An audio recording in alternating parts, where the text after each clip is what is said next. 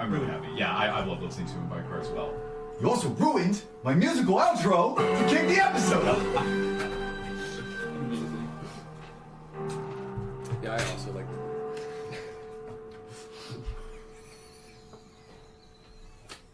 Welcome back to the Umbral Harbingers! I am your Dungeon Master, Nathan!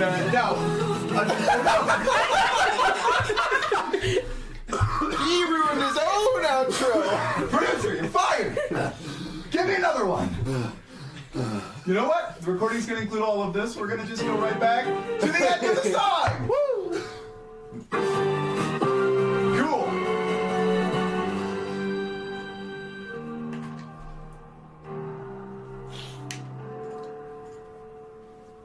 Hello and welcome back to Umbral Harbingers, everybody. I'm your Dungeon Master, Nathan. Can I get a hello from all of my players? Hello. I should have saved this for the ghost arc.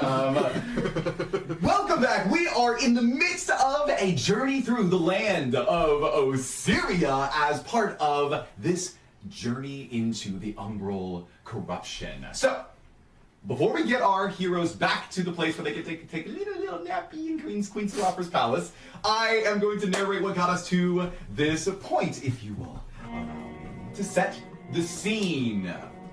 These 5 characters are trying to get to the Umbral corruption, but between them stands 4 necrotic lords, Black Jade lords, and 4 necrotic beasts that have been released from the Umbral corruption and are terrorizing the local populations. In this second region, after having escaped King Grimthorn, stealing the shard from the Corpse Weaver abomination, they come face to face with the Bone Rattler Basilisk, a sand-burrowing naga that dug up from the inside of Queen Seraphra's palace right after a ceremonial ritual that she performed, bringing skeletons back to their mummified forms. In this epic fight that ensued, as the sand swirled and certain skeletons were sucked into the sand or scattered to the realms, we saw as Mordecai conjured a spiritual weapon, Aerie grabbed it and crashed it into the side of this Rattler Basilisk. But, unfortunately, despite their best efforts, it did make away with the one thing it wanted most: the spiritual glaive, a magical artifact that was being used up until that point to augment a forbidden spell that was protecting the region of Queen Seraphra's palace from those that would enter. That meant harm. As this basilisk burrowed away, eventually moving to its resting place inside the temple of Yom-Ket, she was despondent, knowing that there were only so many people that could enter the temple with the spell aura active, those with flesh. Now, conveniently, she had just chanced across an adventuring band of heroes who themselves are, maybe we can check ourselves, how we feeling? Flesh 1 to 10, fleshiness. I'm still deeply meaty. Still deeply meaty. I have no heartbeat. That is true. I'd say that like it's a little lower on the scale. Aerie probably a little lower on the scale. Because in addition to Winton having a necklace with these souls that speak to him, pulling through him with these necrotic black veins, Aerie attuned to a centipede-shaped shard of black jade with a cackling voice on the inside, welcoming him to the dark side! And as the remainder prepared for the journey ahead, Queen Seraphra knew that there was only so much resources she could spend to give flesh to some of her own skeletal or mummified warriors to send them into the temple. So she gave them a choice between 3 very recently resurrected heroes. A choice between Callen, Miri, and Borin. The group discussed the merits, and it seemed as though these 3 these desiring adventurers were desperate to get their vote, but eventually they went with Callen, the forgotten scholar from the Sapphire Scholars. And as the other 2 despondently went off into their private quarters, the group began to prepare for rest. And that is where we are now. On the inside of Osyria, where the blackened sky with the haze of a million souls produces an eternal moon-like ambiance, the group prepares to go to sleep. Now, players, if you haven't done it already, go ahead and give yourself that long rest. Because, as you learned from your time in the Basilisk's presence, it is also getting some rest. Probably recuperating from whatever massive blow Aerie was able to strike to the side of its head. But make no mistake, this creature is big, it is tough, and, if I may say so directly, you immediately infer that it is at least one measure more dangerous than the Corpse Weaver abomination you fought previously. There's a reason why it is one region deeper into the corruption, as it has more of its power to use against you. Now, as all of you, Basilisk and players, are going to sleep, I would like to check in to one of your quarters. But before I do, what is everyone else doing in the middle of the night? What kinds of things do you do when you're going to sleep, or that you are thinking of, dreaming of, saying to yourself? Are there any nighttime rituals or traditions that your characters go through? I would say for me and Ari, since we're both elves, we only need 4 hours sleep instead of 8. One of us would take, the first 4 hours of sleep, and the other would take the other 4, and kind of like continual watch no matter where we are. Yeah, what are you watching for in the night? Anything out of the ordinary, literally like someone coming up, weird sounds. It's mostly just a habit to keep ourselves safe. Great. Yeah. I'll say that just to give you the information that you have earned by being awake and alert, you will notice that there are mummies positioned at every corner of the halls, and that there are sometimes skeletal servants that are moving up and down the corridors needing no sleep. They're still working. And so as you are sleeping, you do notice that they make a concerted effort to bone jangle slightly less when they're outside of their quarters. You'll hear them, and then they get a little bit closer, and you hear their footsteps, which is just bone on stone, go as they walk by. Obviously continuing to work in their best ways possible. But that's all you learn. Nothing interesting happens. Please, go ahead. Mordecai, with a composition of both excitement and nervousness for what will happen tomorrow, is having a hard time falling asleep, and he's taking the attuned orb and just like playing with it, throwing it up and down. Like it could like latch to his hand, so he's not worried about it falling or breaking. He's just tossing it and kind of doing it like a yo-yo. Yeah, because you do have control over its positioning. It's a bit of a telekinetic, as you said, attunement. So you can like throw it and then sort of wheel it back to you as though you are bouncing. I do a sick curve throw around the room and catch it. You would look so cool if only anyone could see this. I'm not bunking with anybody. We each have our own room. So I would say, how wealthy. These things are up here just on display when they should be used. Why not? How opulent, how large is this palace? Pretty large. I'd say that she will. The default that they're going to welcome you to is individual rooms with these lavish, cushioned, lounging sofa, kind of like daybed situations that you can sleep on. Doubles as your bed. Each one has a canopy over it. So that's the default that they will tell you to sleep in. Now, you told me that you kind of do a dual shift thing. We can say that all of you are in the same wing, kind of the same hallway. Do you choose not to do that, out of curiosity? Good with me. Don't mind. Okay. If I'm alone in the room and just like, I want to see Tom do something like this. Awesome. Speaking of, what's Tom doing right now? I think Tom is trying to gather himself. So, kind of this whole adventure has been a research expedition for him. He, has taken effectively negative damage over the course of the whole thing. And while Ari is out there kind of looking to die, he's never really gone into this with the expectation that he's doing anything other than getting in and getting out.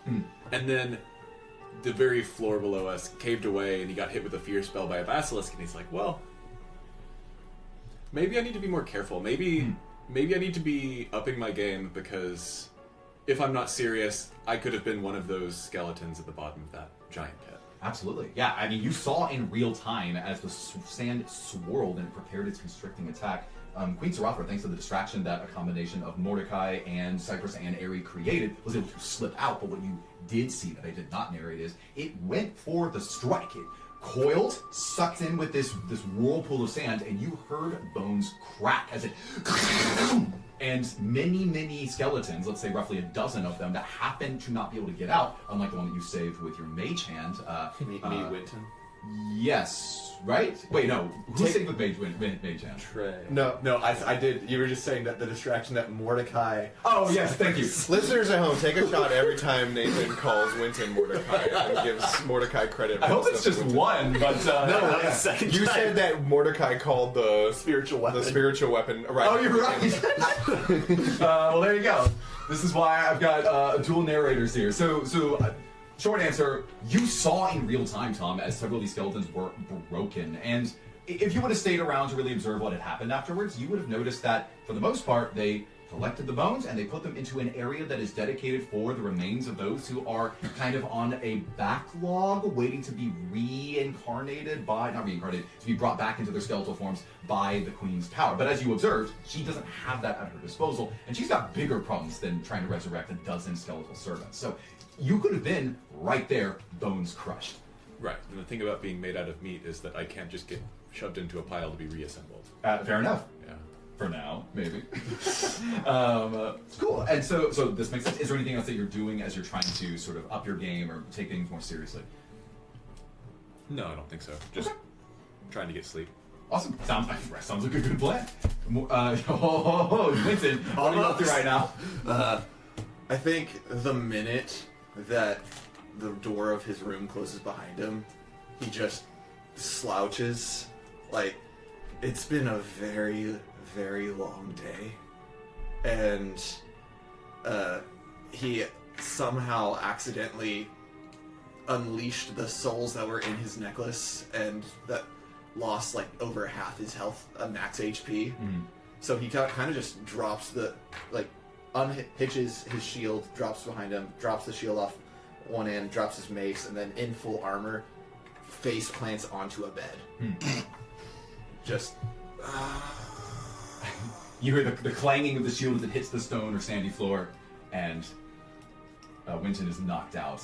Now, each of you are having your own time resting, but there are a few things that might happen in the night that might be important as we move forward. First, let's move over to Mordecai's room. As you are tossing this ball, this attuned orb-like camera,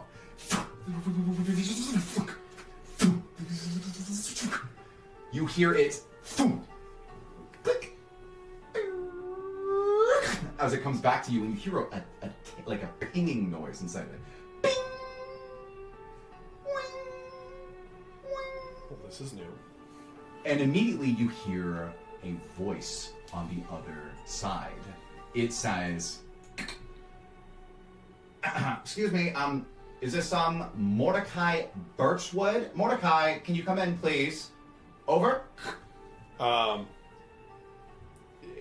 Yes, this is Mordecai Birchwood. Who am I talking to right now? Mordecai, this is Rillian Bramblebreeze from the Rose Arts Institute in the Emerald Egalitary. You do remember signing your paperwork with us a few weeks ago, don't you? Oh, yes. Yes, I do. Hi. Yes, Bramblebreeze. Hi. The one I'm giving the credit to for the writing credit for all this. How have you been? Not just the credit, we are also the foundation granting you this camera. And I'm noticing that I'm hearing massive audio spikes as though it is being thrown against a wall. Do you know anything about this? Over? Not really thrown against a wall. I mean, I guess I'll take in hand that you think that I have a pretty strong hand, but I've just been tossing it ever so lightly up and down in my hand right now. Mordecai, I don't have much time. I have other clients to get to, but let me be frank here. The paperwork that you sign under subsection 4B states that if any damage is to be done to the camera, that is entirely on the client's use, meaning you would be fully liable for any damages to the camera before you return to us. You understand that, right? I do now. To be completely honest, I was expecting you to be a bit more surprised to find out that we've been listening to you every time you had this camera turned on. That's just hitting me right now. I think the more shocked at hearing this thing talk, but now I know that you're listening to me. So have you heard like everything, or just when it's been on? You hear his voice lower. Mordecai, is there anyone else near you right now? No. The magic contained in this camera is far more expensive than you could possibly imagine. Do you think that we just give out these magical artifacts to anybody who walks in our doors and attempts to steal one from our glass cupboards? No. Well, let me tell you why the Rose Arts Institute decided to give you this opportunity, Mordecai Birchwood. We have people here who are delighted by the show that you've been putting on for the past few weeks. Every time you turn on that camera, it is nothing but a mess. And the people here love it. Ratings for your production have gone up tenfold ever since we launched this into local theater groups. Wow. I'm honored to know that I'm doing good work. Well, good work is probably a strange turn of phrase. People love watching just what kind of a mess that Mordecai is. Desperate to see the next buffoonery or cowardice that he finds himself in. You find yourself kind of like the layman's terms of the foil, the fool or the jester. Everyone's calling you Mordecai, the nullified, Mordecai, the moribund, Mordecai, and you have fans, Mordecai. Were you aware of this? No, if I'm being completely honest, I've kind of been stuck in this hellhole that is the Black Jade Lord. No, that's what I'm talking about. I love that. You're like that. You're like during the worldwide events of athletics, where we bring the nations together to compete, and you get to be sort of the commoner amongst the elite champions, cowering in the corner while other things happen. Remember that fight against the Corpse Weaver? I'm so glad you filmed that. We got to watch from an aerial view as you wretched in the mist while all of your fellow heroes did all of the work. It was just tremendous. Oh, was that intended? Was that part of your script? Yes. Why don't you roll me a deception check? 15. He says, Modifier? actually, he's got pretty good insight. Oh, hold on. Give him a shot. Hold on, it is modifier. Hold on, deception. It doesn't matter. 18 or 19. It doesn't matter. He's going to fail. Or what? He's listening to you. He's going to fail. 18. Okay, great. He rolled a 4, so he's listening to you, and he says, well, you must be more of a genius storyteller than I thought. Making yourself the butt of the jokes gives you a lot more control over the narrative than, say, trying to subject somebody else to it. But we got some feedback from some of the producers.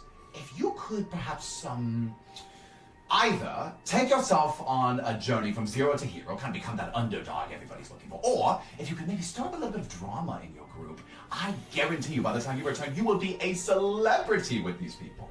What was it, that thing, the black jade shard that y'all were trying to get your hands on? I think I overheard that at the end of the last fight. Yes, it is a monstrous little thing that will suck the life out of you, and I haven't gotten one myself, and I'm kind of hoping that doesn't end up being the case, but... No.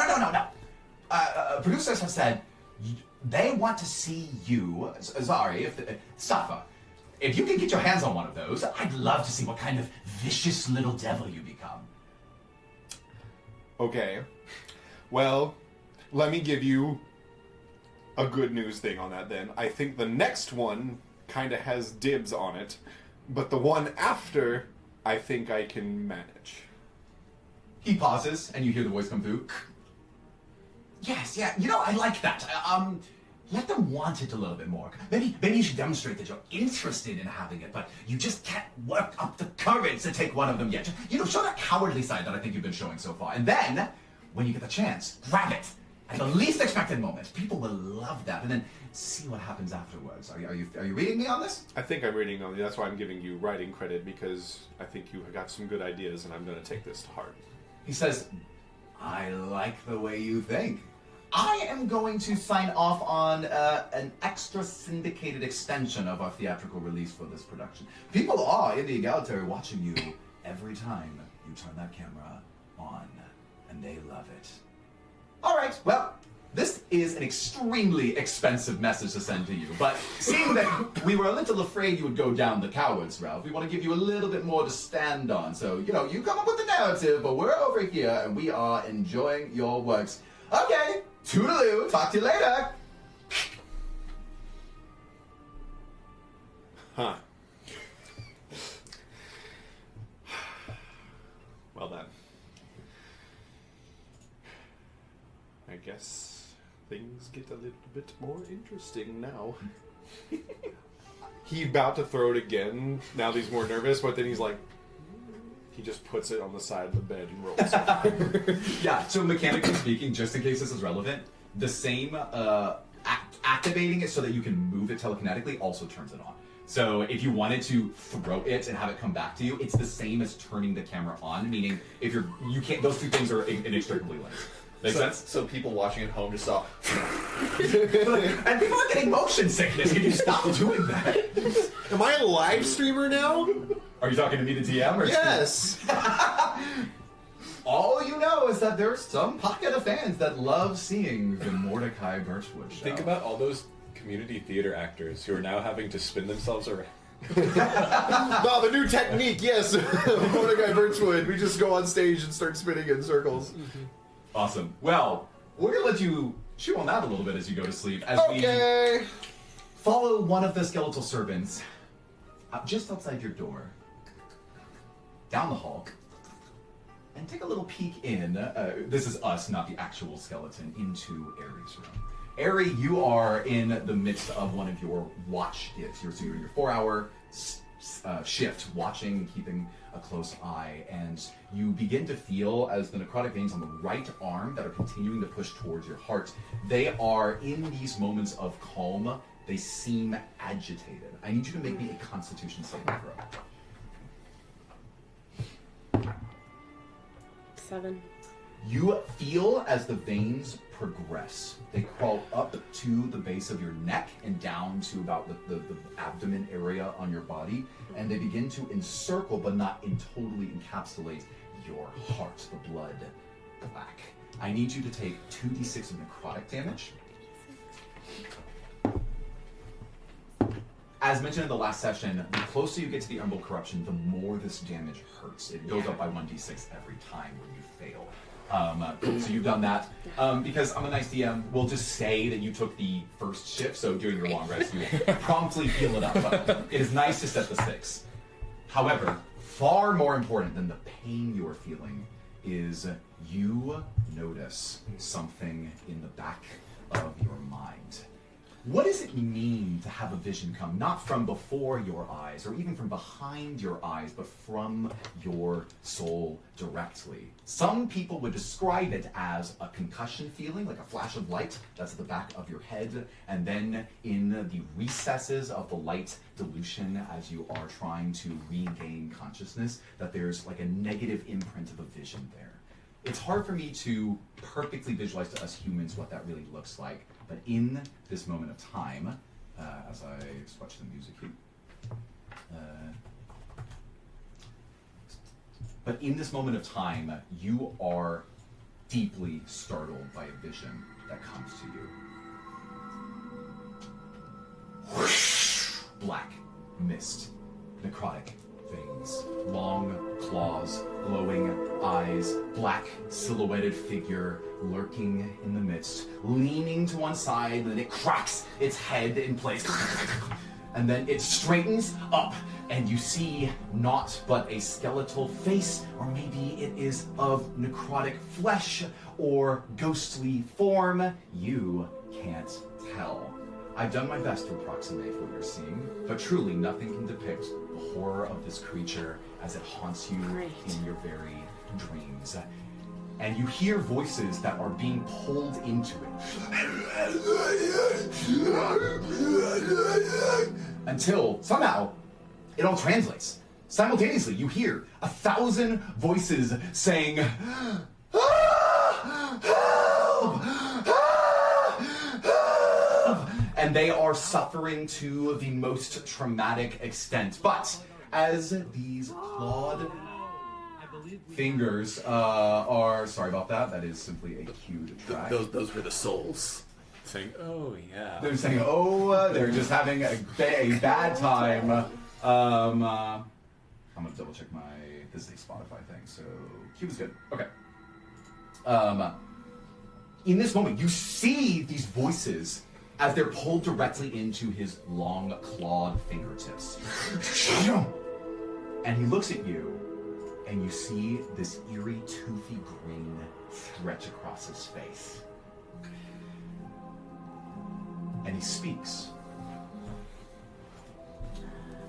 So, how does it feel? He drifts in place, floating on what seems like nothing, but every step he takes, he's stepping onto what looks like the soul of sprites and other spirits. How does it feel? So, yeah. I think Aries kind of at a loss for words right now. She's dealt with nightmares in the past, nothing anywhere close to this. So she's certainly like, she's on guard. She's not going to answer. Sure. I'd say you probably instinctively reached down for your weapons, which you would have had there with you after last night, and you notice that they are gone. They've been removed from you. You must be in some sort of dreamlike state, or maybe in some sort of other realm, but you don't have your material possessions. You look back to them. And the voices now begin to coalesce. Instead of 1,000 voices screaming, it becomes a very loud, single augmented voice, like it's powering up his visage in your mind, and he goes, okay. Welcome to a little glimpse of my home. I hope that I'm not startling you. I'm gonna need stronger people than those who are scared by just a couple of wayward souls. He brushes his clawed fingers, and he inadvertently strikes with the back of his hand about a half dozen souls, which topple out and fall down into an infinite black misty void, screaming the whole way. I think it's probably worth me introducing myself, because you and I are going to become a lot closer over the next few weeks. Great. My name is Xenathor, and I think that the best possible way for us to get a little bit more acquainted is for you to show me your soul! He reaches forward and grabs for your throat. I want you to make a wisdom saving throw. It's 4. You see as bright flashing lights shoot through your mind, and you see flashbacks of every single critical memory over the last 5 years of your life flash before you. He sees what happened between you and Aegon before you left the Sapphire Scholars at the Celestial Conservatory. He sees the letter that Keita wrote to you and the vision you must have of her holed up in Crya. He sees the head of Sora decapitated flying off the Cryan courtyard steps. He sees the face of Toril. He sees the journey you went on as part of your trip with your adventuring party in the Sapphire Scholars to the Celestial Tomb of Virgo. And then, all this in a second. And he drinks it in, his eyes gleaming with glee. He goes, You take joy in this? you are going to be perfect. For what? If I were to tell you, it would spoil the surprise. I need a truly anchored soul for this. Let me tell you. I bet that you're trying to make your way here, right? Why else would you actually take one of these necrotic shards as you found them? Is that right? Here? You're in the Umbral corruption? Take a look around! This is the Umbral corruption? This is what happens when you fail to see beyond the shadowy veil. If you were to make your way here, you'd see everything that lies beyond the realm of death, the veil that separates us from the billions of souls beyond. Okay, this is probably a little bit too much, and I don't want to overwhelm you. I can't have you dying before you get to my doorstep. So let's try to make this very clean and clear between you and me. You're doing a great job. Thanks. All you need to do is make sure that you have enough necrotic power amongst you or your party to make it here. I think I observed in some of your memories that you are traveling with a few other souls. Let me see. Would you roll in your check? Wisdom? Yeah. 4. He's like, an army cleric. Wait a second. I think I know him. A sorcerer. Oh. A druid. From the Opal Refuge, nonetheless. Oh, he will be very easy for me.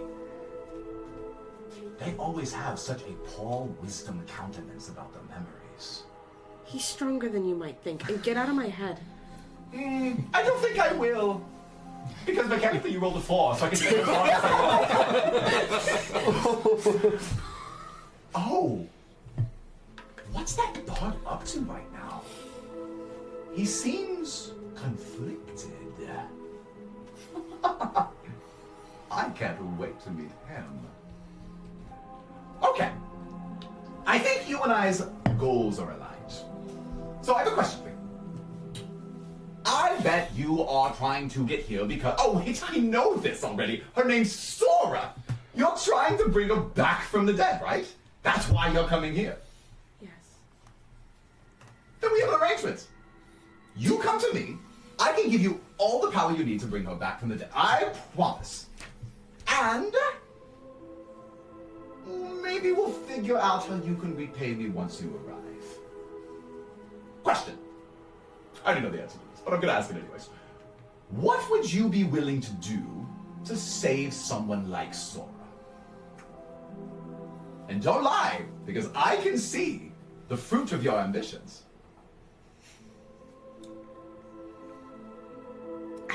I would do whatever it takes. Whatever it takes, meaning... He leans expectantly. I am more than prepared to die for this. Ah, that's all I needed. Okay, great. So, I think that this is something that I can actually give to you. The shard that was in the corpse weaver is of limited power, but at least it's good enough for this purpose. I'm gonna give you a choice. If you wanted to try to save Sora or kill your father, which is more important to you? Option A. I give you the power to increase your savagery, make you better at destroying things, getting revenge on the man who was responsible for her death. Or I make it easier for you to protect or heal your allies, but not as strong against your father. It depends on if you want lasting change, temporary change, if you want to keep somebody alive for just a couple more years before they eventually die and come here. Or if you want to try to bring me someone like your father's head. Which would you want, to heal or to kill? Both are going to require a sacrifice from you, but I think that's a given at this point. Which is it going to be? He holds in his hand a dagger and a vial.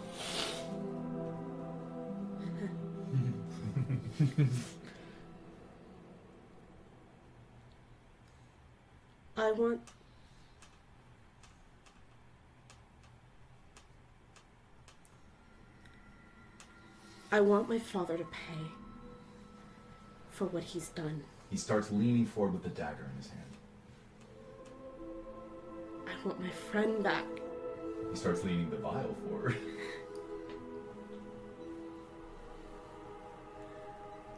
But it's never mattered what I want. It's never going to matter what I want. My life was forfeit the day that my father refused to let me die with my friends.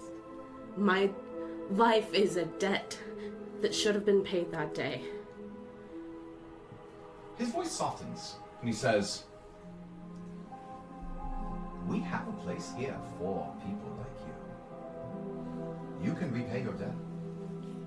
There are many ways in evil corruption to sacrifice one's soul for someone else. It's your choice." He holds them back up again.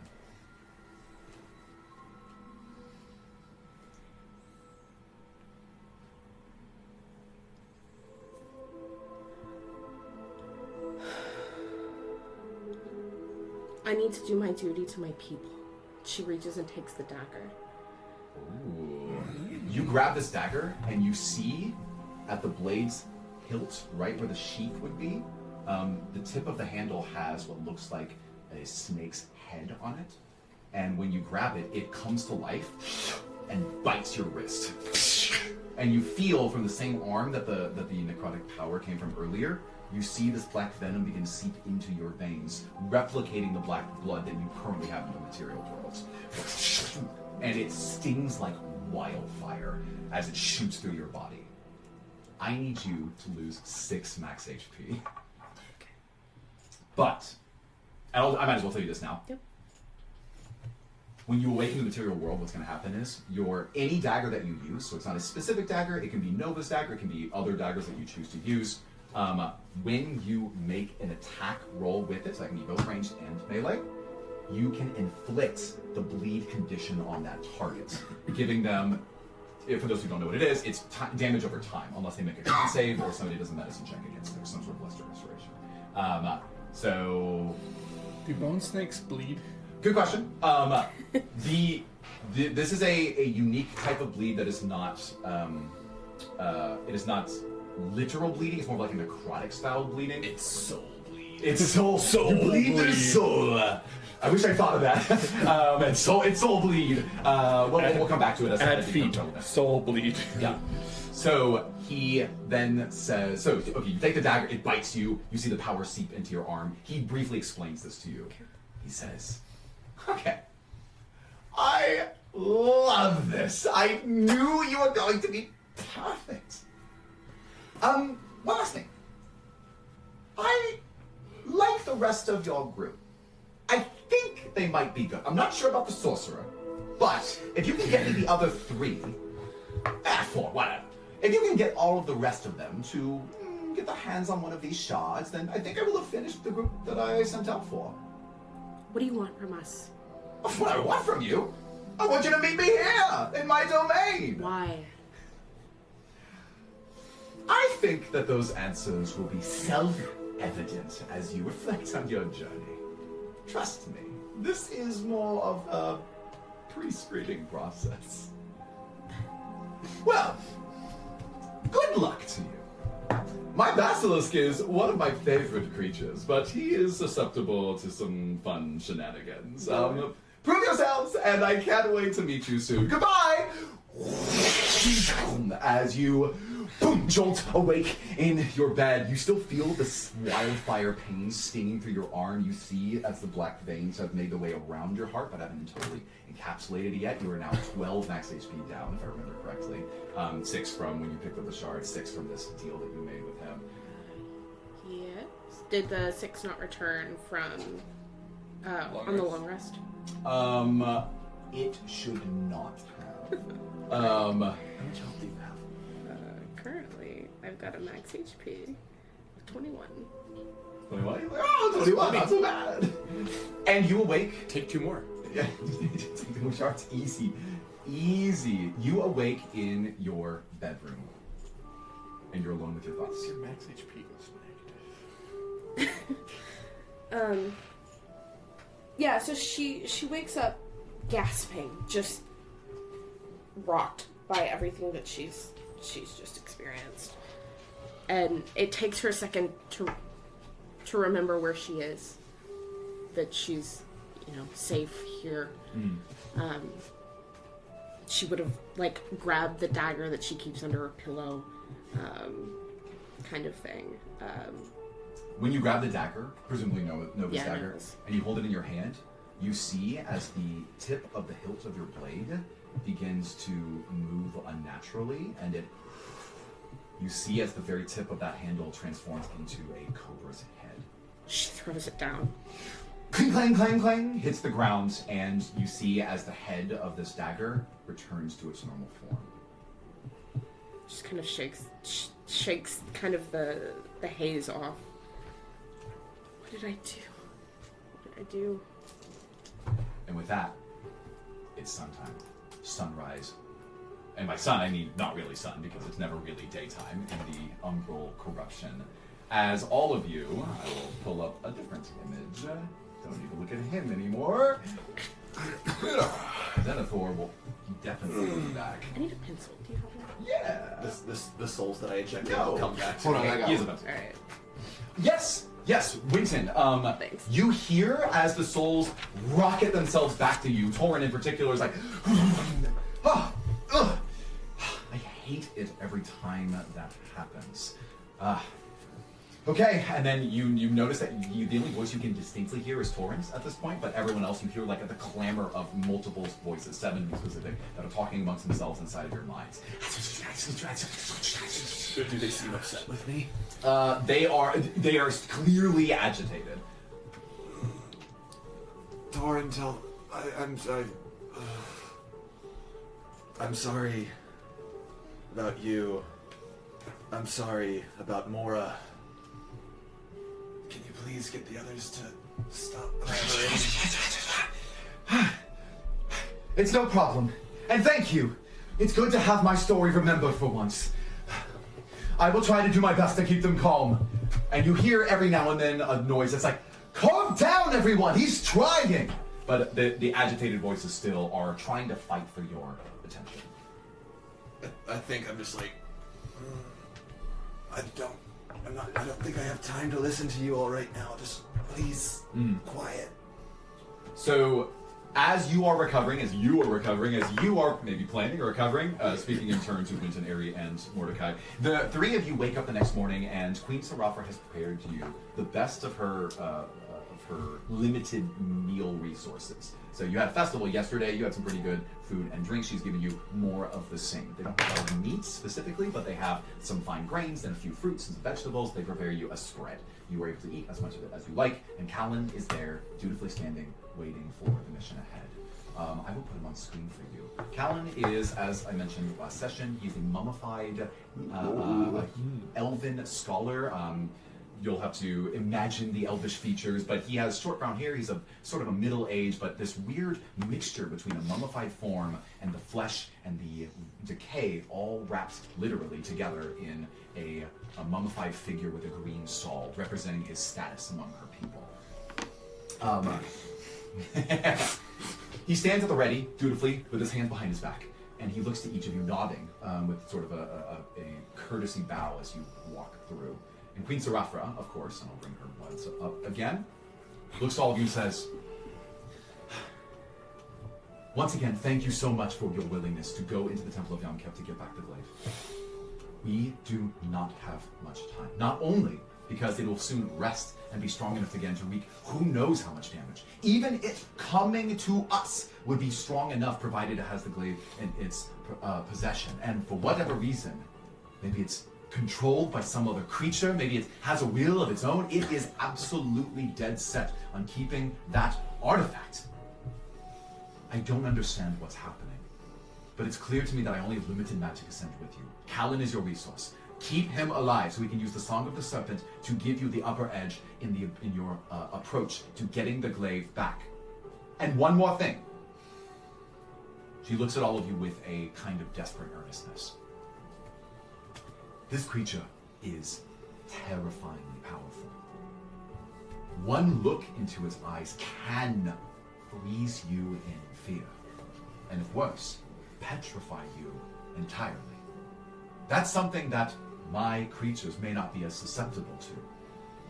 But it looks as though this glaive is getting at the upper edge against everyone else. Make sure you do what it takes to get the glaive, because if I can get that back in my possession, I can use it to single-handedly destroy him. We bring the fight to him using the glaive, but I need it in my possession. Callen. Yes, Your Highness. Do you believe you'll be able to operate the glaive if you have it in your possession? He says, if it's like the other artifacts that we've studied, I should be able to use it. She says, good. You need to find a way to deactivate it once it is in your possession. Only then can you return it to me. Please, do not fail me in this. His response, yes, Your Highness. I will do everything I can. He turns to the rest of you. I don't have much strength on me right now. He gestures to his flesh, which is already beginning to soften. I think we should go now. What do the rest of you? I want to. Can we just say, like, as we're sitting, assuming that we're sitting at a table eating as she's telling us all this? Yes. You're already eating. Yeah, you're getting ready for the day. She just announced this. I want to lean over to Tom. Do you think you could operate the staff? I mean, it's a staff, right? They said it's an artifact. Sure. Okay. I'm not suggesting we steal anything because I certainly wouldn't be suggesting we steal anything while we're talking to the person we'd be stealing it from. I will do my... You hear a skeleton walk by you holding a tray of goods, and it stops in place beside you. Yes. Can I have another muffin? You hear as he reaches down for a muffin, and he holds one muffin that has cranberries in it, and another one with blueberries in it. I grab the cranberries immediately. he looks back at his tray, and there are exactly 3 more blueberry muffins and 0 cranberry muffins. So he holds the tray up to you, and he sort of shrugs in such a way as to say, sorry. I'll take one.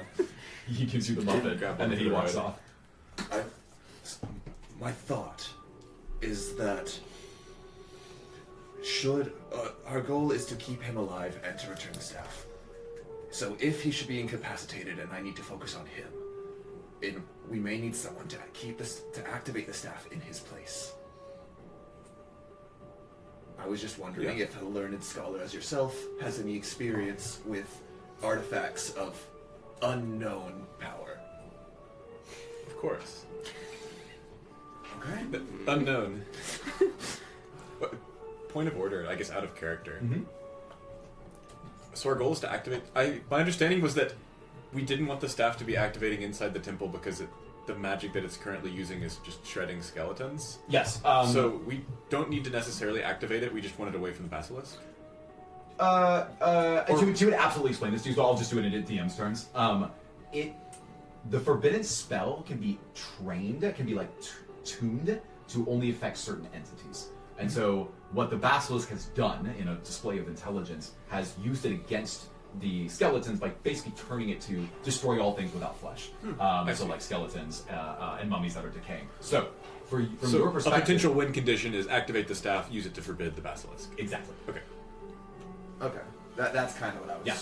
However, Tom, why don't you go ahead and roll me an Arcana check to just kind of gauge your overall confidence in your ability to learn how the staff works. Because it's not like it has a switch. How is your 9. knowledge of the unknown? So, generally speaking, you think about your knowledge of these types of artifacts, and this wasn't really your forte. You focused on theoretical frameworks for magic with respect to the way that Arcana works and it uses gemstones. You didn't really study, these like hippie artifacts of magic that are kind of indiscriminate in terms of the way that they work. So, unfortunately, you don't know whether you could or not. It seems that Callen can. That's what he says. And it seems that Seraphra might have trained him on it, or at least a variety of her upper-level mummies for this. You also don't know that. But we'll just leave it there. Cool. But that's a good question. Thank you for asking. So, at this point, she is preparing to send you off, and she says, good luck. I'm going to do everything I can to keep Callen in upper form as you go through the dungeon. But I encourage you to move quickly, because the longer you wait, the more likely the basilisk will await a wake. And the more likely that outsiders, she glances in the direction of King Grimthorn's ruins of Omering, will discover this opening in our defenses and find themselves on the attack. Do you understand? Mordecai is like waving the ball around a little bit more, like trying to like get it's obvious that like people can see it now. He's trying to make not like trying to make a big deal, but just holding it to get the angle. He goes, "Fear not, Your Highness. We are the Umbral Harbingers, and we will do everything we can to get it back safely to you." She looks at you. I'm gonna roll for this. She looks at you. She says, "What are you harbinging exactly?" The Umbra. Mordecai stalls. Man,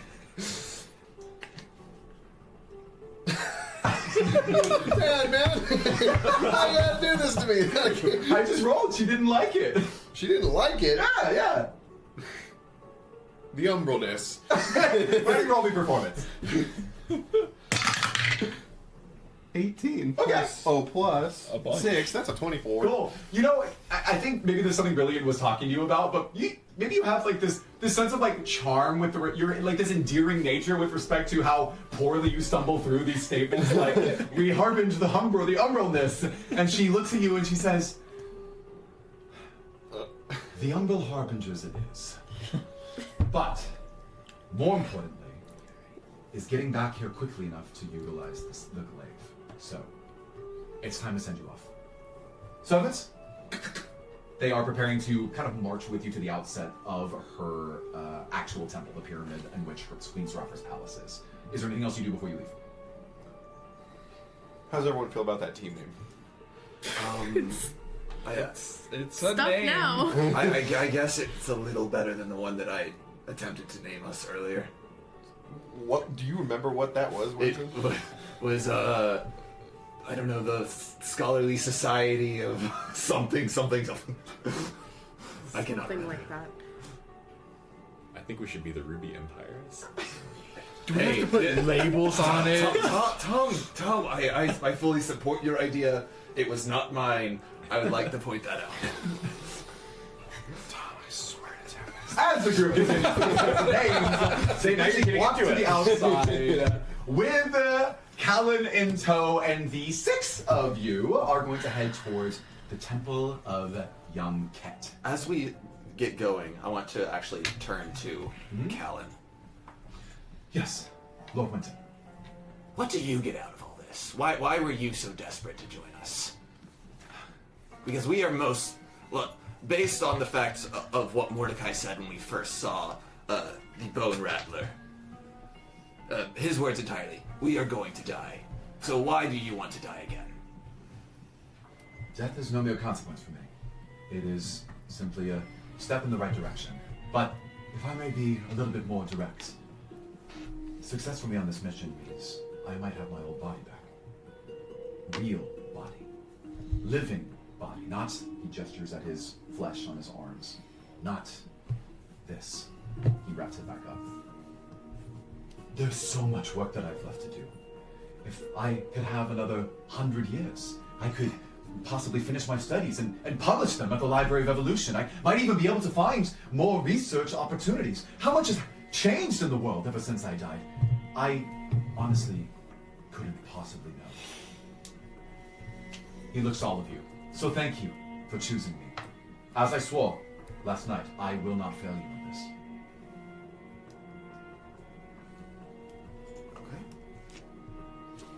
So, you're going to walk not even very far. It's about a half mile in the desert, along a dirt, dusty path. You could have seen it from the front steps of Queen Seraphra's palace if you chose to step outside for long enough to maybe get killed by a basilisk. And as you look off in the distance, this image isn't populating for me, but I want to describe it to you. You see that there is a pyramid, but there are 2 big differences between that and Queen Seraphra's. Queen Seraphra's has 4 obelisk towers are surrounding it that are the augments for that moonbeam-like energy that you saw when you first entered, and has a more ornate structure to it. You see that the top of Queen Seraphra's palace is more curved. Not sure why, that was never something you investigated, but it looks more upkept, and it looks more ornate, more fancy. You look over at this other temple, and comparatively, it is much more ruinous or decrepit. You see, as there are stones that are weathered under the erosion of the sand in the sun, quote unquote, you see that the entrance has a large vaulted rectangular opening that has large stone doors that are shut at the front, and massive runes or etchings that are of a hieroglyphic shape that line the verticals and the horizontals of that horizontal opening. At the top, it is a traditional pyramid. It is has more like a stair-like tiering towards the top, and then it has a true point like you would expect. But probably more important than all of that is this terrifying black aura that surrounds it. Like, similar to what Aerie experienced in her nightmare, you saw as there was this black orb-like shifting mist.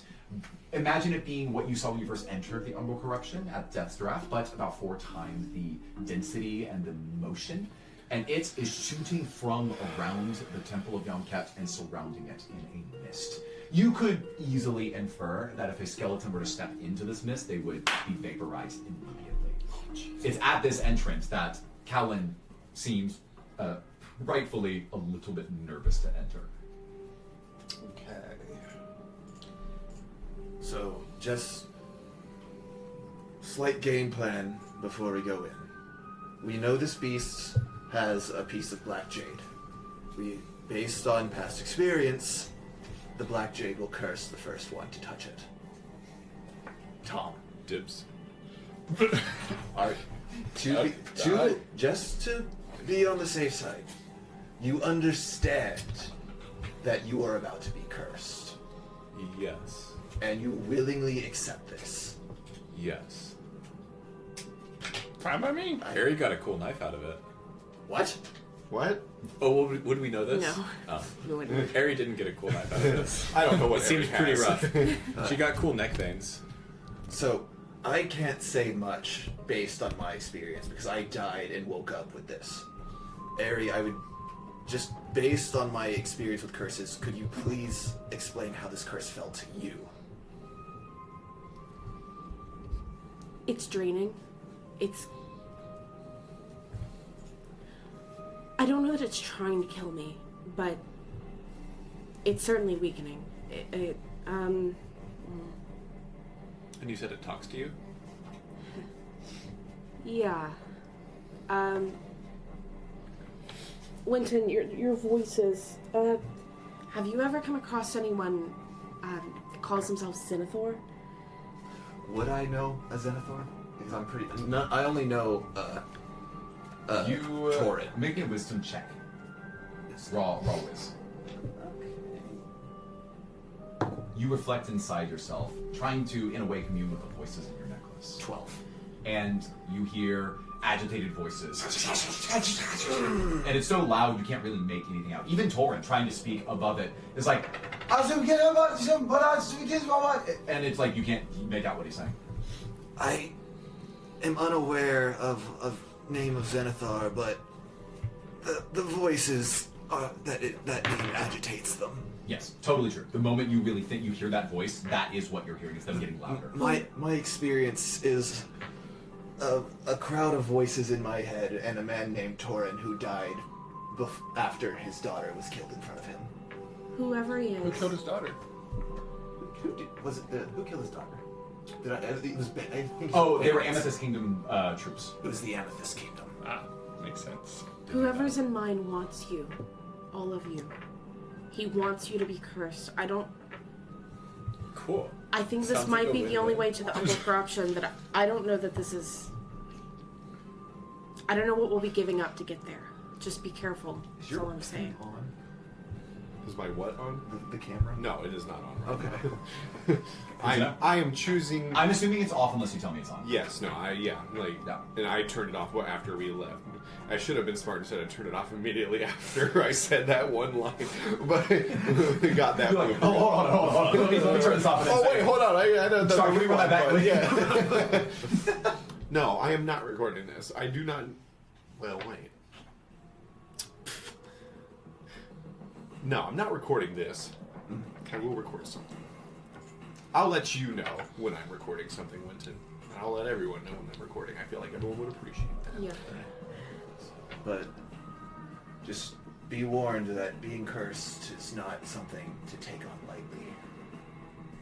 I mean, somebody has to do it, right? He's got a point. And Unless you want another one? I truly don't, but I am willing to take on another curse for you, this party. You might, full die this time, though. Yes. Probably shouldn't Let's do that. spread it Probably- if we can. Yeah. And I do know Mordecai does not want to curse. Well, Oh?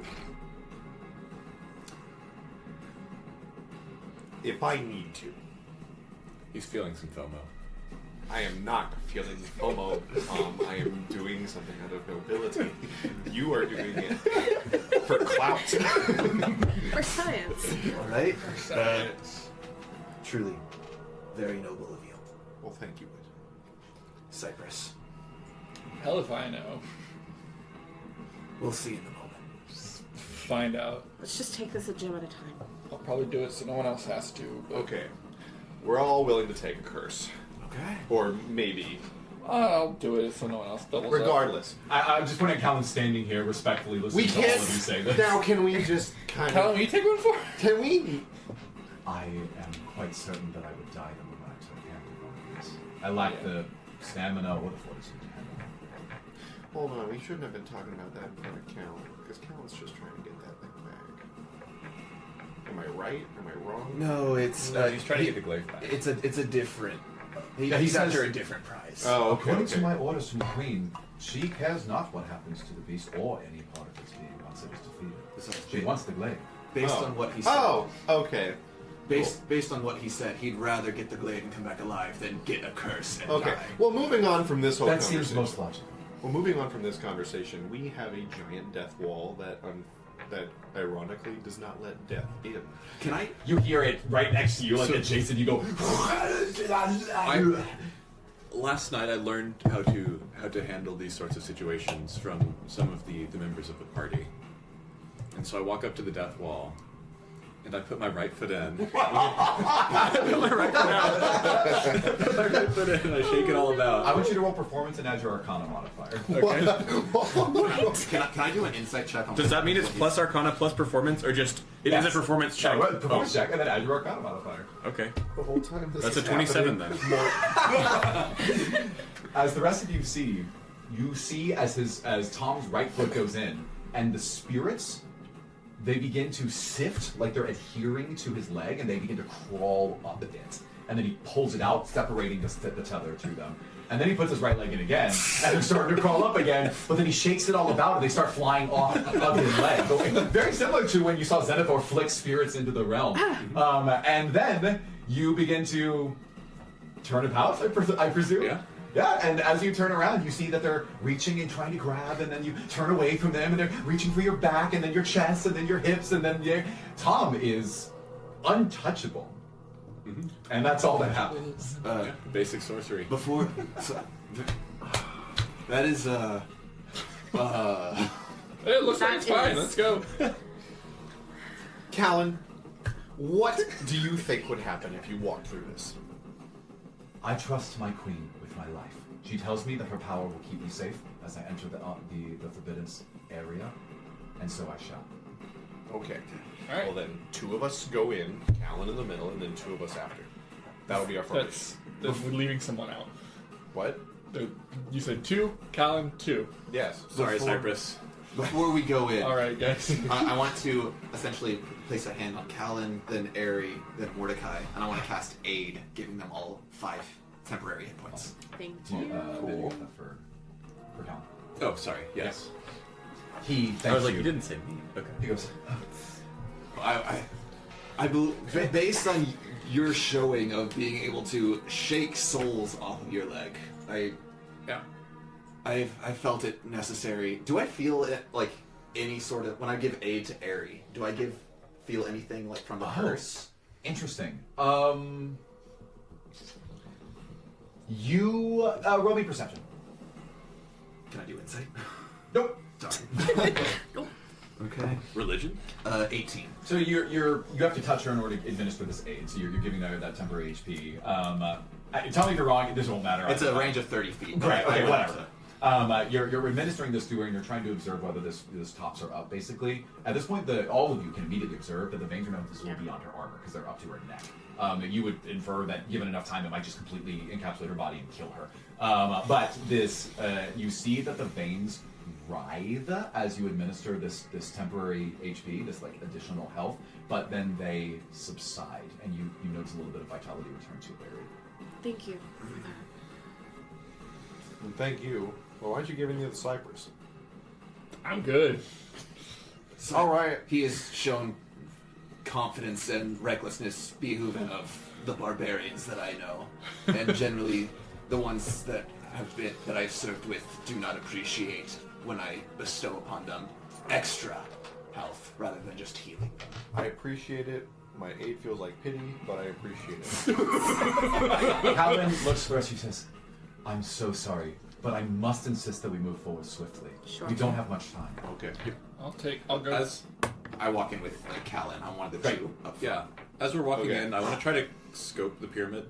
So see whether I know something from history or religion of what the sort of layout inside would be, or History. history. Okay. Let's 16. try to move quietly when we do. I throw the orb just a little bit behind me, just to follow and levitate me as we're walking in through the front door. There. 16 history.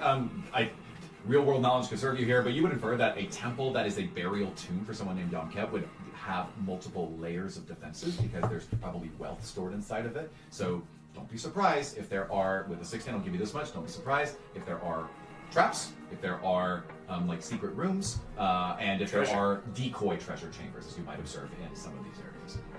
Cool. Decoy treasure chambers implies real treasure chambers. Are you speaking to me, the DM, or to Callen? Both, Callen's I like, guess. Callen's like, absolutely, yes. In order to ensure that our leaders make it into the afterlife with all of their wealth, we had to make sure that nobody, no grave robber, regardless of their skills, would find their way into it. Yeah. Yeah. He probably wouldn't like that, would he? Yeah. Look over Makes there. sense. A distraction. Very. What was that? Oh, sorry. I thought I saw something. My bad. Okay, so Yes, as I was saying, one of the most dangerous things that we've been able to put onto these the treasures in Jan Kep's tomb are these devastating, lifelong, irremovable curses for those who remove treasure from his sacred chambers. Would that apply to the glaive, or is No. it you apply it to the item and the?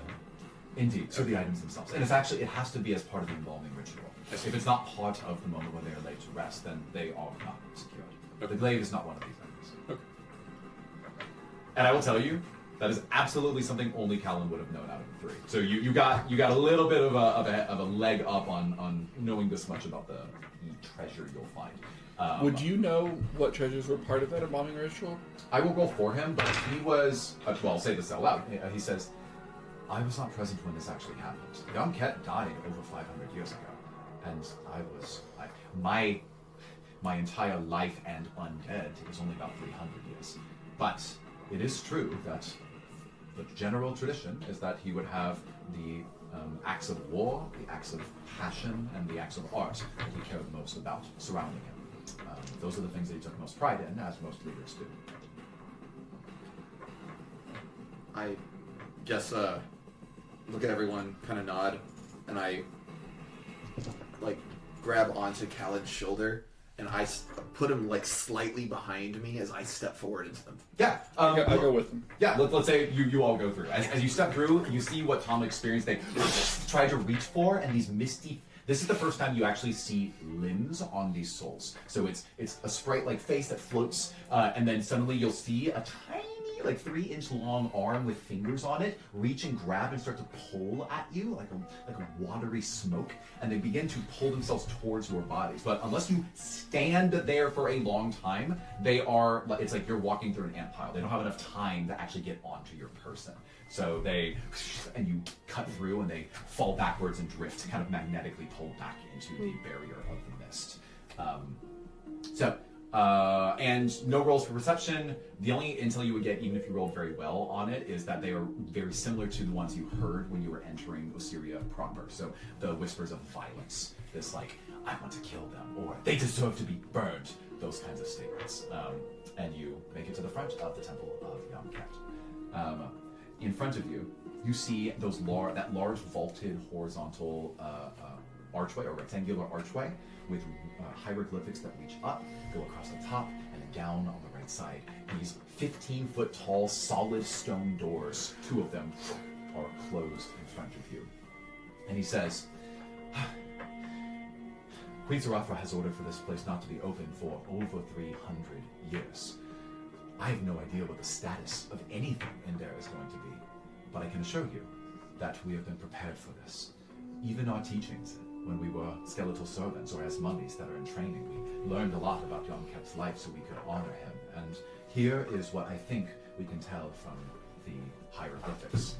At first, he stalls in place. He seems confused as he's trying to read the glyphs in front of you. I'm going to allow 2 people at this table to try to translate the hieroglyphics on the board. If you have a language that you think is relevant, let me know. If you have a proficiency you want to add, then tell me what it is. Do you think Dwarvish would count for anything? Do we know anything about Yom Ket? I don't think so. Why don't you roll history? Can I roll 2? And if I've ever done a play involving Yom Ket? Can I roll history Roll as really the high person one. who's actually Roll. studying history? Can I give myself guidance to roll history? Yeah. Actually, no, I'm going to give you guidance to roll history. That's probably a better call. Boom. That's plus 1d4? So just roll luck. Yeah. Okay. That's 13. Plus 1d4. So 14, you 19. did. That's a Excuse me. 5. You did like historical fiction dramas and never touched Yom Ket. Okay. You weren't interested in that kind of stuff. What'd you roll? I had a 19. 19? So what are we looking for? We're looking for like what species they are. What Yom Ket species, was? what class, what... Okay. Was he a druid? Did he speak druidic? Is kind of what I'm looking for. I see. Yeah, Yeah. I got thieves going, but I just have Dwarvish in common. I have Gnomish, All I know is Infernal, common and Elvish, giant. Draconic, and Celestial. Got it. I So guess you would be. you, as you look at these hieroglyphics, I'll say to Tom with the 19, you are Well, I guess the history of your check was about Young Cap specifically. Like, what do you remember about him? And the short answer is, you knew that he was one of the listed names of the leaders of Osiria, who was known for his wealth and power, his propriety. He fought one big battle at one point, and you don't know the name of it specifically, but he was known for having a more militaristic rule, and that's all you got. Question. Yeah. Do any of the souls in my head, are they able to read the words? I'll roll for you. Do they know how to speak Young Cat? Roll wisdom. Straight wisdom. 14. Okay. You hear one of them, a voice that is not Torrens, that you don't recognize, speak up and say, I actually think that's of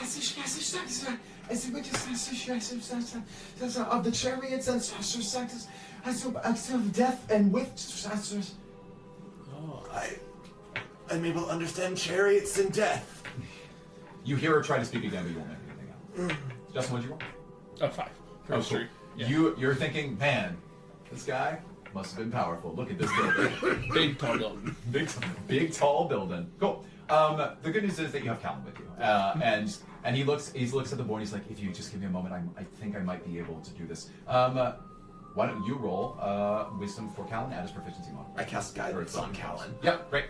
Can we double cast guidance? No, Okay. doesn't stack. Doesn't stack with Bardic.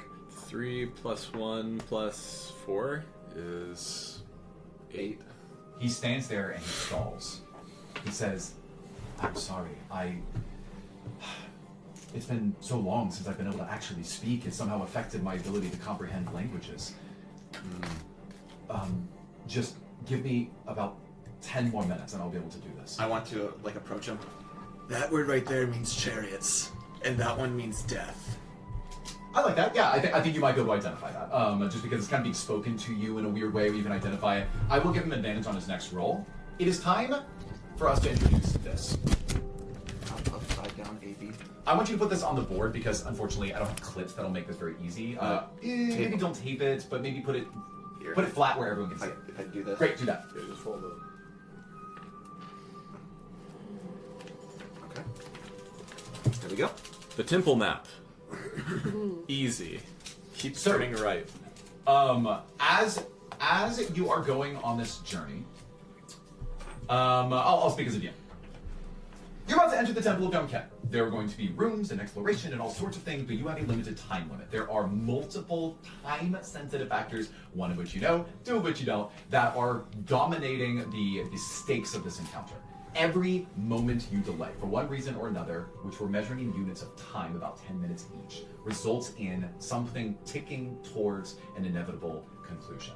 And based on how successful you are as a party, you will make it before something happens or not. But again, 3 different things can happen, one of which has directly to do with the basilisk. That's the one you do know. That it is sleeping, it might wake up. I want to represent this with 3 markers. So, then if you go ahead and put those on the first arrow. There are 12 arrows. Actually, pull them off, because I'm intended for there to be 12, including the first arrow. Great. There are 12 segments of that line right there. And every time you spend 10 minutes, I'm going to roll, and certain things may progress on that meter. So black, blue, and green are the 3 cursors that I have there. And the one that we're going to move onto the board right now is the black one. So go ahead and move the black one onto 1. Sorry if this ruins a bit of the immersion, but to give you stakes, there are roughly 12 to 16 rooms in this dungeon, based on certain things you may or may not find or solve. So if you are extremely efficient, you might be able to complete it before anything happens. If you are less than efficient, things might occur that will complicate your story. Cool? Got the stakes? Do you want us to move this a bit to the side so that this is more open? Yes, please. As you do this, the black cursor ticks forward by 1 time unit as you're all stuck on the outsides of this temple. Callen is flustered. He says, I'm sorry. I clearly... I need to focus. Okay. Sorry, which one was the chariot again? That one. Okay. Do you speak hieroglyphics? Do you read it? One of the voices in my head does. It's very noisy. I can't really get it clear. Okay, I'm sorry. I'm already failing you. Can I Seraphra, help me? Can I try to listen to the voice again as over the 10 minutes that we're sitting? You're not going to be able to translate it. It's the Okay. short answer. I gave you, you're getting a little bit of an edge, but because you helped him, I'm going to have him roll with advantage. Go ahead Can I give him guidance? Yes. Every Every time time. has guidance, but yeah. Oh. Oh, so it's just per action. It's Yeah. not something It's that a- stays as a. Okay. That's a 4, 5. Advantage. With advantage. With advantage. Yeah, because of Winton's help. Okay, 19 will do it. Oh, or wow, 19 great. will be better. So than 4. he flusters again, but when you start working, the two of you kind of together collaborate on these runes. You read across the top, and he begins to narrate to you, saying, "Okay, the way this reads is, Yamket's tomb, I'll give this to you in a second. Yamket's tomb, or so they say, contains vast knowledge tucked away. The strong of mind and brave of deed will pass the trials and succeed." And then he looks at the right side. "While those who search for golden vein will only find his deep disdain." Okay. Okay. So that's important. So if we don't succeed in searching for gold, we will take Yomket's disdain. Perfect. We must not be. Oh. This is the hieroglyphics. Oh, I see. Oh yeah, that makes sense. Yeah. At this point, as Oh, it's you, just a cipher. Anyway. as sorry. he speaks these words, he hears something, and Callen says, "Okay, we're ready. Stand back." And you see as a bit of magical energy courses through his fingers, he touches them to the seal between the two doors, and you hear a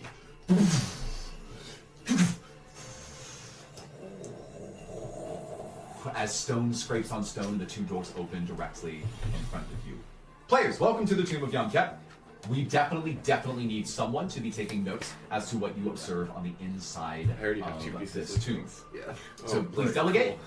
I will, as your DM, because I love you as your friend, be careful in the way that you take notes with respect to the dungeon. It is helpful to make a map that is useful to you as you are in real time drawing these things out as you go through the hallways. At the bottom of that map, you'll actually see a little bit of a resource called Scholarly Insights. Regardless if you would pick for this journey, you would have had 2 re-rolls of any investigate, history, arcana, anything that you can spend based on how things go in the temple. Because you chose Callen, you get 2 additional Scholarly Insights, bringing you up to 4 resources. So, Trey, since you've got the sheet in front of you, you're responsible for tracking that. Okay. All of you enter the temple, and you are met with the first room. Do we know the door is like dead center of the pyramid? Yes, dead center of the pyramid. Yeah, feel free to ask questions like that. The reality is, what's more important is what's in the rooms and how they relate to one another. But maybe having the grand layout is helpful to you. So now that Cypress has seen his seal, he can change into one, right? Because we opened the seal on the door. Alright, I'm gonna go find the seal stat blocker. Cool. So, first room. The entrance to the tomb reveals an ornate entrance hallway. Every inch of the walls and pillars are covered with paintings, carvings, and writing. This text, again, the hieroglyphs that you see in front of you that you are holding, those appear on 4 protruding sections of the wall, spelling it out once again for you to read. You see that there is, I'm double checking my notes. You see that there is a small hall that jets to the left and a large opening to what feels like the following antechamber is before you. No room to the right? Correct.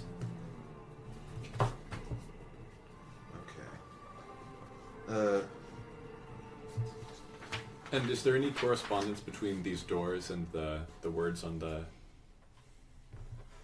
No, it sort of just wraps the room. Okay. So, as we move, it's worth keeping an eye out for traps very carefully as we're walking through. Can I be doing like active perception Yeah, checks? I would like to be. I will cut your speed in half if you do that. I see. So if you're constantly checking every room for traps as you're navigating through, I will double the amount of time it takes you to go through. Are the hieroglyphics I in think here different one from left the and ones one that They're are the same. The same? Okay. Is that correct? We have What's one room to the left and one that's forward? Correct. Yeah. Okay. Small hallway, 5 feet width going forward. We have a 10-foot wide, larger, obvious main entrance that goes to a room that must be beyond it. Okay. In both cases, the hallway is open. You can see down it slightly, but you don't see anything interesting. The doors are closed. Really, I'll help keep a map. Callen, what do you know about navigating the interior? Anything at all that would be helpful? He says, often as a sign of faith. Actually, I'm going to make you roll for him. Cool. He's not going to know everything. Does he know... Is this a wisdom roll? It's a history check. A history check. Oh, cool. +5. I'm a fan of that. Does he have guidance? Yes. May I give him guidance? 7, 12. Guidance is a cantrip, so the answer is always yes, he has guidance. He says, Always has guidance. Okay. About navigating, I'm sorry. I don't have roguish capabilities like that, but I can tell you at least that when we set up these burial chambers, one of the things that was most important was punishing those who didn't respect our history or culture. We go down the forward path. We don't take a side path. We show respect. We go forward. We go to the antechamber. Oh, sorry, one more really important thing. I'm going to use real-time minutes tracking if you're in character dialogue.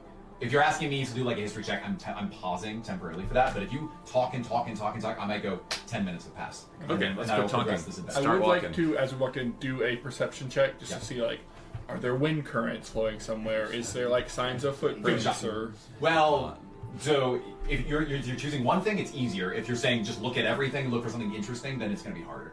Or I might give you more vague info. That's your tactics. For what it's worth, so that nobody feels stressed during this, as long as I'm talking, your time is not ticking. I was just saying, if you're like discussing your strategy, that's what your characters are doing. Yep. I would like to cast Locate Object on the glaive. Okay. Read me the language of locate object. Okay, so describe or name an object that is familiar to you. You sense the direction of the object's location as long as the object is within 1,000 feet of Okay. you. If the object is in motion, you know the direction of its movement. And as long as I've seen it up close within 30 feet at least once, it counts. Is that what it says? Yes. Incredible, because you definitely have. This is going to be very helpful to you. So you're like, okay, we've got to find this glaive, and you, bing. And generally speaking, my understanding of the language that you just read is you're going to know its direction. That's not going to tell you how to get there through the rooms. Right, just But its general direction. Yeah. So right now, not very helpful, but feel free to kind of re-up this so you can kind of gauge where you need to go, because I literally have it here in front of me. You need to go.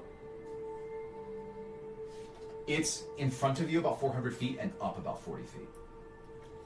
How is the lighting of this town? Oh, there are going to be torches that are lit, which might strike you as very surprising Yeah. as you enter. And I'm just going to say this for each successive room, unless it's different. When you open any door, the torches that were already pre-installed inside of that room will light themselves. Interesting. Okay. Okay, I am going to perceive for, like, any sort of, like, I'm guessing, like, wind current, or... Actually, take it back. I'm going to perceive for any sort of way that shows, like, if there is some sort of, like, clear pattern that, like, this way has, this way doesn't, or anything like that. Like foot traffic more? Or? Foot traffic, or if there's, like, some Sure. marks Go on the ahead. ground or something like that. Yeah, perception is correct. 9 plus 7 is 16 plus 18. Okay. Almost nowhere in this room is there an obvious worn floor. Like a lot of people walk there. This place is almost untouched, it would appear. With that much, I'll just say the room to the left looks like it's not like a secret. You're pretty sure that there are some people who would use it, but you could infer that it wouldn't be as many people if there was some sort of ceremony taking place. Maybe for a select few people, and then the main entrance would be for everyone else. We Sorry. just need to pick. Let's just go Yeah, for so it. if we know it's forward, let's go No, forward. yeah, no. So I'm sensing it, everyone. It's up. Straight and up. Yeah. Let's go. Awesome. So, Okay. I'm going to say you do that. You push. I'm going to need a pretty easy strength check, and we'll let two of you roll it and add it together. I have a plus a 0. I'm holding the map. Callen stands there. I'm being the cartographer. I have a And he minus simply two. shrugs. He's like, I'm not Okay, strong. then I'm just gonna. I'm a tall, lanky elf. Can anybody beat Fine. -1? Because a lot of us I have got negative this. 1. Hold on. I have -2. That is one way of doing it. Plus 0. Is it just one of us making it? 14. No, I'm adding two people together. It's representing the party as a whole. 14. We are not a very strong party. 4. Do I need to roll?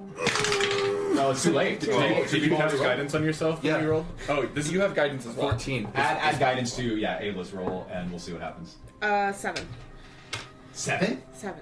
So, 7 total. Total. Yeah. And so what was yours 21 again? total. 14. That is enough, thankfully. Otherwise, we would have lost some more time. So, Guidance for the win. you creak open these stone doors that Let me they have each of pound you against the sides of the wall, and here's what you see next. It opens up. The room is now twice as wide as as the room that you came into, and this antechamber has 6 pillars that line the left and the right side. In the middle is a large, clean, cool pool of water. There's a large statue of a man that seats at the front of it. At the base of the statue, in a script that matches the runes that you found on the outside and on the inside of this temple, reads Yamket the Scholar. Easy to recognize, I won't make you roll. There are more statues and paintings of Yamket that line this room. It is clearly just a room that honors his legacy. Do we see pathways out of this room? Yes, sorry. You see that there is a small door to your left and to the right. And beyond, so behind the statue going forward, it looks like there's a larger doorway again. So 2 small doors to the left and right, large doorway directly in front. And the glaive is still forward and up. Yep. Glaive is still forward and up. Can I take a look at the pool in the middle? Yeah. Is there anything? What are you looking for? Are you just looking? I want to see if there's like any sorts of inscriptions or like anything like either on the rim of the pool or like under the water. Yeah, go ahead. Perception? Yeah. Okay. That's a modified perception 24. Okay. One of the things that you notice with the pool, I'm just double checking, is so it's very easy. You see that there are a lot of coins at the base of the pool. They have got like a really clean, glimmering shine to them. Other than that, there's nothing special about it. You're actually pretty confident there's no weird what-you-do-geese about this. No traps, no mechanisms, secret doors. This is just a room of remembrance. Okay. There's nothing but gold.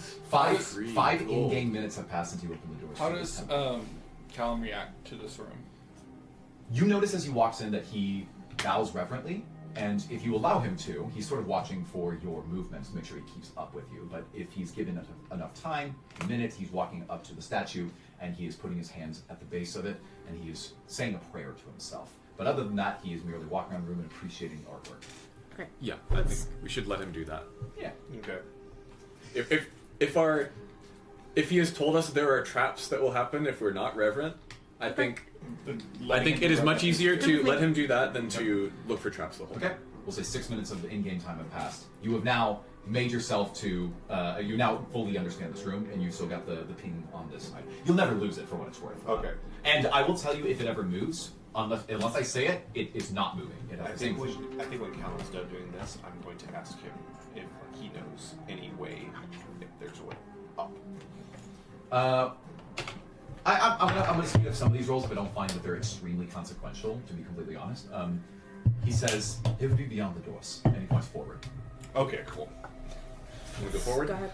Yeah. Keep going forward. Do you want me to keep on checking? move the black one forward? We haven't hit 10 minutes. Nope, not yet. Okay, cool. Are we still on the first dot or? The second one. Oh. You started with the first one. So Let's go forward. ignore the pool, go forward. Ignore the pool, go forward. Okay, so you will walk forward, and immediately you are met with stairs that are 10 feet wide that take you upwards. The stairs then have, so the stairs go up about 10 feet in terms of height and in terms of length, and then they immediately split off into what looks like a spiral, not a spiral, but a rectangular spiral staircase to the right and to the left, both very narrow corridors. You can continue to walk straight into what looks like a regular 2-door opening for a room that lies beyond. So there's 3 passages. Correct. Oh. You're on a staircase itself, and it splits into 3 paths. Okay. And are we on the same level as the glaive now, or are we still below it? You infer that you are... This is hard to visually calculate. You are still slightly lower than it by about 15 feet. Okay.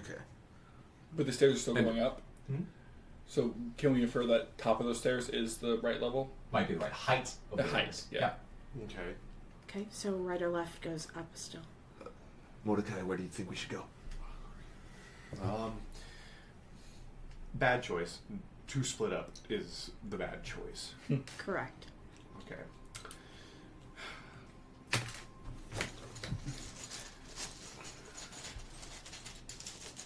Can I have the... Decepticons. We're going right. Okay, great. There were 3 choices. You flipped a coin, right? I guess you were We just were choosing the debating stairs. which stairs to go. Got it. Yeah. Can I, at this point, since you're going to a narrow corridor, can I have the marching order for the party? I'll go front. I'd like to be ahead. So You be ahead, Cypress, Airy. then me in the middle. Okay, hold on. I'm the way you can get both, like, Just so you can touch everybody to heal them. yeah, shields up, Yeah. heal up Nathan, front, can we have run to another the back immediately? little token for And then- Callen? Callen, Tom, and I the back. Yeah, I'll hang back at the back. And so You know, he's wearing green. Why don't you swap him for the green one? Sure. like that. Okay. All right, Are you as the happy party with that? assembles themselves. I think we have to be happy with that. I'm down. So, It's a 50-50 chance either way. Mhm. Wait. No, it's a 30 there was 3 stairways. One was heading forward. The 2 stairs- stairways, the straight path flattened out. Oh, okay. The 2 stairways went to your left and right. You chose the right one, it seems. Okay. So you're going to go on the it's a like a single file staircase is my point. Okay. And you're all staying together. It looks like. Yes. And you are still actively checking for traps. On the stairs, yes. Okay. Cool. I need the person in the front and in the back to make perception checks. Okay. Are you in the back, like the way back? And this is for hearing. Do you have better perception? Like, should we I have a put you in plus the 30. back? What about you? I have a +0. Okay, then But yeah. No, so I so should- next time. But I mean, we've would- already committed. Yeah, So we've next already time committed we should ourselves. share to 17 plus 3 is 20. 12. Okay. You failed me. Tom, are you in the front or back? He's in the back. You. What you hear feels like an unnatural gust of wind. Something that you wouldn't imagine would be at this elevation or in this deep into the Temple of Yonket. Interesting. That's it. And Cypress hears nothing of importance. Great. You continue forward. Why don't the 2 people in the front roll me their investigation checks for trap analysis? I cast guidance on Harry. I guide myself. 14, 15, That is 15 not a flat. D20. Please don't roll something smaller. I have guidance. Yes. 21. 21. You see as the stairways increase and they find themselves up to one more additional small single file stone door that's in front of you, you're 100% certain that it is safe to proceed. Great. We can keep going. Okay. Okay, before you have now elapsed 10 additional minutes in the temple, and I am going to make a few rolls. Wait, we don't know that it goes forward yet. Oh. I'm going to have let's make the players do this. I want let's have Ari roll for black. Cypress for blue. Let's have Mordecai for orange, and you're rolling luck, and you're just going to tell me the number. I'm not going to say the DC. We want high numbers. Luck is always good for you. Yeah, you want high numbers. That's a 14. Okay. 19. Okay. 19. Great. Easy game. Please move just trays or the orange onto the first marker. Never mind. Yep. And I see that you moved black to the second marker. Keep it back on the first. Oh, okay. Great. So, you have no idea what this represents, but things are happening even as you are navigating through the temple, and we'll see what happens next. Let's have the rest of you move into the next room. Okay.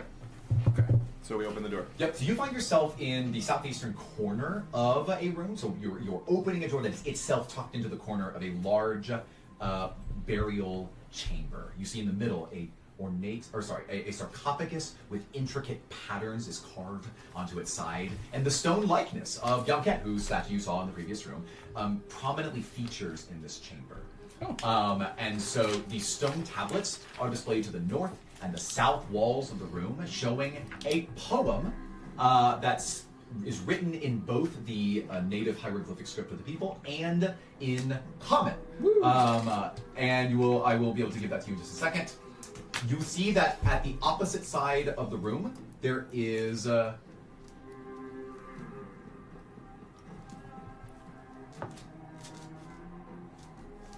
did I do this? Oh yeah, I see. Complex At the opposite side of the room, you notice that there are there are 4 pillars in each of the walls, which themselves have runes that are kind of written in a spiraling text down their surface. And other than that, you simply see the lid of the sarcophagus firmly in place, with that likeness of Yonket on top of it. Any doors or? To your understanding, there is. Holy moly! 18 doors. So many. Roll a d20 for the number of doors. I got a nat 20. I just need to double check something. There's 20 doors in this room. Oh, fuck. Each one angling slightly different. Yeah. How does this even work? It equals 12, 23, 27, 50. Yeah. On immediate, like as you're glancing at the room, you see that curled back in the direction that you came from is another opening. It's a larger door that goes in the direction you were coming from immediately. But other than that, there are no other exits from this room. Okay, so just the place that we came from. Well, not the staircase you literally walked up from, but I'm saying On in the the same cardinal wall, on the direction. same Yeah, wall. exactly. Yeah. Okay. And what does Callen do, seeing this supposed room of You Young notice that he keeps a Tomb. reverent and steady distance from the sarcophagus, but otherwise is reading the runes on the walls. Do we? So- what the poem Yeah, says? I'm gonna get that for you in just a second. There's a lot of assets for this. Let's see. Oh, actually, there's one thing that I should add. There is this likeness of the sarcophagus imitates Yom Kept, and he's holding a couple of, as etched into the stonework, he has some artifacts that he holds over his person, but there is, on his chin, you notice that there is noticeable decay there, and you can watch in real time as Callen, so I'm changing what I said earlier, will walk up to him, he's going to speak a few words to himself, and he's actually going to take his hand and gently rub it across the chin of Yom Kept, speaking words as he's doing it, but under his breath. Cool. What are you doing? He says, he's going to continue until he stops in about a minute. Okay. And he's going to say, my understanding is that people, when they would enter this room, if they ever had the luxury or privilege to do so, would touch the chin of Yom Kept in order to wish for prayers, whether it's in the academic or the military pursuits. He was known for both, after all. And so I now have an opportunity to do this. Okay. And so the decay, it looks like the statue has been touched before, not it's secretly a bone monster. No, It's it looks like it's been eroded by a lot of people touching it. Yeah, I'll let it slide. Yeah, I think I'd go touch its chin. Okay. Ask it for good fireballs.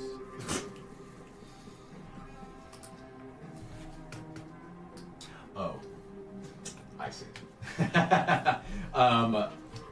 I am so sorry. This doesn't change anything, but the poem that you have is the one that I gave you on the outside of the temple. Oh, okay. That makes sense. Cool. You would have seen the runes, and assuming you didn't translate it, you would have found it in common inside of this room. Got it. The fact that you translated immediately is just a bonus to you, I suppose. All right. Great. All right.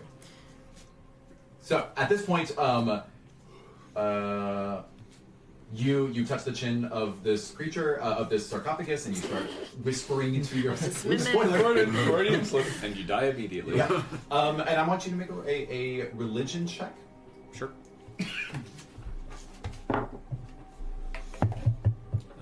15, 20. Okay.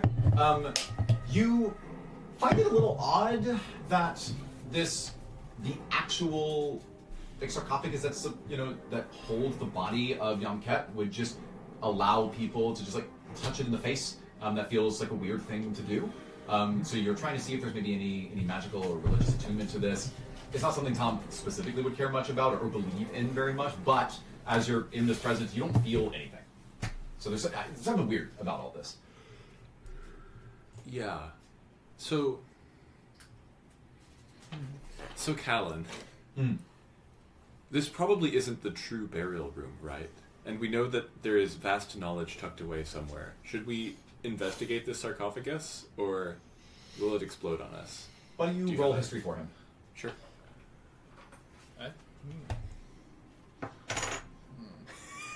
That's a nat 1 and then a nat 1 on the guidance. Whoa! too. Yeah. A 2 plus his So modifier. yeah, it's plus 7 total, but He says, I don't know what you could possibly mean.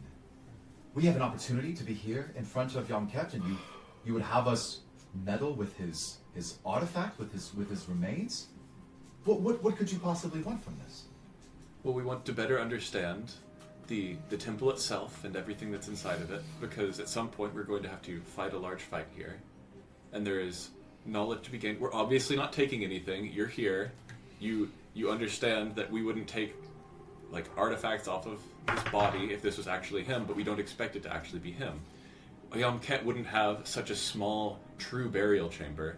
This seems to be a a reflection of his military or scholarly might. He says, I trust you, but I don't understand you. I don't know what you propose we do. If I look at this, it seems like something that we should be protecting, not something that we should be meddling with. What did you propose? Just to shift the opening of the sarcophagus and see if there's something tucked away there. Queen Seraphra ordered me to follow in line with your orders to make sure that we got this thing back. I am not nearly as seasoned in adventuring as you seem to be, so if you believe that is the best way forward, then I will try to help. I do want to check this thing for traps before you do that. Yeah. Sounds good. Go ahead, give me an investigation check on the sarcophagus. And Tom, why don't you give me a history check? Sure.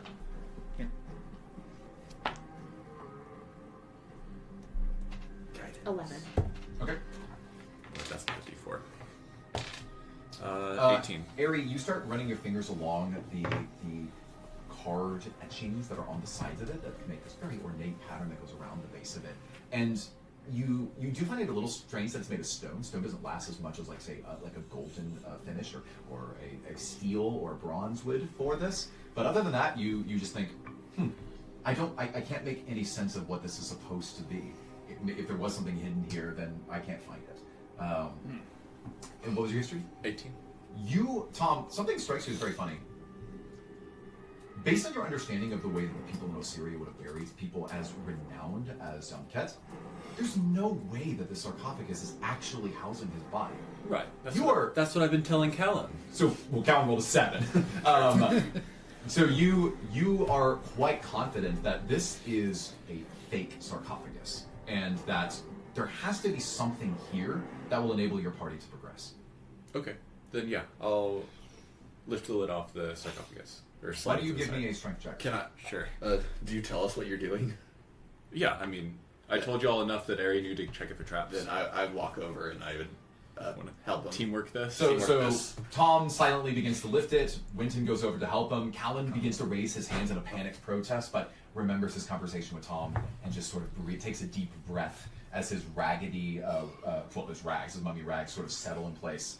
Go ahead and make that check. Both of us together? Or? Yeah, sure. We'll make it advantage, but since both of you are rolling, I think that's fair. 17. Oh, I guess I have guidance. Yes. 21. Okay.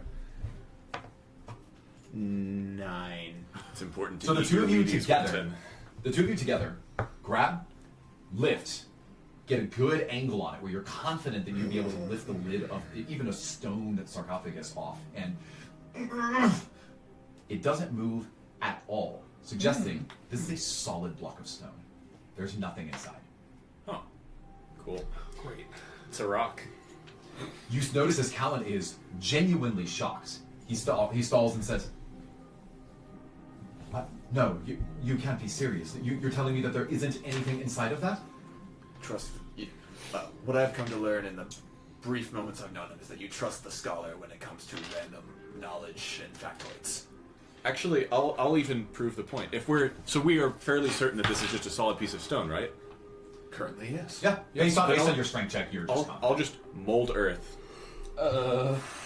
I would. The Reverend. The Reverend. No, because it's not a sarcophagus. You're going to take the stone, because I clarified that it's stone, not gold, and you're going to just, what? What are you going to do with it? Just put a hand through the center of it.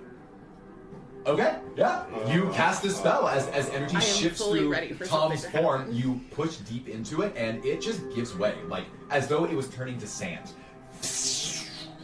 His fist, or his hand, open palm, pushes directly through it, revealing stone, sand, dust, dirt, gravel, and nothing. Callen is stupefied. So we haven't found the real barrel yet. This is just a decoy. Okay. Let's keep pressing Keep on. moving. No.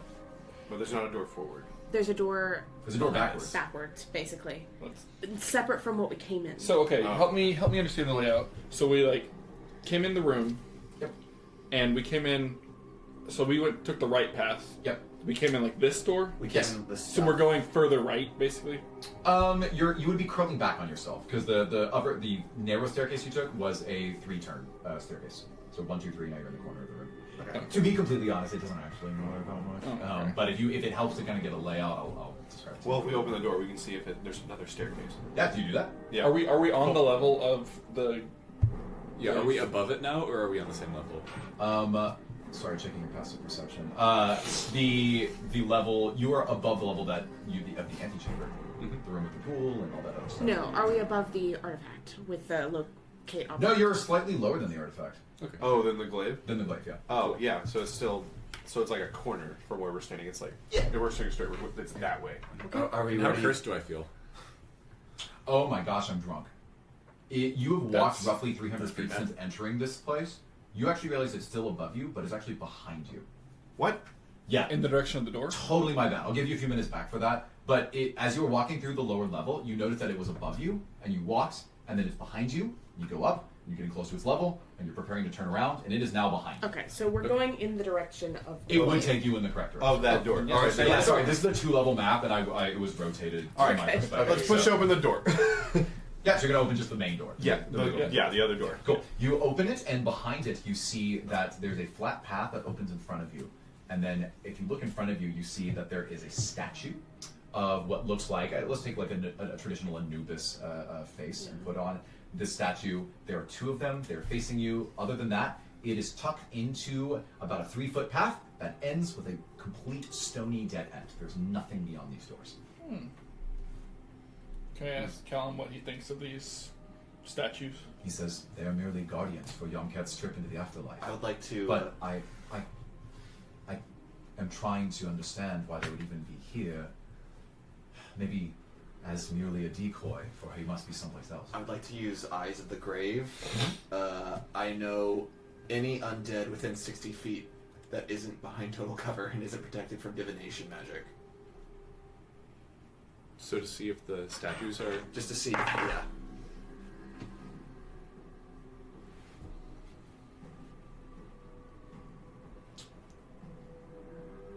Winton, there are 2 undead beings behind your party about 30 feet from you. They're not moving. From the room we just came from? Let's fireball them. Okay. So, this is a dead end, correct? Seems so. Seems So it, we're but going we're back. not sure. So to clarify, I mean around the area, roughly where the sarcophagus was. So because you turned your back to it as you were Right. going into this dead end. So, And it doesn't pick up on Callen? Or... Oh, and Oh. Callen is there Okay. too. Okay. so Does it pick up on himself and also Ari? Actually, out of yes. curiosity? Yes. Yeah. If this matters, you can quickly find either of the 2 of you because you are considered undead by this. okay. uh, When No. I use this, essentially Better than my dead. eyes have turned black. I like it. Yeah, that's My right. eyes turn black. Okay.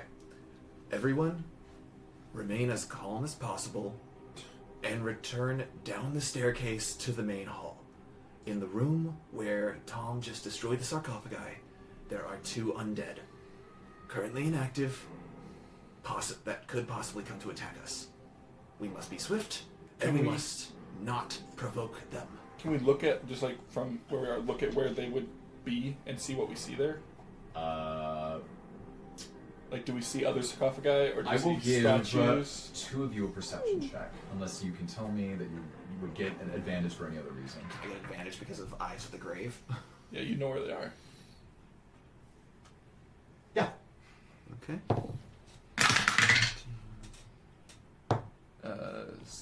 25. 21. Tell me, what do your elf eyes see? What's my deep No, black his dead elf eyes and your insect eyes. You see. So, visually, you don't see anything until the torches flicker as this ambient lighting inside of the room might dip in and out as torches tend to do. And in the gaps of shade that are produced by the torches, you see.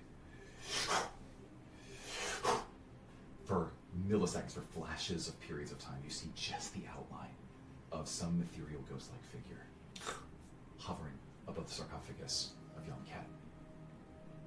2 of them. Do they look upset? You see that they're coming towards you. Okay, please exit this way. Exit left, down the stairs. We are now being Yep. chased by ghosts. Gotta close the door.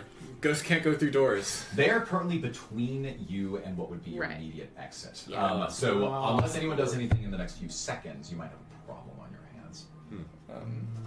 Callen says, what is it? What do you see? Ghosts are coming towards us right now.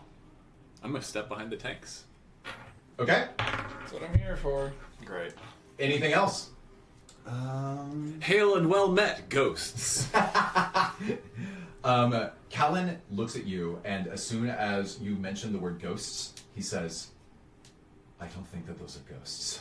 And immediately you hear a huge screeching noise. As it reverberates, echoing off of the walls of this small chamber in which the sarcophagus is lying. I need everyone to roll for initiative. A nat 20. Amazing. Would they have gotten a surprise attack on us if I didn't see them? Or... Absolutely, yeah. I got a Nice I got a check. 22. 21. Awesome. I got a 6. So, let's do. I'm so sorry. Let's do this again. Above 20. So just say your number. 21. Nat 20. 20. Not 24. Winton. Mordecai, you raised your hand. Yes, 22. Wow. Okay. Speedy little buggers. We were prepared. Between 15 and 20. Next ones are 9 and 6. I've got 9. Great. I've got 6. I actually need to put you here on this side. Oh, Great. Go way over there. Way over there. Is Callen in this? It's because Roll we got initiative up at the for Decepticon yeah. point. For simplicity, we're gonna have Callen act on Tom's Okay. turns. Oh, bummer. He's also slow. I'm glad I stepped behind those tanks. Yeah, good. Okay. So I'll just stand in the front. go ahead and arrange yourselves. This is Thank mostly you. theater of the mind, but if it is helpful, you can put yourselves on the map. And you only know this because of Cypress and Winton keying in on these mostly ghostly figures in front of you. Just arrange yourselves kind of loosely. Okay, so... Just tell me where the. Which way are the main- ghosts? Yeah, you tell me. And Okay, so... Nathan is ghost. Ghost here. Nathan is a ghost. Great. Great. And let's put one object. We'll say this is the sarcophagus. They're kind of hovering just around it. They are roughly 20 feet from you right now. They were coming towards you when you hear this massive psychic blast. So, Sarcophagus was full of ghosts. That's why they You just opened needed to it. be hollow. Yeah. Yeah. okay. So immediately, one of them lets loose with this terrifying scream, and I want everyone to do nothing because it's a roll to hit. Okay. Yeah, both of them are going to do a psychic blast. They crit. Is that a good gasp or a bad gasp? Yeah, I remember back when we had that D&D. Tom, what's your AC? 14? Okay. Sorry, looks like I can't dibs it anymore because I've been killed. Immediately, what happens is you see as one of them. Well, you don't see much. Remember, the flickering torches is your only semblance of visage of these things. But you see what looks like maybe a sleeved arm that's reaching forward, and you hear this gut-wrenching, piercing scream. And Tom, it reverberates your brain from the inside, like somebody grabbed it and shook it like a rattle. And the clanging of your brain against the sides of your skull causes so much psychic damage that I need you to take.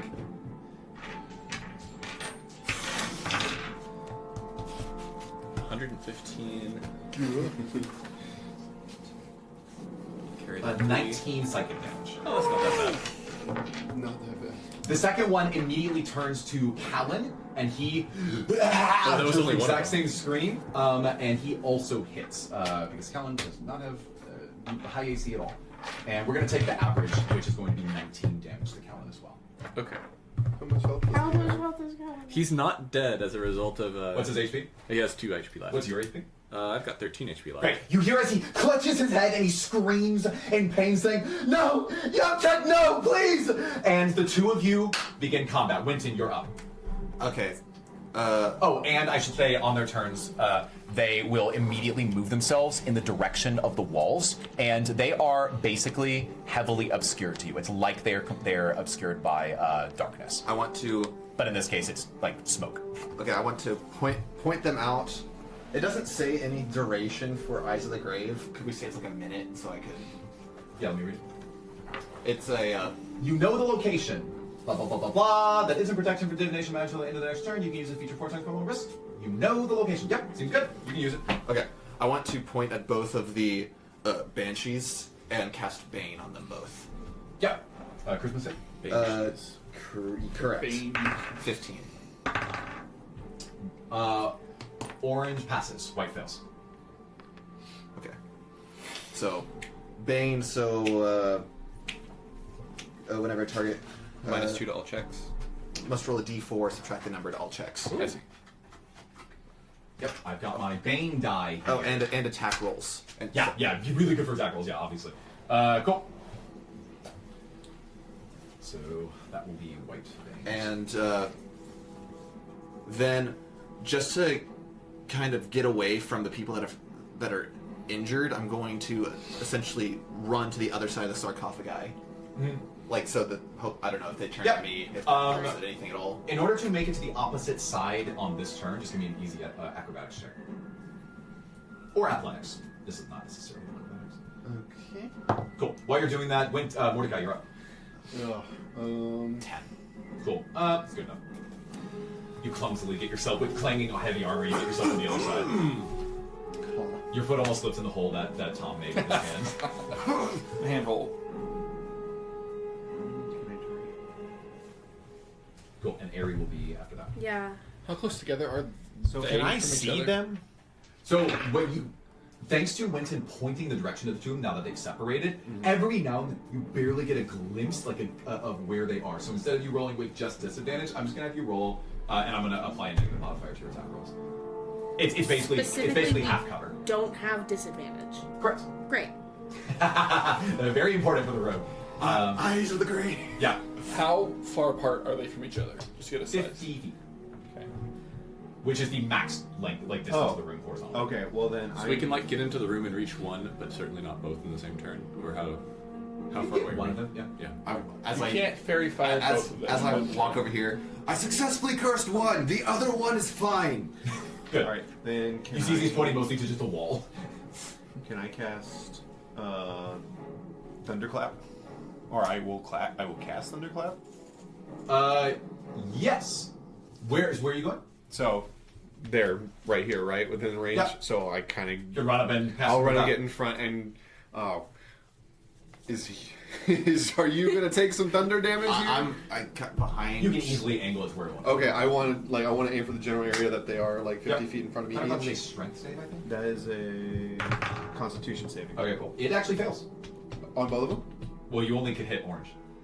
Oh, I can only hit one. Okay. Yeah, because they're like 50 feet apart. Okay, and then take a d6 of damage, thunder damage. Let me turn down the music a bit and loop it. Dude, you can roll that. Oh, Okay. I can roll it? Yeah, I'll roll it. Next up is. Or I think you already did it. I'm so sorry. Did you roll damage? I rolled damage on Tom and forgot to double it because it crit on you. Oh. So you actually took 38 damage. I have less than 38 HP. Yeah, you were instantly knocked out. Oh, then if that's the Yeah, I'm case, so would sorry. not I have was like, run. why Run is this this so back. weird? Yeah, Yeah, absolutely. I absolutely, still absolutely. bane that one with my action, but I'd run over here to him down, and You will like a bonus action. yeah, a healing word bonus action to Yeah. just heal you for 8. Cool. Nice. Because of the All you need. domain cleric. Did you already roll that d6 for the damage? I did. No, Okay. you roll your. Okay. 4. Okay, go. Yeah, 4 very thunder good. damage. You see as it sort of shocked and shook in place, failing to hold its ground against you. That takes us to Ari, you're next. Yeah. If one of you can get within close to it, that would help me out a lot. I'm going to. How They're 50 feet from me, right? you're from each other? Yeah, we'll say like 35 feet from you, something like that. Oh, okay. So they're within. Thank You did it. So I'm gonna come up to this one that I can see, and then I can't do sneak attack right now. So I guess I'll just take 2 dagger attacks on it. Okay. I'm gonna give it. I know that this is technically for ranged attacks, but I'm gonna give it effectively half cover because of its sort of like mist-like form. So you're Okay. not disadvantaged, but it's a negative modifier to your attack roll. I'll do it on my end. Go Okay. ahead and roll your attacks. Okay. So main weapon attack. It's not gonna hit. It's like a 3 plus something. Okay, so that I'm gonna say that's the Nova Dagger. Yeah. I should have both Nova Do daggers. banshees? Yes, you do have both Yeah, of you the have both daggers. daggers. Yes, I Guess we'll find can't. out. For balance purposes, I can't let you get 2 attacks using Nova That's fair. daggers. So I will just say it's a bit of a house rule. Only the Okay. first attack can count because only your dominant hand can summon the magic inside of it. Good with me. Off weapon attack. I don't add the hit Or- modifier, or I or do. Just your dex modifier to it. Not your proficiency. Yeah. Okay. Unless you have like the. So it would be a fighting +5 speed or instead of whatever. a +8. Yeah, exactly. Okay, so that is a 17. Yeah, that hits. So you see as Aerie dashes up to what looks like kind of nothing, but then there's a flicker of light that dims, and you see it. It's right there. You drive your second dagger with the second strike into its side, and you hear a bit of a scream come from it. 6 damage. Soul bleed. Soul bleed. Ooh, soul bleed! Stab it in the soul. So it's gonna make a DC 18 con save, and we'll see if its soul starts to bleed. It just fails. I rolled a 17 total. So you see as there is this siphoning black liquid, or it's not liquid, it's like a mist. It's actually identical to the barrier you entered to get into this tome. Okay. It begins to pour out of its body. And because this is fun, you get to roll a d6 at the start of every one of its turns until I tell you otherwise. Great. Cool. And you just tell me how much bleed damage it does. Cool. Welcome to the dark side! That'll take us to Tom, you're actually next. Cool. He's up. Yeah. Oh, yeah, okay, again. cool. Yeah. Actually, what's going to happen first is Callen's going to go. Yep. So Callen's going to just kind of peek around the doorway, and then look at that baned banshee, and cast sleep. Oh, so sleep has to do with the amount of HP in its pool. Right. Okay, so you're going to then roll your 5d8, I think, and we'll Oh, see that's if- what I see. yeah. I have 5d8. I read that as 40, and that's not really how that works. This is interesting. So the language of it is you have to be able to see it, and I guess I've said that you can kind of see it, so I'll allow this. 6, 9, 14, 17, 20. You see as Callen peeks around, casts this ray as a bright light shoots from his fingertips, and you see that it does make contact with this creature. And it's squirming in place. You see that it begins to lull, and then it rights itself in place. The spell completely ineffective against it. Good try, Callen. Callen backs behind the door again, Yeah. and then I would... It's kind of hiding next to the Anubis statues that are there. Yeah, and Tom... yeah, hopefully they don't... Anyway, Tom runs forward and magic missiles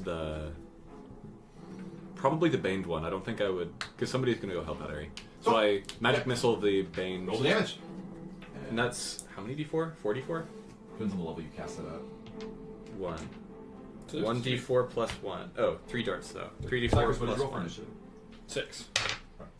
4, 6, 8, 9. 9 damage. Great. Yeah. You see this force damage propel directly into this creature you can barely see, but your missile find their mark. They are true. And They're magic. Because they're magic. Yeah. Yeah. You do a chunk of damage. And Both then I of also them don't look mind. Yeah. kind of healthy, but these are not big beefy ogres. They're ghosts. They can't be that tanky. I will move on to Cypress. That's why I cast sleep. Alright. Who would it be Turns out they better could be exactly that to tanky. see? What's that? Who would it be better to see?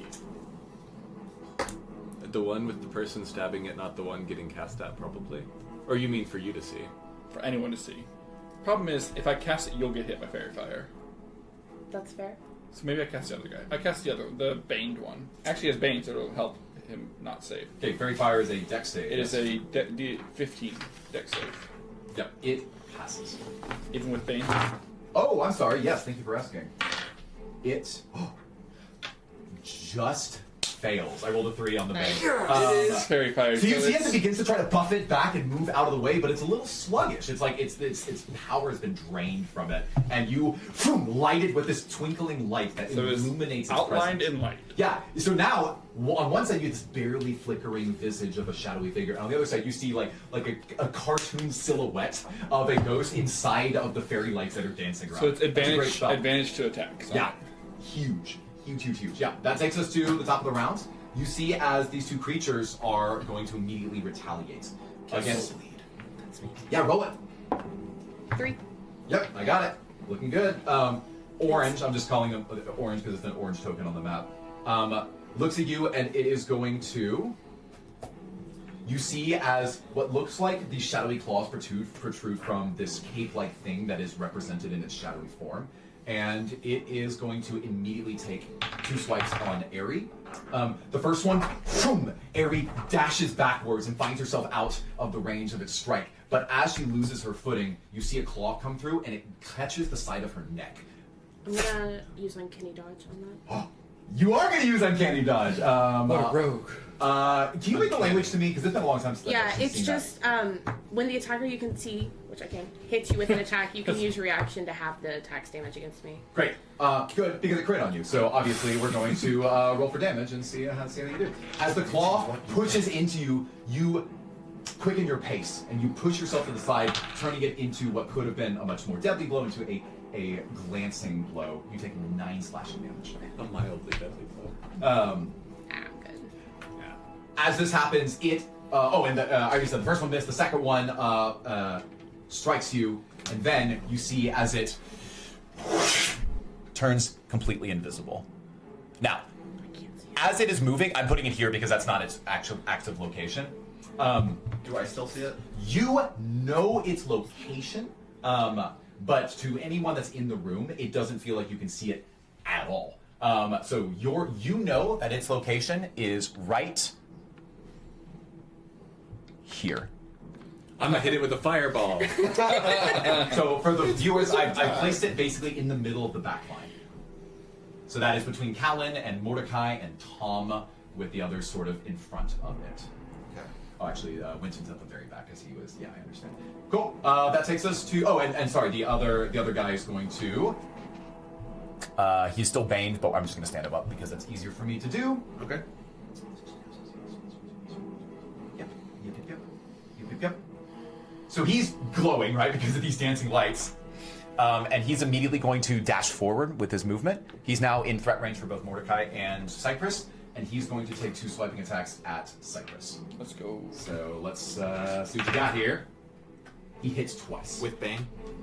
Thank you for reminding me. I'm going to forget that because it has been a while. Yes, with Bane twice. And so you see as gash, blood starts to pour from Cypress's mostly unarmored body, and you take 14 I points of have slashing. AC 17. Yeah. Welcome to being a level 5 character. Enemies maybe have like +7 to hit. Have you thought about that? How much damage you say? 14 slashing damage. Man, must be I'm in nice. wild shape, right? It could be worse. Okay. You could have a major. That's it. That's our concussion. turn. Winton, you're up. Mordecai, you're on deck. Ares after that. Yep. I want to point at the invisible one right in front of me. I want to cast Toll the Dead. Yeah, Toll the Dead. Let's bring back. Can you read the language of Toll the Dead? Yeah.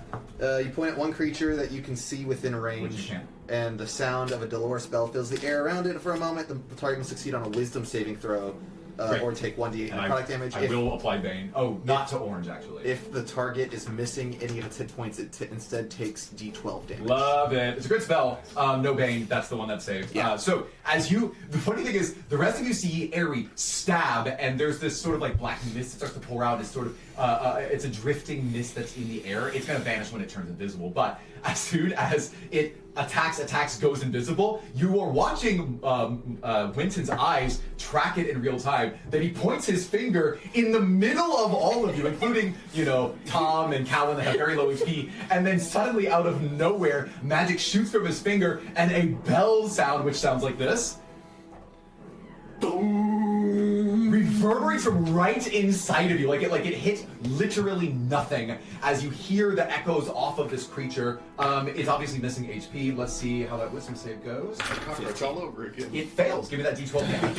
It does damage! Actually, because of my level. Oh shoot! The undead. 12. Honestly, solid. Only you, not the party, but you can say it, obviously. You can tell that this thing is right there! It's losing its incorporeal form. It looks like it's drifting away, fading into nothingness. So it's clearly on death's door. That takes me to Mordecai. You're up. Okay. Unless tell me if you move, bonus action, other stuff like that. Am I within threat range of it right now? Yes. Okay, then I am. I ain't moving. I'm just gonna sit there. Okay. Shield ready. Okay. I turn around. I move back. I can see the one that has Bane Yeah, and is glowing. and is So glowing. you have advantage on attack rolls against it. Oh, okay. And then I want to cast Vicious Mockery. Okay. But that's a wisdom save, right? That's not an attack roll. Yeah, that's a Okay, wisdom I saving will apply throw Bane this time. of 13. Yeah. Okay. So what do you? Okay. This thing is now it is now attacking Cypress and gashed him twice across the chest. What do you say to it? I say, hold on. Hold on. Wilt in your woes, you wallowing waste of a whisper. Ooh. Face of Whisper. It's so failed. I rolled a 4 total. Okay, and then I roll 2 d4s and 6 damage. All right, nice. You notice as it is in its invisible form with no mouth to speak of, seems deeply offended that you used alliteration to trounce it. What else do you do? What else can I do? I've moved. I've attacked it. I don't know. Yeah, it's fine. Sometimes a bonus action is something, but like if not, tell me if you change your mind. Let me know. Ari, you can start. Okay. Yeah. I'm coming over here and I'm taking 2 attacks on it. Absolutely, and it is very much lit. I have advantage. I'm using Nova's dagger. Good luck. I do have advantage, right? Yeah. Because of Fairy Fire. It's a Fairy Fire. Okay, great. Okay, that's a 20 to hit. Dirty 20. That is going to hit. Okay. What do I see? Roll damage. What's up? What do I see? Nova. Oh yeah, yeah. I guess this is before the damage. How much damage did he have total? So this dagger strikes into it, and there's a flash that appears from it, and before your eyes, you see this. As the round progresses, orange and white, so these 2 figures that are on the form, they are both going to take swiping attacks at whoever's closest to them. Okay. And then they are going to turn invisible and go to the opposite corners of the room, so away from everybody else. Okay. Can I just call that out as I... Yes, but really quickly. So you might not be able to point to the exact spot on the floor that they're going to go to. Can no one still sees orange? It's invisible. I just have. Yeah, it's just a loud, fully invisible thing that is in pain. Obviously, it's weaker than a cockroach. The immortal cockroach strikes again. 20 damage? Ari, does your dagger strike true? I should change what I said earlier. It's not going to do. It's not going to do that. Why do you finish this thing off? What do you do? So this glowing creature just got mocked by Mordecai and stabbed Cypress. You, bring the daggers in at just the right time, taking advantage of this opening that Cypress made. How do you finish him? Yeah, I'm... Basically, yeah, I'm just gonna take like a flying leap from the other side as I'm like taking my movement Yeah, and jumping just... off the sarcophagus. Yeah, Why not? rake my dagger down the back of it. As you see that mist from the bleeding fly out of its body. By the way, your bleed helped you get the kill here because it would have had a few more HP. And you see as this scream shoots through the room as it turns into a puff of smoke and is completely gone. Remove it from the field, please. All right, tell me if you do anything else. Otherwise, Tom, you're I've next. got a bonus action. Can you use bonus action to tell us where the red one's gonna go? That's a free action. Yeah. Can I be more precise for my bonus action? Yeah. Okay, great. I'll do that. So I'll Tom, you have reason to believe it's going to swipe whatever's closest to it, which I will just say you now know its general location because it rang like a giant bell last round, and that it will run to the opposite side of the room. So mechanically, am I able to target it at all? Yes. So is that at disadvantage, or because it is singing? And, Nope, disadvantage. Okay. Now, if there are spells that use the language, you have to be able to see it. Right. Now, alternatively, AoE spells, you don't have to be able to see it at all, because if you know the location, just right here. Yeah, I did think about it. Quick character moment, real quick. Mordecai realizes the situation, goes, crap, and then, like, takes the orb. Oh, I thought you turned it on when we walked in. The rules are really not. I think I get into hiding from maps. So yeah, no, it's like crap. So I'm gonna admit that I forgot to do that. So I just throw it in the air, and I'm starting to record that we're about to kill this final thing. Yeah. Yeah.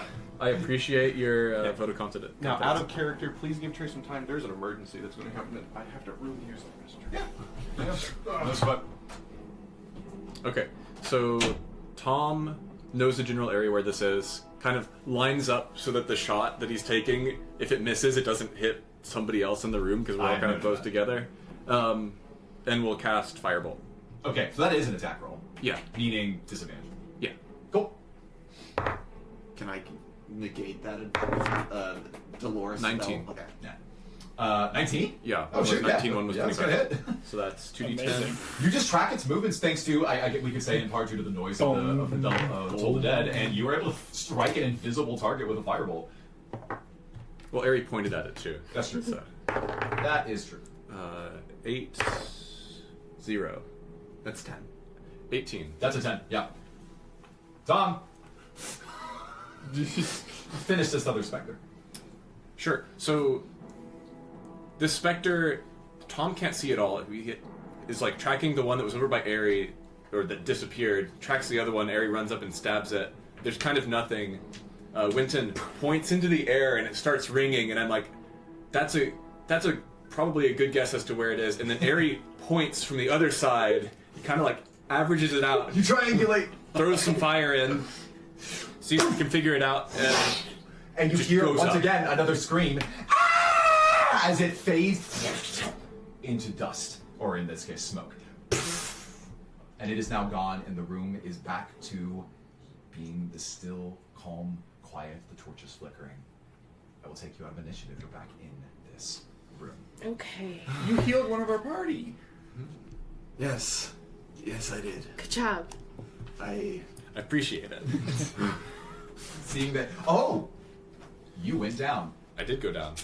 We got to roll stuff. Oh no! So in my D&D settings, I use scars, which is a condition that is placed on you based on the type of damage you took when you went down. And yours was psychic damage from a banshee's wail. What did I miss? You he missed fire-bolted so- and killed it. Wait, shoot. Who I killed had, it? I had something clever, and then you left the room, and I was like, oh, I guess I won't do that then. And I just killed it. So they're dead.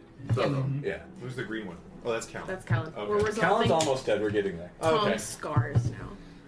So, as you're recovering from this battle that just took place, let me change to kind of a different aesthetic here in terms of the music.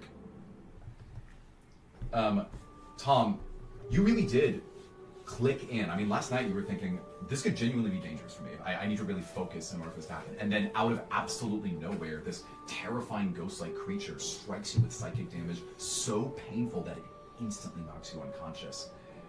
I think I'm interested in what you saw with this psychic blast that struck your mind. What could have caused you that much pain?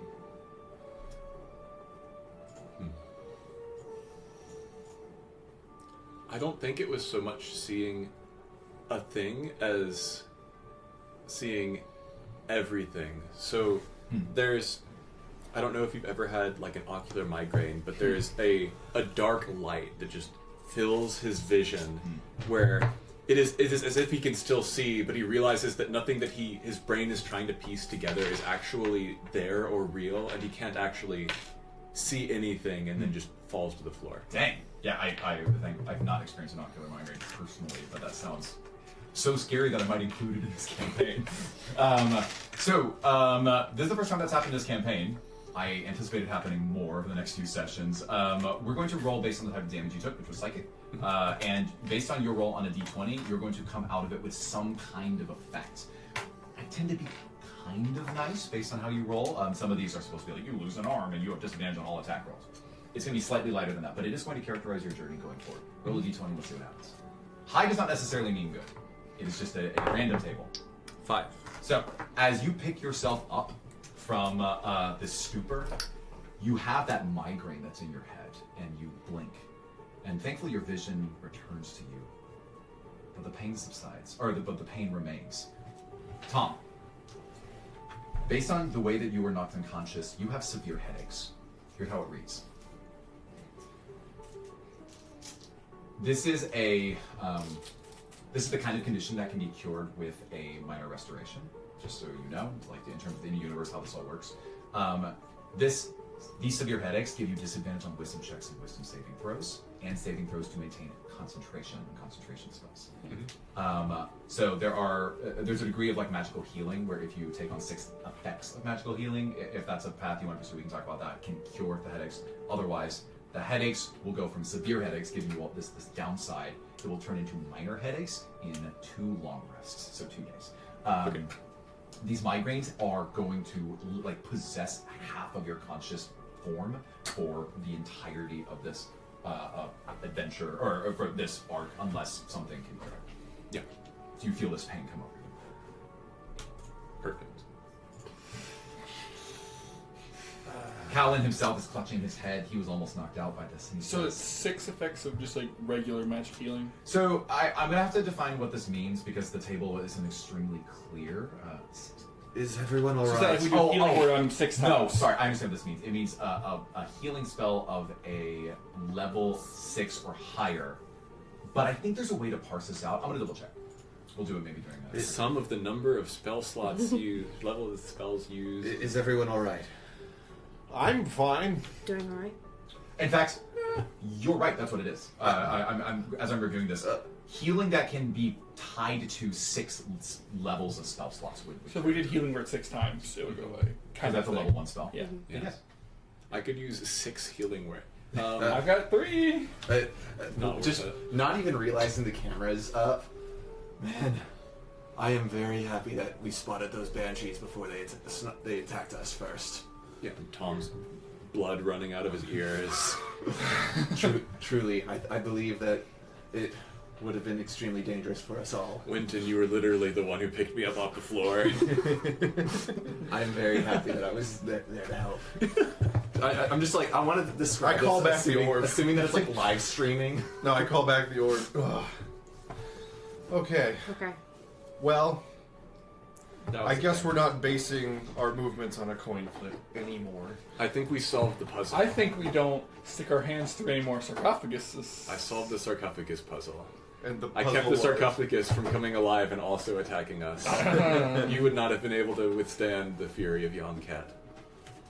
As this happens, Yeah, how's Callen reacting? Callen, how are you? Sounds like I am not feeling well, but I must stay strong for Queen Seraphra. Winton, heal him. We still have such a long journey. Yeah. Yeah. And He's still alive. he nods. He says, I understand. I need to play the song for the serpent. I will keep you alive. Did you learn the song? I learned the song. "We say that you are reasonably confident you might be able to perform it."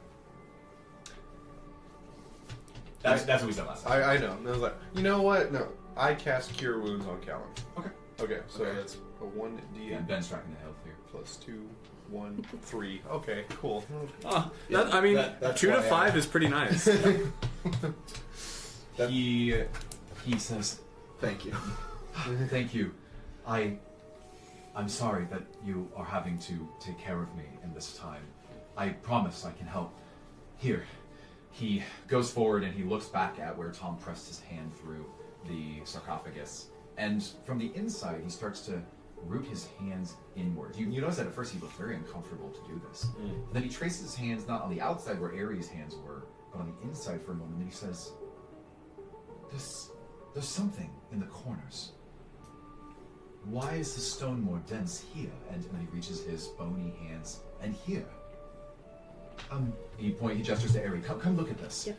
He's now going to gesture to you and give you advantage on the next investigation check. Okay. 10 minutes have passed inside of the dungeon. I need 1, 2, 3 to roll those d20s for luck, just like we did before. I'm doing investigation. I have advantage, right? Yes. Okay. I rolled a 15. Great. 16. So much better. That's a 22 Okay. for investigation. Great. Roll a luck for the dungeon timer. 3. Great. And Justin? 16. 16? Great. So we're going to move the black cursor forward. It's black, blue, and orange, I think was the order. Yeah. Great. You're gonna get us all killed. Yeah, so as this happens... Oh, actually, No, I'm just kidding. I'm sorry. I need to move all 3 of them forward 1 space. So black, orange, and blue. Okay. The way this resolves is there's a chance that they can move 2 spaces in one time unit, but they are always progressing. So Okay. I gave you a freebie. I gave you 1 free round, basically. Nice. Black can be on 3. Oh. Specifically. Yeah. I thought it was okay. Yeah, because it moved 2 spaces this round. Oh. Yeah. Okay, so Aerie and Callen work together on this puzzle, figuring out what's going on here, and you realize that there are stone etchings that make shapes in the corners that are, at the moment, they look like a language that's being spoken, but you actually take what looks like 2 right angles and you can twist one of them in place. Then you can push them together to make certain shapes in the corners. And it looks as though you have constructed what look like 4 impressions or buttons that you can push at the 4 corners of the sarcophagus. Okay. I think we should try to With, press... with your investigation, sorry, you're pretty confident this is not going to kill you. Great. Just, you don't have to check. Won't kill you. Will it kill? I am... Will it kill Tom again? I think we should try to press these together. Count I'm not 3? totally sure. Yeah, good with me. Yeah, y'all four have got this. Alright. Okay, so we're. Yep, the four of you gather on opposite sides as Tom and Callen watch on. And 1, 2, 3. You hear stones. Wait, before I do that, I say step away from the statues and shut that door. You're saying the I Anubis see. statues? Yeah. Okay, we'll say Sure, do that. yeah. Shut the door. Then you hear, and the door immediately behind you, opposite of the Anubis statues, a secret wall protrudes, and the stone tablets separate, revealing a distance of about 10 feet, which splits off into two hallways to the left and the right. Oh, I am lost on that description. Basically, opposite of the Anubis statues. So we're in the room that was the dead end. Yep. No, So, like, we're right back here. in the sarcophagus room. We're here. Yeah, back in the sarcophagus. Sarcophagus room, right? Opposite This is of the Anubis sarcophagus room. statues. Didn't Yeah. he say the Anubis room was south? Yeah. Yeah. Okay. So we're going opposite of south, so it's north. We're Right. back in the sarcophagus room. Okay, In the okay. sarcophagus room. Here's what I have. That's the Anubis room, the sarcophagus. It's a new hallway right there. We have completely different maps, but okay. We're Okay. trying. Okay. Yeah, it's all good. So this secret It was a 3-turn, and you did it as a 4-turn stairway. Okay. But it doesn't really matter because we just know the relative order of the rooms. Yeah, I think Okay. that's fair. Okay. At any rate, secret wall opens, Oh, okay. and you find that there is a hallway and two branching, narrow hallways off of it. Where Left do we go? door. Where do we go, Mordecai? No, No. find the location of the. No, I. Yeah, I know. So from where we're standing in this room, it's still like if we're standing here, it's still that way, right? Well, so remember, it is if you're assuming you're facing the secret door that you just opened up. It's actually behind you because that would be closer to the cardinal direction of where you entered this dungeon. Okay. Well, You know that it is neither left nor right. You're dead. You're currently dead center on it relative to the hallways. But it is the opposite direction of the store. Correct. Okay. I mean, we found a fancy door. Might as well check it it's out. the opposite direction, but we just got to make a left because that's heading more towards this direction, right? Hmm? 2 lefts or 2 yeah. rights, Yeah. right? Yeah. Yeah, left or right. Yeah. I left. We've talked about it too much. Yeah, Yeah, Okay. left. We start heading left. Yep, you do that. As you head left, exactly as you would have expected, there is another left at the end of the hallway, taking you to a set of stairs. To briefly hand wave, you now would find yourself at the exact height of where you believe this artifact is. So we're sitting at 0, like 0 in height. It's your own height, yeah. And you are now walking back in the direction of it. Basically, you did a loop that takes you up to the level Cool. in the correct direction Okay. of the final artifact. And with that, you have made it to what will be possibly the second level of this dungeon. We don't know what's going to happen. And I think that it's a good time for us to take a quick break. So, as these heroes begin to prepare themselves for the next leg, we will see you soon. Don't go away. Welcome back. As we left off, our heroes had just made it to the second floor in Yam-Ket's temple. As you round a narrow staircase entering towards the top, let's get a recap of your marching order once again. Who's in the front and who's in the back? Okay. Cypress I'm no longer in the Still back. front. I'm in the back. Cypress Yeah. up front. Mordecai, I'll take right you're in the behind back. Cypress. Roll me a perception check. Okay. Good enough. Hold on. Get There. Oh, and whoever's in the front, roll me a perception check too. I'm a guide me. Hmm? If you want to guide Mordecai. Okay, yeah. You said Guidance. perception, right? Yep. Okay. Guidance on you, Uh, Mordecai. 27. Roll a d4 and add it. Oh, okay. Well, like that's gonna matter. Where am I doing? You probably won't roll more Okay, than I'm going to 9. narrate for Cypress first. You are the first one to round the corner coming up top. It looks like you're about to enter a room that, in terms of dimensions, is exactly on top of the false sarcophagus room you came from. So, loop, Okay. loop, loop. Now you're entering one of the corners. It looks like immediately you can tell that there's no doorway. You walk straight into this room. There are 6 columns. In the middle, it looks like, or sorry, on the opposite ends of the room, it looks like there are 2 jackal-headed statues with rubies in their eyes that are staring directly in your direction. So they're in the corners, but they're facing towards your end of the room. Other than that, let me see if there's anything else. Gotta make sure I give you what you got. Yeah, When you they're say- tucked into alcoves about 2 feet removed from the room itself. Yep. When you say they have rubies for eyes, Yeah. are you talking about like spell gem kind of rubies? They look like small rubies. Okay. You could infer that they might have magic in them. Alright, so how do we want to... I should mention that the Anubis I've statues added down a new below floor. also have rubies. Okay. Yes. Okay. It goes from here to up here. Okay. As the players exchange map notes, Confused Cypress, about why the third set of stairs was the one that took us up Take one the map. floor. You're doing a much better job than me. Yeah, you're map boy now. But I like your map. What are you be talking about? Your map is better. Go right here, you go down here. We went through We here. went up and made 2 lefts, and now we're up, right above the room. I like your We'll- map we'll better just because keep it's right track. there. You can fix your maps, it's just going to I take you time. completely understand your map. Okay, cool. Just making sure. Okay, so I'd like to make an Arcana check on those gemstones. Nice See how one, magic they exactly. are. No, go ahead, 7. Where are you in the order? Oh, I'm in the back. Do I not see them yet? Yeah, Front, only Justin back. was seeing them right now. Okay. Cypress was. So let me resolve I will- Mordecai's perception check, which was 9. cool. You hear behind you that there is what sounds like dust. There's like the sound of dust. Hey Have you guys, ever heard don't dust? worry. I think everything behind us is okay. What's more could happen? Cypress, Are we going to keep moving? you feel like So- the room opens up directly I in kind front of you? of relay this back. Like there are 2 Anubis statues, Yeah. Well, so you haven't entered the room yet. If you want to Yeah. take a Are they magic? and they have looks like ruby eyes staring back at us. And I don't know what happens if we get in view of those.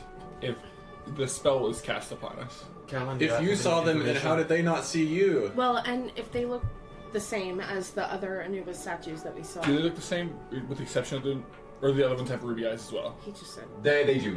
They all have ruby eyes. Oh, Yeah. Well, nothing. Did something bad happen when we got seen by some Anubises with red eyes, and then we go back into another room? Or do you think that was because of Tom's sarcophagus? Hey, situation? Winton. Callen nods solemnly. He says, Yes? Yes. I would imagine Yonket has eyes. If we deface something that he considered sacred, then who's to say how much he will throw at us? Okay, no more breaking anything. It was for you, Callen. I want you to get that, see the dead things spell ready. Okay. Don't do it yet, but I am prepared to spot. Okay, to are we walking see the into this soul. room or Yes. not? I Because will we're spending walk a lot in. of time I will staring walk at the room. in. Just me. Let me know if there's eye lasers. So, Cypress, I'll tell you for free. It looks like there is one. So directly across from where you were walking, there's clearly the other staircase you could have taken to get here from the lower level. So you can see that there's a hallway just immediately across. Yeah, basically, there's symmetrical dual stairs that would have taken you up here. Okay. To your right, so the opposite end of the room, which has both of these, Anubis statue or jackal head statues that are tucked in alcoves, is what looks like 2 large doors. This time it is wooden, not stone. On the right. On your right, based on the staircase I broke down that you took. So right there. And will you let us know when we're coming up onto the basilisk room in terms of distance? Yeah, right now your relative distance is about 150 feet. Okay. Is it in the direction of the door? Yeah. Yeah, it's beyond that door you would infer. So Alright, y'all come up. Nothing seemed to happen. Sorry, Okay. real quick to resolve, still sensing, we're still on even ground with it, but we are definitely closer. Yeah. We've gotten closer. Yep. Okay. Yeah. How many feet? If we were at 400 when we started, how many feet would you say? 150 He said now. 150. 150? Okay. Sorry, I didn't catch that. Can I have Ari and Cypress roll a die and tell me what the number is? A die? Any die? A D. Roll a D100. You do it. Do it. Tell him when I do it in 98. Wait, what? Okay, What are here you you go. doing? Not rolling a D. Oh, sorry, a D20 to be clear. Okay. I'm just not telling you what the check is. Okay. Is a 16 for me. Great. Oh, 13 for Yep. me. So these are raw 16 and 13, right? Yep. Great. All of you. Was someone else saying something? You were doing something as you walked in. 3, 2, 1. Looks like Cypress is first, and Ari Just walking follows. in, Yep. yeah. Cool. As you walk into the room, there's a sixth sense that sort of tickles the back of both of your necks. You're like, what? Wait, stop! And you pause, everyone behind you. Immediately in the center of the floor, a 3x3 grid of stones that you can imagine are in between the 6 columns that flank either side. They're positioned in such a way that something's supposed to come out of it. There's probably a trap right there. It's the only thing between you and the other side of the room. Can I investigate where I would work to disarm this trap? Absolutely. Yeah. Give me an investigation check. Guidance. I will tell you now. I was basically making you do a passive investigation check because, well, it wasn't passive. It was with your modifiers because you have doubled your time going through the dungeon based on checking for traps. Otherwise, I would have taken your passive. 15. 15. So let me check my notes.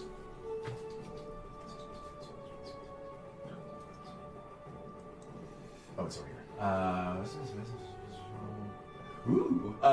So The two of you now know kind of where you imagine this trap would protrude from, and Ari goes up to it and investigates it. You're confident it's a trap. You believe that something's supposed to pop up and damage whoever's in the immediate vicinity of it, instead of it being like some ranged attack from the Anubis statues or the Jackalhead statues.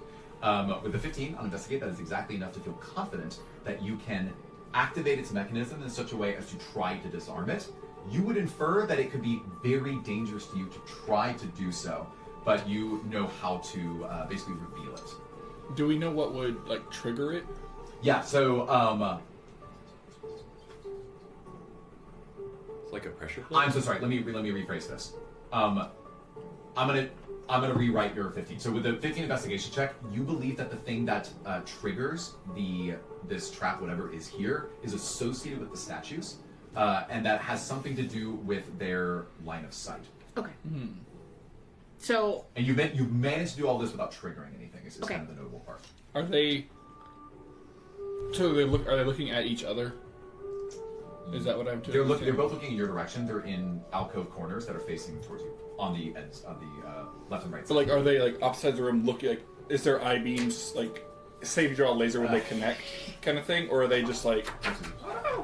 I think it's like so right the rectangle, they're at this end of the rectangle, looking at us this way. Oh, that's correct. Okay. Yeah. This is the room. This is you. Statue looking this way. Gotcha. Oh. How far away? Can we look at the other end of the wall, see if there's anything like on the wall that they'd be looking at? Nothing of note. Okay. How far away are they from us? Like across 60 feet. Okay. So I cast Mage Hand. I take one of the rocks out of my bag of rocks. Yeah. And I just kind of fly it around. As everybody get clear Everyone gets of the back. Yeah. fly it around, see if I can find a region that triggers the thing. That's interesting. Yeah, let me see what specific. Bag of rocks. Here, I can help. I cast my mage hand. I cast my mage if anybody hand. has anything small and living that we don't care about getting incinerated, that could Small also and living? Yeah, if you brought any children. So Children? you start moving the stone forward with your mage hand into what you imagine might be the proximity range of the statues, and you see that their eyes, they light up immediately, and there is a bizarre shift in the room's atmosphere. There is a magnetic effect that is pulling at the center of all of your sternums, and you find yourselves being pulled forward into the trap's aura. I need everyone to make a strength saving throw. Oh, wait. Wait, That's we not were what I wanted. even if we were like not in the room-ish, like kind of on the staircase, because they told us to stop. I'll make Tom, Cypress, and Ari do it. So the rest of you Are good for doing a strength saving Do throw? we have? actually no. Do it with advantage, but everyone's doing it nonetheless. Okay. Callen will roll with advantage. Okay. Strength. So. So who has guidance for this roll? Right. That's what we need to figure out. -2, right? I'm going to But you have guide advantage? myself because I am also -2. Oh, right. Hold on. All right, hold on. We're all still together, right? Like we're all like there, but we're getting pulled. But we're like, okay, hold on. Sweet. Everyone, give me like a quick moment to try and figure this out. There's essentially one round of shenanigans if you wanted to try to do something about this. Okay. That is. Oh, I have 17. So, in I'm my the person who panic wouldn't that have I'm the getting round of pulled, and shenanigans. I know as my sub bard that I am not strong.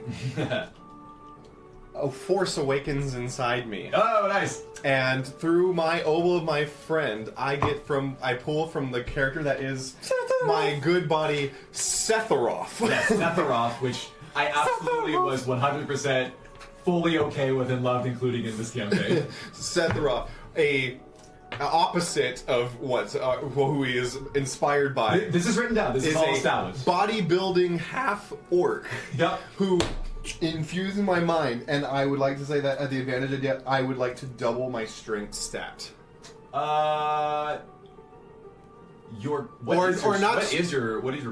Strength mod? -1. So I don't think you want to double that. Well, no, I would double. No, I need Double double that strength. to be 16, +3. so I'd be +2 or 3. That's fair. Yeah, Okay. good idea. And would that be? Wait, strength would be like I kind of want to like grab everyone. Would that be? What would you categorize that under? It would be a very difficult athletics check, but you can try. Let's see what my athletics is at. Oh, 0. Okay, but am I still with advantage because I'm in the back? No, not for saving the others. Not for saving the others. Yeah, so first of all, keep you've doubled your strength, you spend your soul's channel point. Great. Okay. You are now Sephiroth. Sephiroth. And now what do you say as this person possesses you for the moment? Where am I? Oh. Whatever it is, I don't like it. It's trying to pull you towards it. Ares, Cypress, What is this? So, and out of like pure, like just like panic from that, he grabs everything that he can, like in a clutch. Yeah. So let's do it this way, just so you can only roll one. You'll roll with advantage, but just we do one check. Roll with advantage if your save is a mod 20 or higher, then you can save one person. okay. Now, unfortunately, we have to make you choose before they roll their saves. Okay, because so you're roll not with gonna roll, advantage. so- yeah. Okay. That's an 18. Is this plus anything, or is this just strength? Plus it's a strength saving throw. So Okay. you add your strength modifier. So double my strength, so plus 2. So that's a modded 20. You already got it. Okay, cool. I mean, correct. Maybe you'll get 2 people. That's a 2. Great. So yeah, you kind of buff up as Sephiroth takes over your body. You strengthen, save yourself against this pull, and you realize you can grab one of the 3 people. That's Tom, Aerie, or Cypress. You have to choose now. You don't know how well they're going to save. I'm grabbing Tom. Great. You grab Tom. You He's one of roll my it friends. backwards. With that, you don't need to resolve your roll, but let's hear the other 2. 15. 17. Oh, that's pretty good. Yeah. So you were able to barely pull yourselves back, fighting against this magnetic pull, and the blades from the ground beneath you, and there's steel flying in all directions as what is basically a helicopter blade protrudes from the base of this floor in that space that you correctly identified. And then as soon as it stops, it and flattens right back into the ground. The jackal head statue's eyes stop once again. Okay. How The close? rock that Tom was holding falls to the ground. How close was the rock to the Anubis statue? 30 feet away. Okay, in direct Line of sight. line of sight. Okay, got it. So do we want to like, I don't know, brace ourselves somehow and do more experiments? With Or- kind of all that Speaking my going on. language. Sephiroth puts Tom down as farewell, weekly. You're And then I roughly turn 8 back. minutes to your next time unit. Oh, with all like everything that just happened, the insanity and seeing that happen, I think Winton feels one of his obols kind of vibrate violently with just like the insanity wants to get out kind of thing. Okay. And the Ruby Empire head scout Caesar takes Ooh. over. Caesar! Let's get Caesar out here. What does he say? What's he doing right now? Okay, why are we here? Who are you? Who are you? I'm Mordecai Winton. Who are you? I don't know who. No, Now it's Winton. We don't have a lot of time, so any reconciliation you're going to do with the situation needs to happen quickly. There are spinning blades on the floor. Go. Immediately just looks around. He is the head scout for a reason. He's very cowardly. I want him to try to clock every single trap in the path to get out of this through this room as quickly as possible. Just Yeah. Okay, where's the exit? Where would you need to go to get out of here right now? It's right there on the wall. The door's on the right. Okay. Roll me just a d20. I'll apply all the modifiers based on what I would predict your character would have. okay. Just straight. That's an 11. Okay, cool. So I'll add your modifiers in my mind. So you see as Caesar is quickly looking forward and earnestly trying to find the best path through. What you're able to identify is unfortunately what Ari already found. This is a spot on the ground. This is where a trap would protrude. The one thing that you're able to add with this is the statues triggered the trap. You would infer that the statues could deactivate the trap.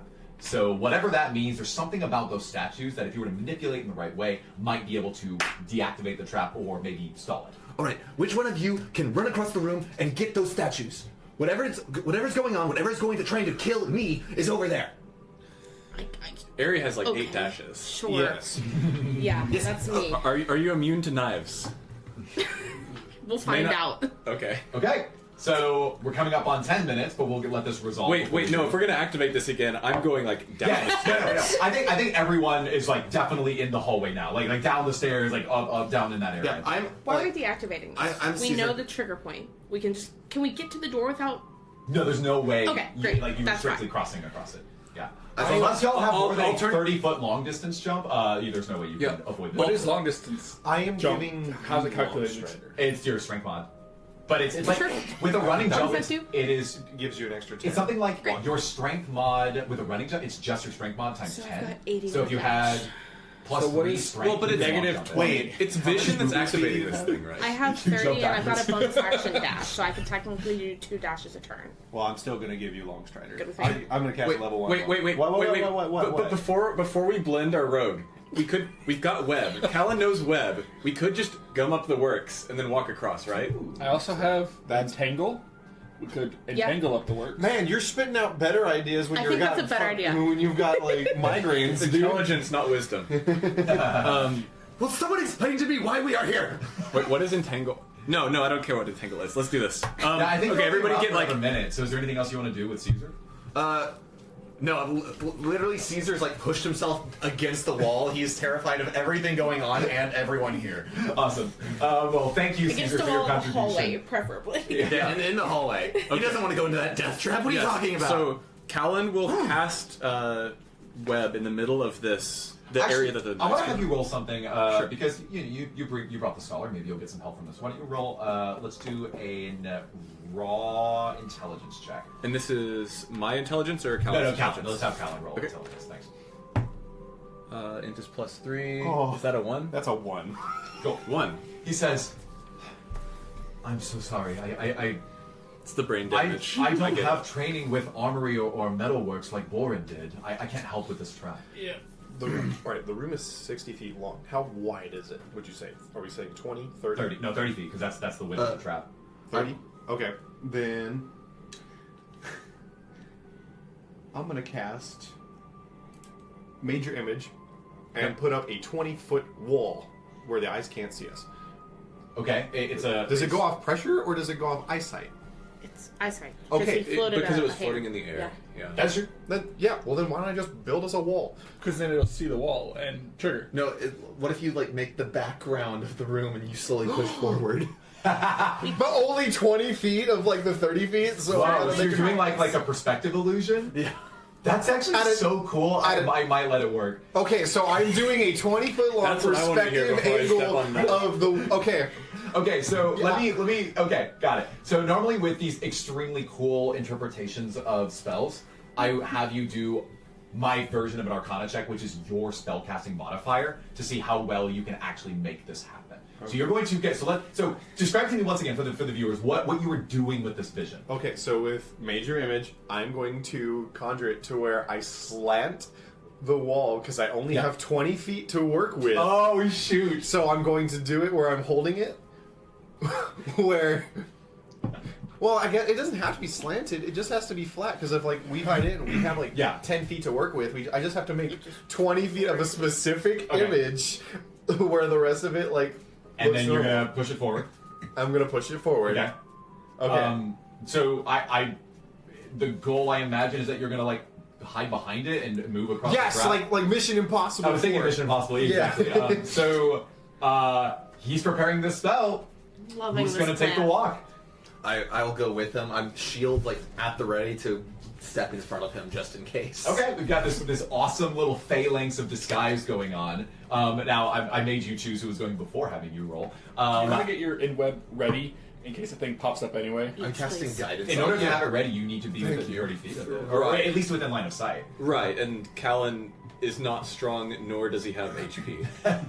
Okay. So this is Plan A. There's no Plan B currently prepared, right? I will get. I'm assuming Currently. everyone else is down the stairs. So I I have will get guidance like from him. in the like doorway, kind of like grabbed onto the wall, like braced for the pull. I'm gonna make you do the same thing as earlier. It's gonna be a strength save with advantage. Because I'll get entangle ready to cast, which is a 90-foot range. So, yep, I like it. Okay, so Plan B is on the ready. I'm assuming everyone else, you three, Calvin, Tom, and Ari are down the stairs.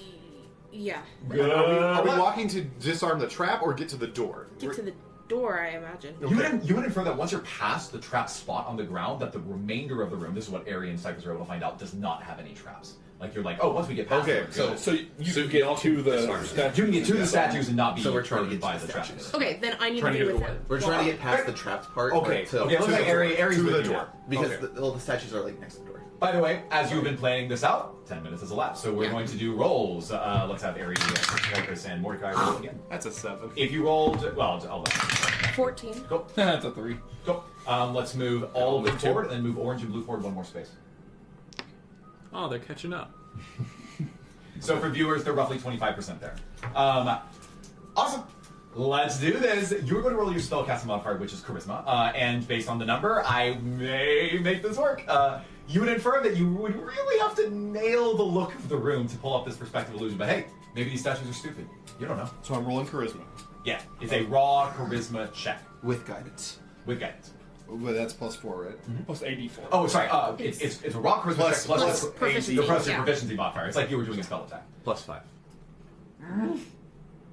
Yeah, so +5 total. is what it Okay, looks so like. I'm gonna roll. Plus, I'm gonna roll the charisma first. Oh, please wait. I'm gonna do this by dice. I trust that more than this app. As Mordecai surveys the back wall in order to try to create a perfect recreation. If I roll a nat one, it's gonna look like Yeah.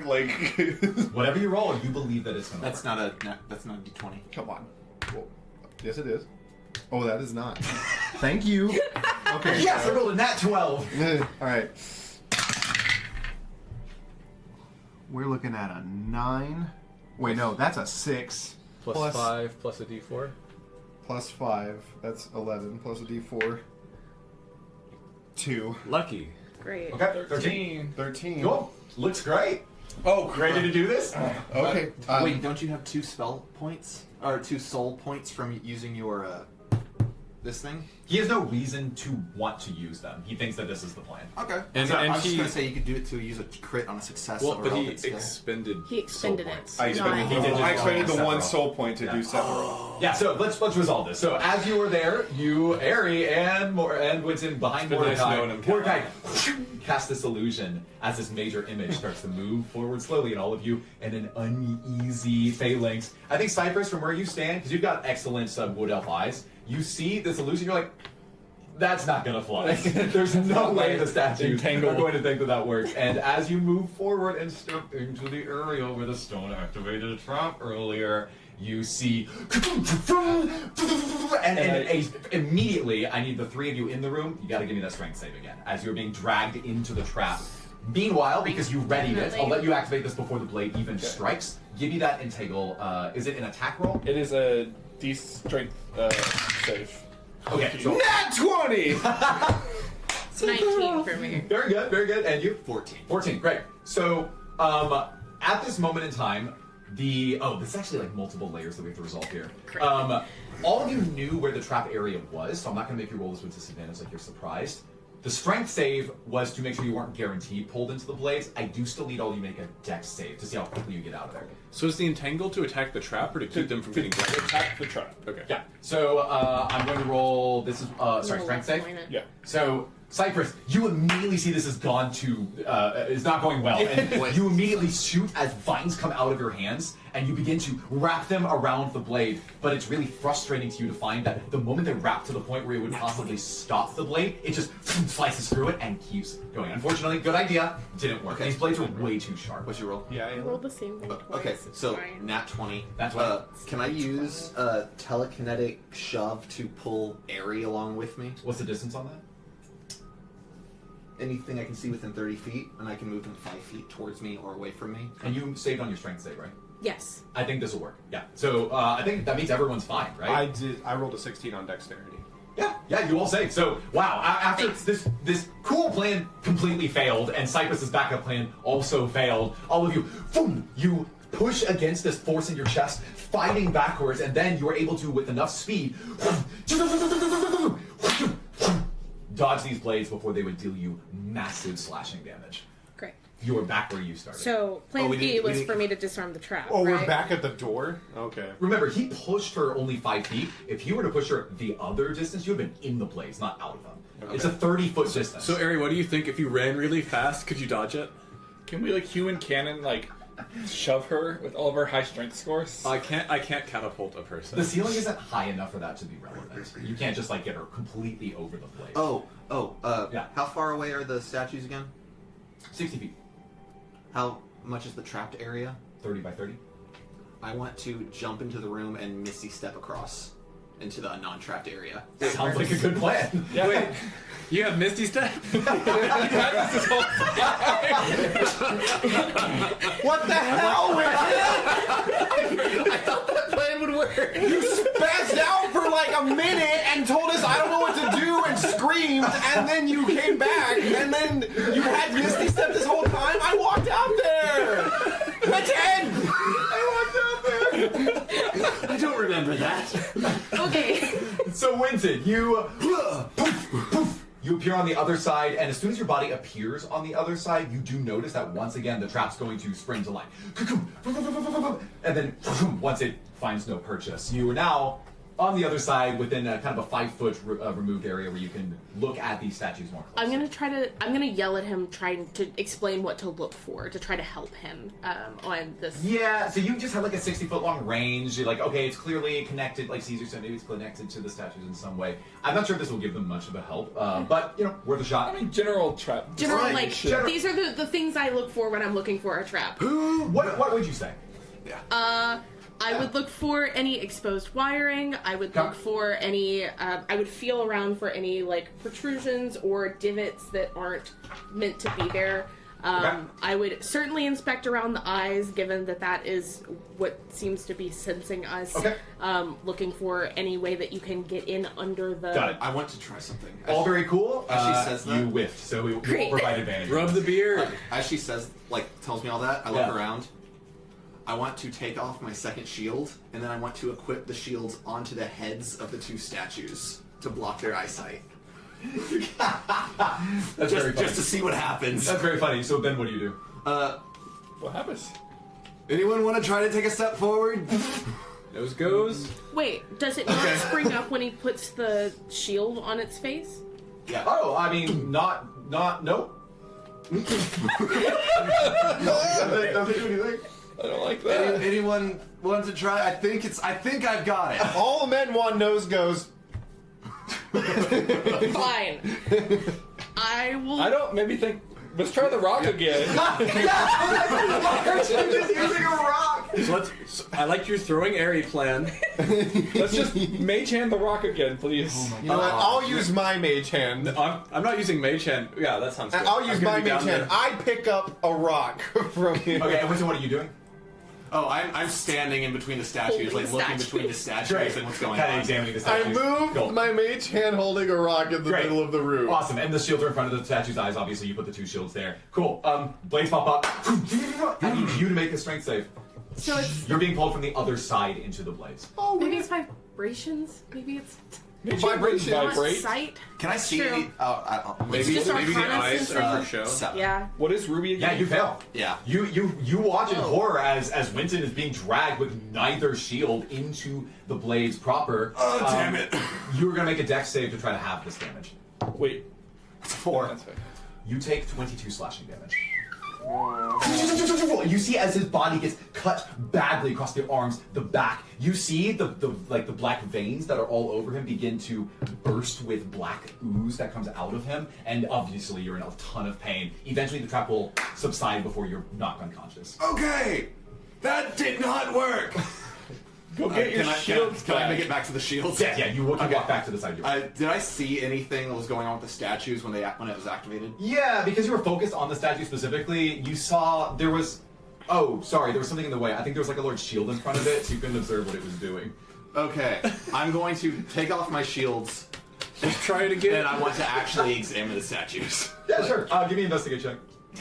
What if we break the rubies? I was about to say. Y'all no, are wait. 4 minutes into your next time unit. Yeah, if we break the statues, then we get more ghosts, right? Do we? That's not guaranteed. No. We didn't break the A nat statues 20. last Oh, time. not 20! Hello, hold on. Winton, after bringing Caesar to the ground to try to, maybe figure out if you could figure out this trap situation, something clicks inside of you. You're like, I remember the general of the siege engine warfare in the Ruby Empire. This is General Valeris. He was this master craftsman who came up with these wonderful constructions of absolute destruction. And you maybe found yourself interested in his line of work. You would maybe read up in the local magazines about the next thing that he was working on. Based on this, you realize that one of the things you're looking for, it was similar to what Ari was describing, but you're looking for any segments that might be able to be contrasted against one another with a twisting motion or with some sort of like resistant impression, sort of like what you did in the sarcophagus room.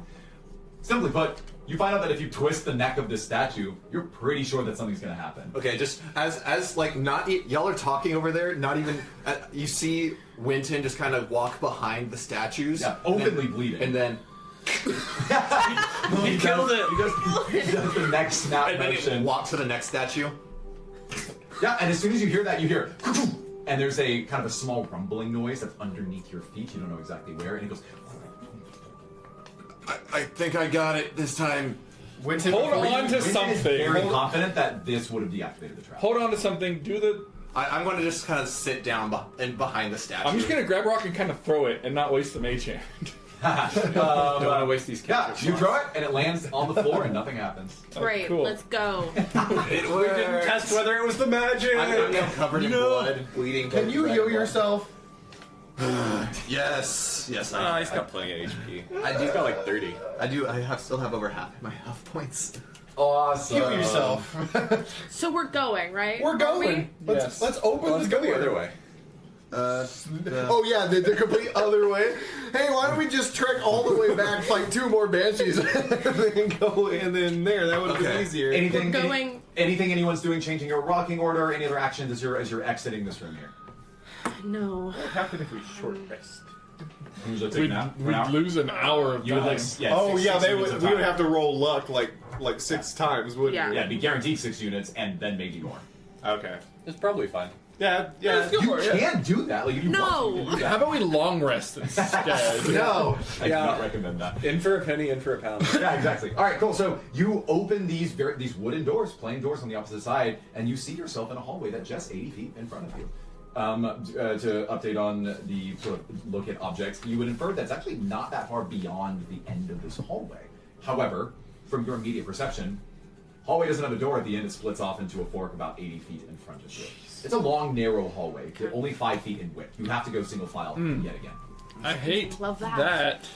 I think this time can we I should spread out a little bit. Can I perceive traps in this long, narrow death? Yeah, what are you tunnel? looking for? I guess I would be looking for like any like holes in the wall or anything like that where like a trap, like a blade could come out of give me fire perception, not or. investigation. I'm looking at the ground for tripwires or pressure Right, plates. you take your check. I'm gonna Perception guide or myself. investigation? Yours investigation. You're looking for yeah. I have one shield to my back and one shield to my arm. 19. Fair enough. Ari. That's dirty 20. Do I roll a perception since I'm in the back? Nope. Okay. Only the people in the front can even see anything. It's just Cool. too narrow. All right, You just can making figure sure. this stuff out. So Cypress, you look on the sides of this wall, and it looks like there are about 30 feet down, and for a duration of another 60 feet, it looks like the walls begin to get more jagged and edged, as though they were like a kind of a natural ornate spike design on the walls themselves. In addition to that, it looks like one of these panels of stone that was originally erected is completely broken. So there's like a pocket of a 10-foot length of one of the walls where there is no spikes whatsoever. At the end of the hallway with that roll, I'll say you see yet another jackal statue with red gemstones, rubies in its eyes. But the posture that it seems to be making is one in meditation. It's got its jackal-like arms crossed in front of its chest, and its eyes. They would look to be closed, but the glow from the ruby still pierces through. Went to go snap its neck. I can't use Misty Step. Can you mage hand it?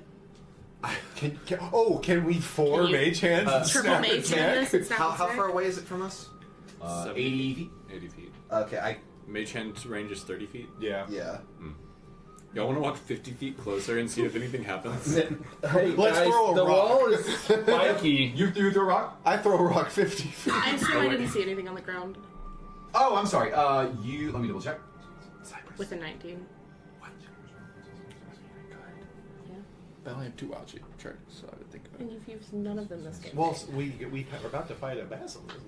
I think we don't need a wild ship right now. Yeah. Problem is, what wouldn't trigger it? That's true. A mouse. A flea, a cockroach. Might They don't still die. trigger it. So yeah, cockroaches. So you expect it to be a crushing trap, right? Possibly. Seems to We be. don't know. But then there's this panel that's not spiky. Yeah, there's one 10-foot length that seems to just like the spikes have broken off. Yeah, can I make an Arcana check, see if there's something coming off of the statue? Yeah, go. Yeah. And the short answer to you is there's nothing funky about the ground. It doesn't Figured. seem like the ground is Oh, on guidance. here. 20. With the magic on the statue. Yeah. Yeah, there is an ever-present magical energy coming from the statue, and it is emanating in your direction. Can I ask Callen what he thinks of this? Yeah. Why don't you roll? Let's do investigation for Callen here. What he thinks of like the Anubis statues in general as well. Callen has a 22. Callen says, "Well, just like the last room, the statue is probably observing what happened in this hallway. But I think what we learned is it's not just a physical trap. There's some magical energy coming from it. It's gonna be some sort of aura that will apply a negative status or condition to us as soon as we're in range." So we don't Any want to miss these guys. symbolic the difference major between illusion. this one meditating versus the others standing This would guard? be a better hallway to do it. 22 on investigate. Yeah. This is really more of a history thing. I don't know him. He says, "The depictions of this particular relic with its eyes closed had to do with the respect of those who took time more patiently than others. I would imagine that this is basically a manifestation of what it means to be reverent in the form of patience." Is this So do we think that means to wait or to walk is this slowly? Anubis Yeah, on that's its the question. like meditating, like sitting down, or is it on its knees? Or standing and just. Or standing? Oh, it's like cross-legged. I'm wondering if there's an interval that it will turn off if we wait. We don't know how long that'll be. Right.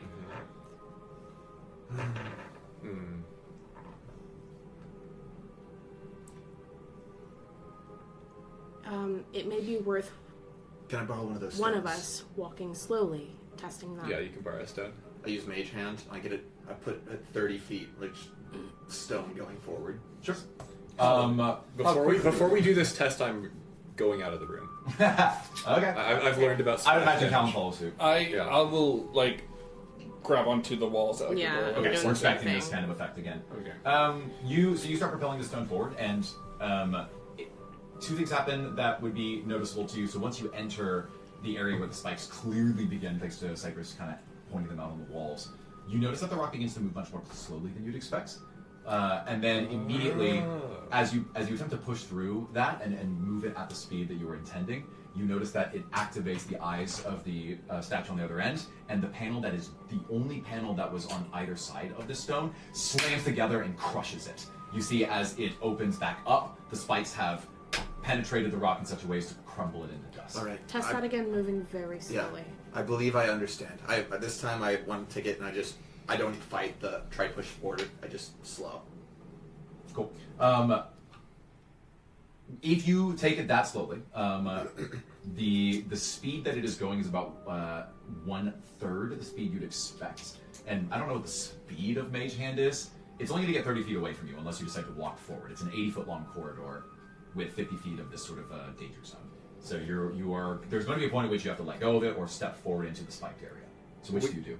We just want to see if it triggers again, right? Yeah. So you're going to take it. only got I'm just double checking. So the short answer is that works exactly as planned. Okay. As you slowly move the stone forward, everyone- it doesn't trigger anything immediately. slow, and I want to take the first step forward. Okay. And as soon as you enter it, there's a lethargy that sweeps over you. You lose the ability to take reactions or to use more than one action or bonus action on a turn cumulatively, and you are taking barely any steps. But assuming you're following with your plan and allowing it to overtake you, it's going to take you 5 minutes just to walk to the end of this hallway. There's a curse. It's not too bad. I think we have to. I think we Yeah. have We to. have Slow to it down. spend time. Okay. Is everyone going at once? No, I was going to let one person go and then. Oh, kill the statue. So everyone's going to wait 5 minutes while Winston gets to the other side of the hallway. That is 30. That's 30 minutes. Not if he kills the statue. Okay. He's able to kill Okay. the He's just gonna statue. solo it. Same as last Yeah, time. we can get Okay. He's able to 70 kill- feet in kill 10 it the same seconds. as last Okay. time. Okay. Okay. So I just slow. I don't increase my pace. I let everything go. Got it. So you walk roughly. I'm gonna say it's just a minute total for you to get just these 50 feet from one side to the other, going slowly, one step, like half step at a time. Are you doing anything while you are on the way? Anything you're doing? Did you hold your shield up? I think. Yeah. This Just cautious, like right there. Shield, like on my back, shield on my front. Absolutely. Yep. Give me. I'm gonna roll for you because I don't want to spoil anything. Cool. You make it to the other side. Okay. Mordecai was holding the camera that whole time, just like be like, in case This something is Winston's happens, final moments. I can show that of course Winston was a good man, and it's definitely not for like ratings. Can I can I analyze the statue to see if it's similar to the ones back in the previous room? It is in artistry. It is very similar. It's like the same lineup, same inspiration. I described the postures differences. Are you looking to like a This same mechanism. Yeah. You you reach for its neck and try to see if there's any give to it. You're pretty confident it doesn't work that way. Okay, I want to quickly, carefully analyze the statue completely again. Yeah. Just, Oh my goodness! I totally failed something. I do need you to go back into the corridor. I need you to roll a wisdom save. come on, give me this. God, I didn't go. 26. Cool. Good stuff. You see as the eyes light up, and there is this piercing presence that feels like it's whispering in the back of your mind. It agitates the souls inside of your necklace, and it is basically commanding you to leave it immediately. There's a tremble in your bones as you feel like you have to obey its commands. You right yourself and trudge forward through the slowing effect, making it to the other side. Okay. Cool. So There we're is. gonna There, have to do this. I'll skip some of your checks here. No, you kill the will not be able to turn off the trap with the statue. Oh, Okay. I see. Good luck. So this, just like I start calling back, like I want to be kind of behind the statue, just in case of anything. Like, is it like when it claps? Is it like the statue's perfectly fine out of trap range? Oh yeah, it's Okay. like 20. It's like Okay. it's like a T hallway. So yeah, exactly. So this There- hallway's clear. I just call down. There are two curses. One that slows and one that commands the mind. If you fail to resist the mind one, you will turn around and go back to the beginning. I cannot turn off this statue. Did it like command him to like run back to the beginning, or just to go back? What'd you roll? A 26. You were pretty confident. It was just telling you to leave. It was just. It's not telling you to go faster. It just tells you to leave. Okay, well, Who has the best wisdom save? Doesn't matter because we're all going to be making it, right? Yes, Right. but if it's a single file hallway, if the person in the back doesn't fail, then everyone can't leave. Just for funsies, before they start, can I put one of my shields in front of the ruby eyes again? Why not? Just Why not? the griffin one. So it's just a statue with a griffin shield on it. So the rest of you are preparing to walk down this hallway, and instead of the eyes, you're just going to see this big Ruby Empire Griffin icon. At the Great. end of it. Tom I'm gonna goes cast first. Blade Ward on myself before I go. Got it. Do we, Are we all walking? do we want to go all at once, or do we want to take the time to individually walk?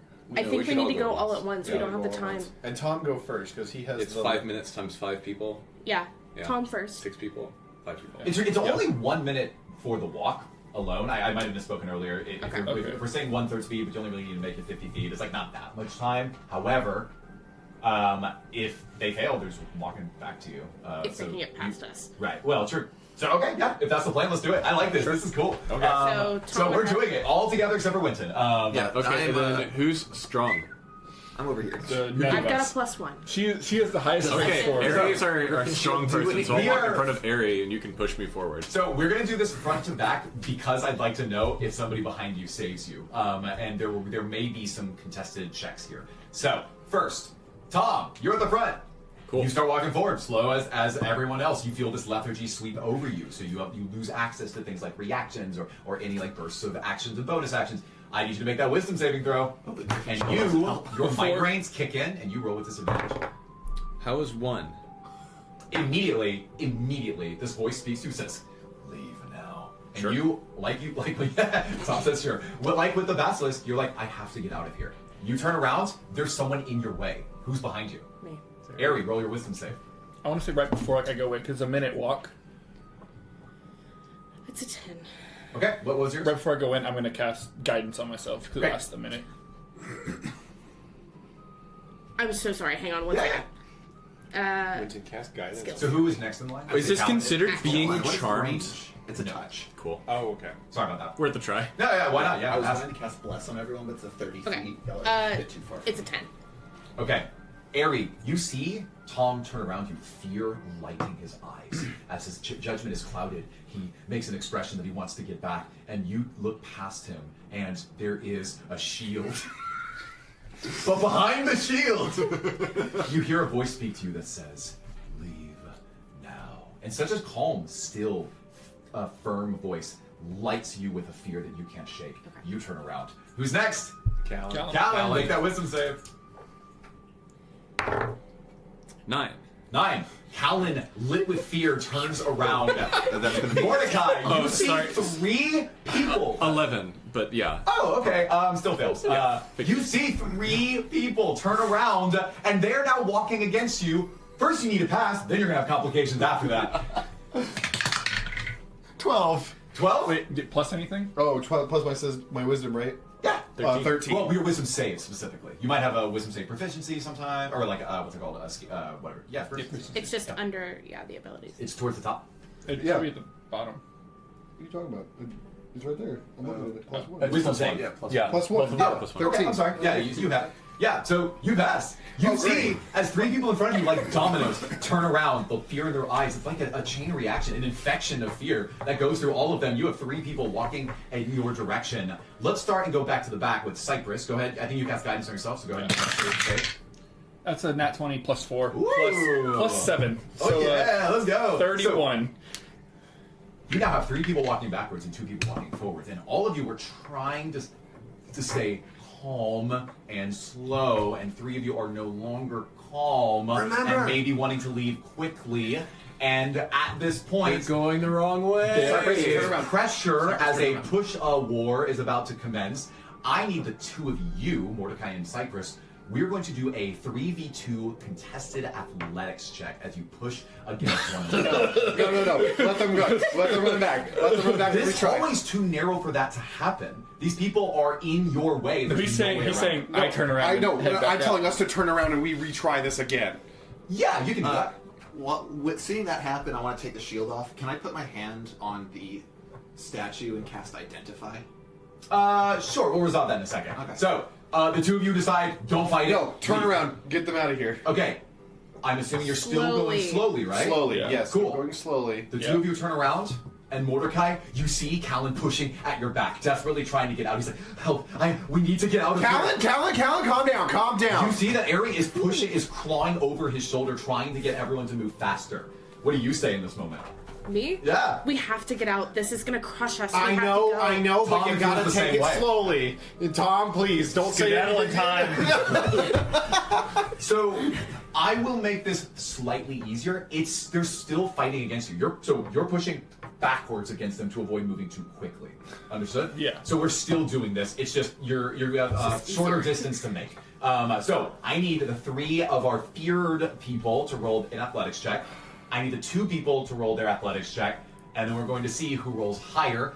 Cypress, you are extra resolved. I'm going to let you roll twiise. Okay. So it is kind of an even match here. 3 Cypress, can you hit me with some reverse guidance?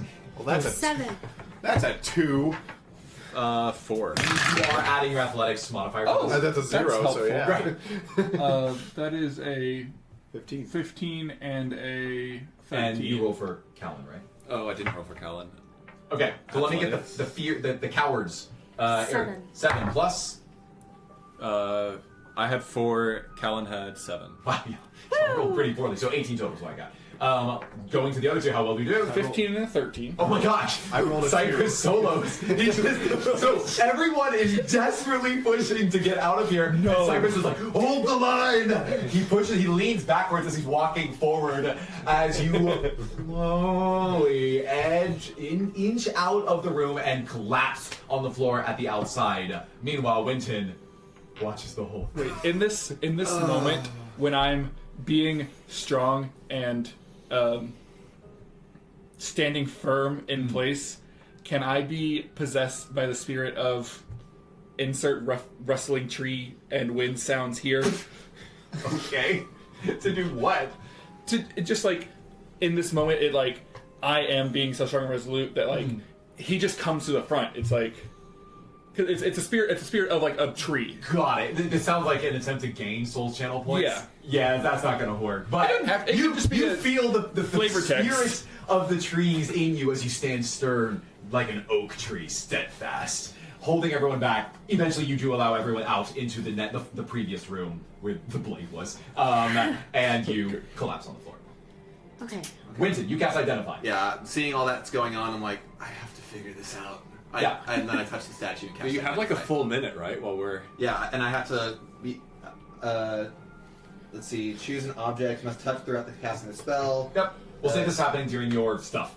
If it's a magic item or some other magic imbued object, you learn its properties and how to use them, whether it requires attunement to use, and how many charges it has, if any. You learn whether any spells are affecting the item and what they are. If the item was created by a spell, you learn which spell created it.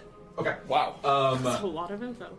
So you find out that this statue was constructed using a conjuration spell, imbued with the magic of the slow spell, that it has effectively an unlimited aura of charges that allows it to permanently stand as a trap in the facility, but is generating energy from something behind it. You do know with Identify that the statue is attuned to something that's actually halfway down the corridor to the right, about 15 feet. Okay. I'm going to see. To help everyone else plan their next move, I narrate that within the next minute, you all come to your senses, and I will actually I won't say that. Yeah, you got it. Will you say that the location of wherever this attuned thing is roughly where that flat wall was? Only he knows this, but when he says it to you, you'll infer that it is. Yeah. So the mechanism has something powering it behind me and something attuned to it halfway down the hall. So I can go check where the flat wall is. Yeah, I can go check back there for pop my head in there. so halfway and you down the can look hall. down there. Is that I'll go within check the the- fear range / within the spike range? So both. Yes. Okay. Yeah. I'll go But check it's a that. patch where there is not spikes because the spike It's that panel is- spot right there that's completely just flat. Less spiky. I'll go check it. Yeah. I want to pop my head in the other room real quick. I'll try to get to the flat area. It's a long hallway down to the left and to the right. Okay. What is the property of the slow? Did it? If I were to throw a rock down the hallway and it didn't get crushed because reasons, I guess it doesn't matter because it would get crushed. I'm trying to see if I can catapult something into there and it would still have the momentum to punch through a wall, but probably not because it's slow. Correct. Okay. It reduces the movement speed specifically. Okay.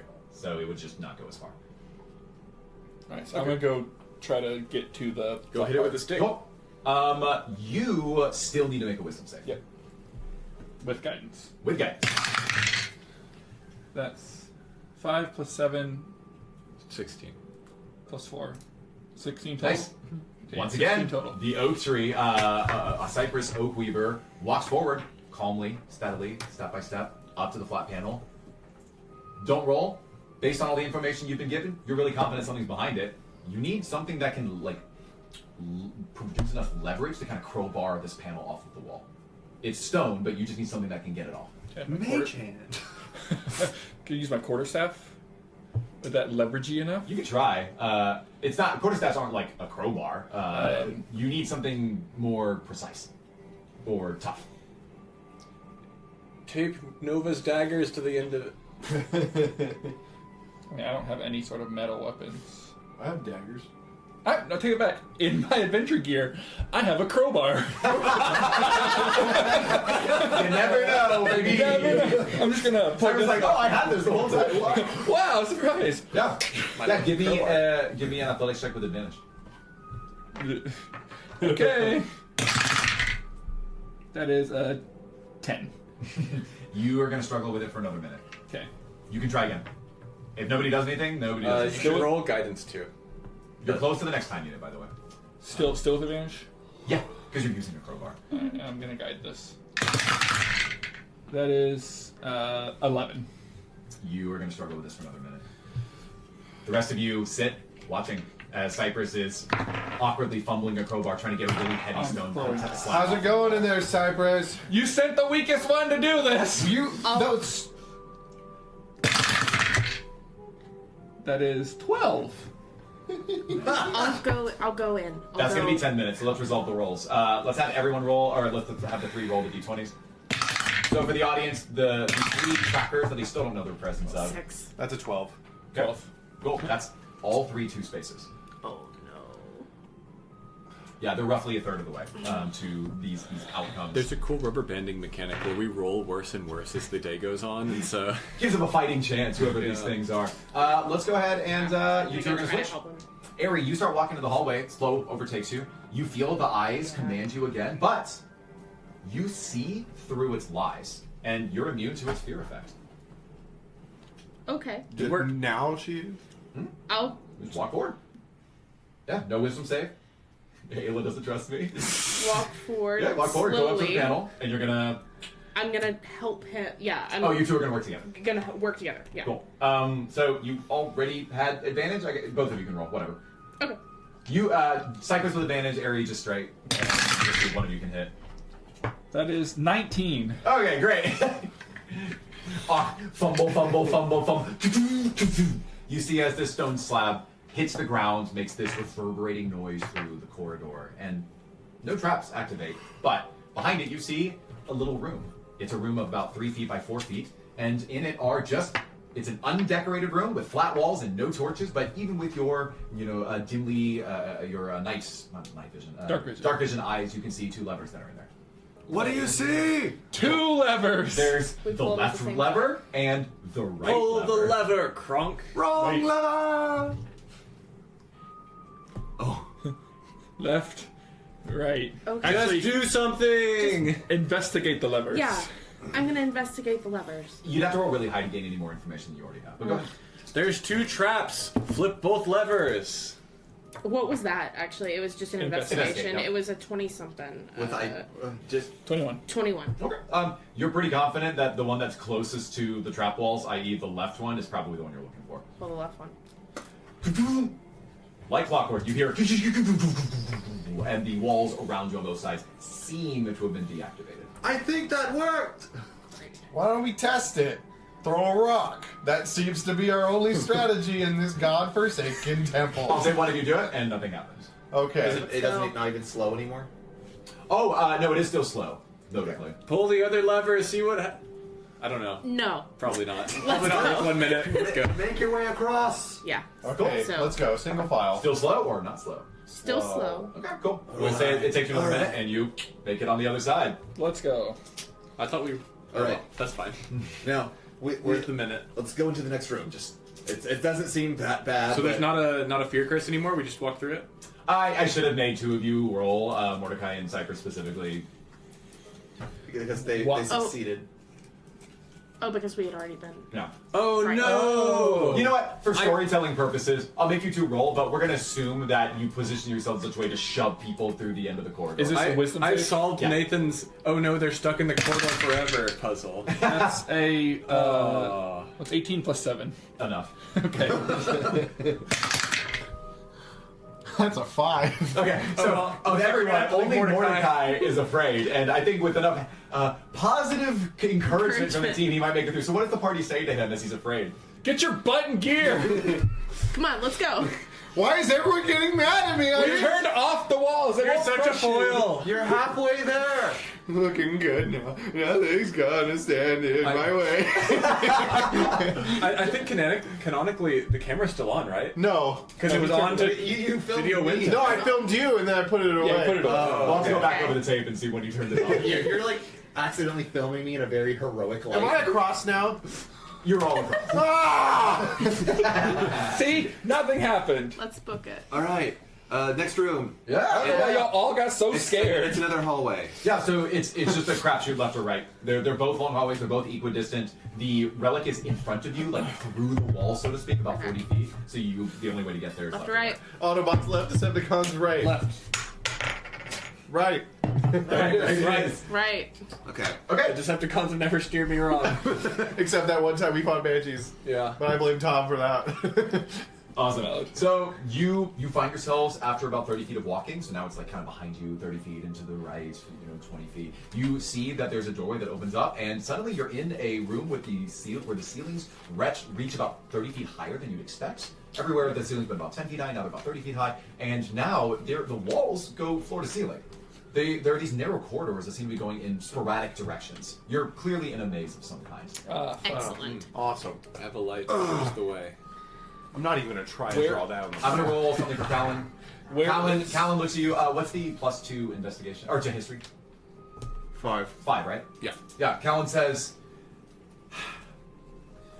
yeah, one of the practices when burying was to provide a space where the spirits of the undead, perhaps the ones that are a little unseemly or that have more to live for, they will be lost and will spend hours and hours in here, thus, in a metaphorical sense, protecting those who are beyond this room. You said all the walls go floor to ceiling? Yes. Where is the glaive in relation to us? Like I said earlier, it's back and through the wall. Like it was behind the jackal statue, but 30 feet through stone. Do we want to try the other direction or try the maze? Oh. Let's go It doesn't check. hurt to look and see what the other Yeah, direction let's is. go back and let's go left. Sounds good. Yeah. Yeah, you go back. You go left. So as soon as you open this, instead of really tall ceilings, it opens up into a wide room, and there's more light than in any other room. There's large torches that have these sconces that are attached to the walls. And as you are looking forward, you see a huge, gorgeous, gleaming, golden sphinx statue looming imperially over the room from its perch on a 3-foot-tall platform. The walls covered in writing. It's in a runic hieroglyphic language that you can only barely recognize, but it absolutely matches with what you observed on the first outside and the inner antechamber of this temple. And might as well give it to you, huh? I'll give it to you if I know, right? Someone queue up X and give it to you. Nathan, I'll give it to you. Oh, Oh. I've wait, what? What is that word? Wait, what? Wait, what? What? What are they selling? What? What'd they say? Chocolate. I remember when they first invented chocolate. I hated it. Great buffer in between those guys. This is making it into the cut. Editor, go ahead and pick that out for us. Yeah, sure, I'll do that. Yeah, thanks. Nathan is also confused by the map, just wondering why we didn't just walk into the basilisk room. No, the appendix is labeled in a strange way. I really am very interested. This is when Nathan says, "I don't understand why you just didn't go straight." We at walked off the edge first." of the map. I really am interested in the Truman Show Mordecai version. Yes. Yeah, I'm not. Oh, I see. But I'm aware that it's That's fine. happening. Yeah, we're not. I'll make it As up. a as a So we're getting Truman Show. You're getting, All right, yeah, wait. you're all getting Truman Show. So Well, I thought we knew that it was a camera. That's why we stole the camera. Yes, but we don't know it's being live stream played. to people. He's going to edit this Oh. video later and make a movie out of Yeah. it. So, Well, to be fair, he thought that too. So one thing that Fine with you do note is that in front of you there is He's both only the recently Sphinx. lying. You see these. 1 second. Yeah, you see these written on the 4 walls of the room are these statements that are in that same hieroglyphic language. In front of the Sphinx, in a flat raised pedestal, you see a grid of tiles that seem to be laid out in an ornate formation that looks a little something like this. On passive investigation, meaning you don't even have to roll, it's pretty obvious to you that this Sphinx is expecting you to place tiles into it in a specific order.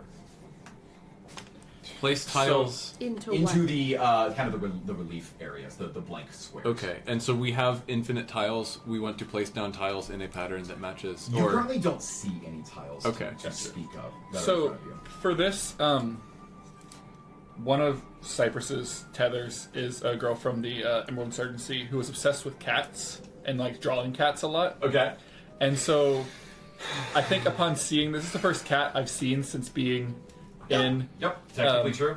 So I feel like she would come to the front, and she was also drawing cats. So I feel like Cypress or Runa is just gonna start like pull out a draw pad and just like sit down and start drawing this cat for like 5 minutes, just like not doing anything but drawing this cat. You what did she say when she finally appeared? Is that a cat? I've never seen one like that. Oh wow! I need to take this down. The statue twinkles, a look of pride in its eye. It's golden. So It's amazing. What's happening? I have no idea. Look at This those is whiskers. Hey, focus. Wow.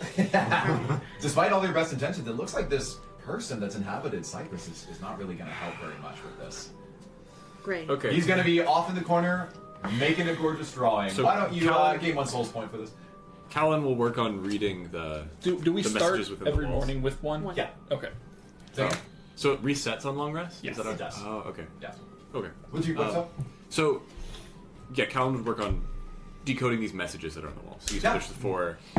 Go ahead and roll investigation and add his proficiency on top of that. Okay. I'm sorry, it's history and then Either way, it's +5. 10. 10 total. Yeah, 5 + 3 + 2. Calvin Or- looks at the runes and he says, "These clearly match the runes on the onset. I feel like I should be able to translate these. I think I might need some help. Can I channel? Winton, do you want to help me with this? I want to try to listen to the voice in my head again and try to. Are you channeling one using a point to do it? Yeah, I'll channel her.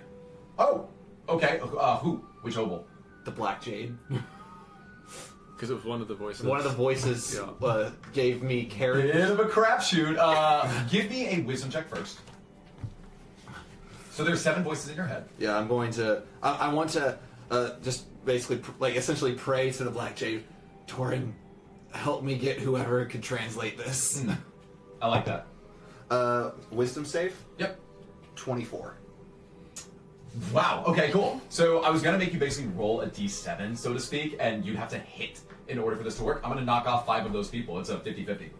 Okay. You're forced. It's like you're tuning a radio in your mind. You're like, I'm just trying to focus on one voice because she's trying to get your attention. She's like, I know the answer to this. So, Like, flip a coin or roll something. I mean, Wait, I have Roll a coin. D6 and it's a you're 50, good. you do whatever you want. Decepticons and Okay. Autobots. Declare first what is a success. Tell me that. Autobots, I win. Decepticons, I lose. Great. Which one is red ones are Autobots? Yes. Okay. As Winton focuses on this part of his soul. Yes! Yeah! Wow. You wow. got the first Autobot with this coin, by the way. I've been flipping nothing but Decepticons. Wow, very cool. Also, I made this very difficult for you, so don't spend a soul channel point. This is just kind of like an innate thing you have with this necklace. So you focus and bring this voice to your front, and for the first time, she can speak clearly to you. She says, Winton, can you hear me? Yes? Who is this? This is Lafri. I don't have much time before you lose me again. Listen to me closely here. I can translate this. You need to use the runes that you found on the outside of the temple. Do you remember the message, the poem that was written there, the one that you and Callen translated? Yes, I do.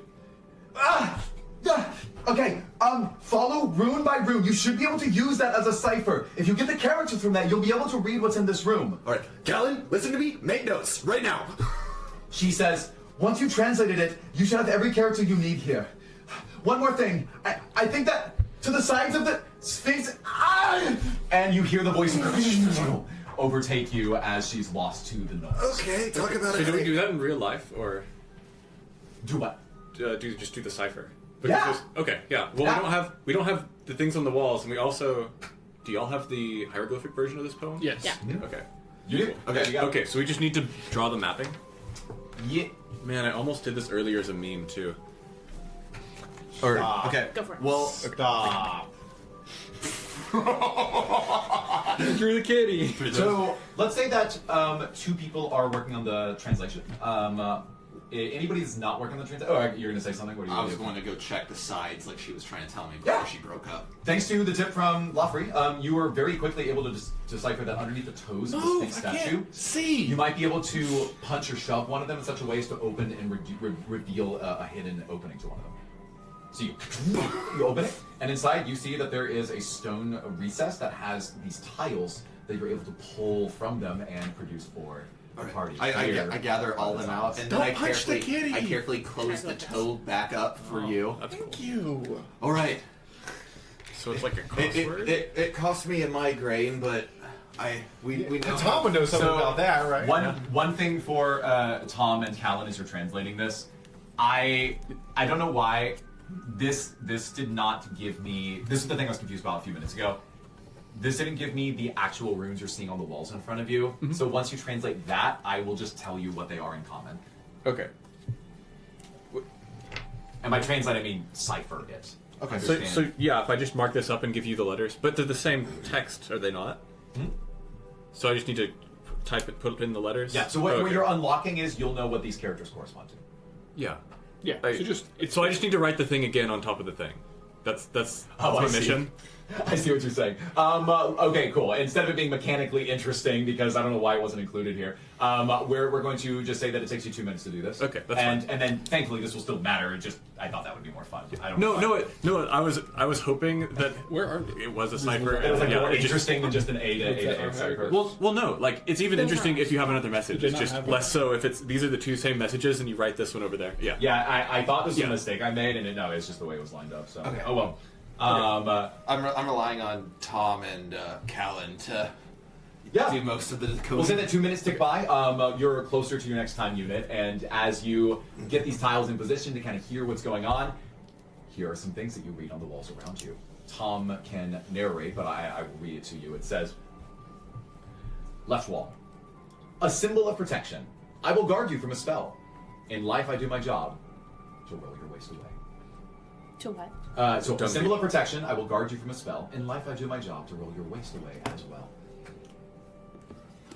Oh, it's a The second wall. crossword. The second wall says, akin to dogs, I often have a trickster's reputation. I guard my master's traps with spells to your great agitation. Jackal or Anubis. Yeah. That's Third right. one. We hide a precious liquid under skin that's hard and thick. Should you come knocking, we will stop your plunder with a prick. What? Say again, one more time. We hide a precious liquid under skin that's hard and Thanks. thick. Should you come knocking, we will stop your plunder with a prick. A cactus. Fourth one. I am a word that often describes a climate's lack of rain, where animals and plants both try and fail to live in vain. Dessert. desert or airy. And this is all going to be real time as you're figuring out these files. Okay, so Okay, so what that's are the an letters? A. That's cactus. So if that's cactus, that's an A. Okay. Yeah. So what do we need? Dung beetle, or what's the other beetle? word for dung beetle? Beetle. Scarab. Scarab. D-U-N-G. Neither fits, but let's get the other ones first. So 3 is cactus. So we need 2 C's. What does the C look like? C looks like And let me know anytime I can reread any of these. gets 2. Oh, So they right say there. contains. It's the And So Cypress is not allowed to help. It's not a cat. C-A-C. My cat is beautiful. T-U-S. It is a good drawing. Candy cane is the T. The legs are leaves No, wait, no. T is this. Or no, that's candy cane. Okay, Sorry. I got cane and candy cane. It's so in my head. shiny. Yeah, my bad. Cypress, keep it to yourself. U.S. Look what it got so far. Succeed. I don't It's care, the Cypress. Duck. Yeah, I'll put this on the table. It's this guy. So this one. Okay, that one. And then S. Or so will be. It's it's the actual cane, the loop, Yeah. the hook. Pause. Got it? That is 10 minutes. So go ahead and roll the 3 dice for your neighbors here. I'm so tempted to cheat. We're solving a puzzle. 14. No cheating allowed. Yeah. 14. 17. Cool. We're going to move everyone 1 and the blue one, orange one more space. Great. All right. Keep going. Okay. 2 is jackal. J-A-C-K-A-L. Yeah. Okay, there's So an here's A. the A. What's the J look like? I have no idea. Strong library. Okay, we can use process of elimination. Yeah. Yeah. There's no J in this. Yeah, not that I see. So the C is We have to this find an outlier. right here. Sees that. Yeah. Jack. Is K. there a K? Yes, we have a K. Or we have, It no, would it's be a knowledge. J-A-C-K. Right, but we don't. We have the C. Thank you. Contains fast knowledge. K is this guy. The boat. Oh, I thought there were 2 C. For some reason, I thought 2 C's. And then A again, so the bird again. We don't have another. Oh, we do have another. Yeah, bird. A. Or no. J-A-C-K-A-L. We got 2 spoons. We're missing a letter. Jackal. Uh, Unless I've misspelled. Or no, do they? Oh no, yeah. Sorry. J-A-C-K-A-L? S. yeah, Jackals. that means we need to look for more tiles because we only have 5 left, right? And we need Right. like 7. Correct. So the Okay. other side of the Sphinx, probably. Are Yeah. there more So tiles? I'll work on these. I Go definitely intend to investigate. give you all of them. Oh. So let me see if I was Okay. writing this Okay. else. Let's keep them. 4th word is dessert. Over here. So we need a D. D. What does the D look like? That's weird, right? So Yes. we're on Jackal, and you'd have D be the... D is a fish. Right, Or- but that's too... Or the hand. Let me see what you got. Not enough letters Yeah. for the space. Right, so then it was Wait, Arid. D-E-S-E. Arid. Arid. Okay. We don't have That's- another A. Okay, A-R... A-R-I. E-S-T-R. Wait, you have the right number of tiles. Wait, how many? R-I... One, two. Wait, 1, 2. Does anybody remember what a D is? I have a D right here. You're like one Okay, short. D is at the end. 1, 2, 3... Let's keep going. You're getting there. We have 4 tiles left, and we We're are, one missing- short. We're short in A, I think it is. Double check that they're not like stuck together, but like realistically, if you feel like you know it, then you probably got it. Yeah, so we've That's- got... Since we don't What do we have? cross 2 C's, Whatever that is. don't know. So that means this is wrong. If this is Arid, this is not Jackal. Oh, this no, is it an is, I. it is Jackal because it's AL. This is an I. This is an I. So This is not cactus. 2 is Jackal. Oh, I see. Oh, I see. I see what you're saying. Yeah, this is not cactus. Okay. is it That's fine. cacti? You look back at the wall, No, the that's- third wall, and it Right, reads, because- we hide a precious liquid under skin that's hard and thick. Should you come knocking, we will stop your plunder with a prick. A prick. We plural cacti. Cacti? Yeah, then that would be the A. That would explain why we have too many letters. So we okay. have- So C A C T T I. I. Okay. Okay. So Arid. we've got these letters over what remains. A. We don't know what the word is. So yeah, where did our A go? Did we not get one? We don't Does have that mean we another have A. something else wrong? Okay. Let's try to figure out this other word. So, the first wall sounds like dung beetle, but we are missing. Read the clue again, sorry. For one? Yeah, for left One says, a symbol of protection, I will guard you from a spell. In life, I do my job to roll your waste away as well. So it wouldn't be an Ankh. So we're not starting on the first here? We aren't starting on the first on any of them. Well then, so then everything here should move down if. Right, because this is an A. Yeah. So everything So- should do that. Yeah. That's Hold on. an A. Wait. What's S? S So- is the. sorry, Because what- this is sorry. a J. Okay, I see. So that's an A? This is an A, this should be a J, but we don't have This the is letter. scarab. Oh, okay. Scarab. beetle. Yeah. So what is an S? S is the cane. Oh, right here. Right there. Okay. CAR is the diamond. Ah, this one. Here. Okay. Okay. And is this a B? Like Uh, the foot? Yes, it is. Tomb B. Which means this is a J. Okay. We got it? That's it. Yeah. That was painful. I noticed the A being in the wrong spot so long ago. You were too busy drawing a cat. Yeah. See, I noticed that it was this part was wrong, and I was like, oh. But I didn't think you just to need to check slide it. As you lay these Slide tiles into down. place, you look up at the Sphinx trying to see, is there something more to this? Did we get it right? And Yep. Yep. Yep. Yep. congratulations! As you see the eyes of the Sphinx light, you notice that there's a metallic cat drawing and sucks. stony grinding sound, and this elevated platform in front of you, a 3-foot high platform on which all these tiles rested, they lower into place, and then, like a flat version of a chalkboard rotating, you see as it completely horizontally flips over itself, revealing an entirely new puzzle that the Sphinx dares you to complete. Let's go. As it is in front of you, you notice that there is a grid. The grid has these hexagonal inserts in it that look like this. There are lines that connect certain hexagons to one another only in orthogonal directions and with seemingly a random pattern associated with it. At this point, I should mention something that was found earlier, but that wasn't relevant to your previous puzzle, so I saved you the hassle. In the right one of the Sphinx's hands, you found these square tiles. You were able to use them for the puzzle in front of you. In the left hand of this particular Sphinx, you found 4 hexagonal tiles that look like these. On the fronts, in the same runes that you already translated, you'll see the words for... Go ahead and read them out loud. Lion, Centaur, Dragon, Pegasus.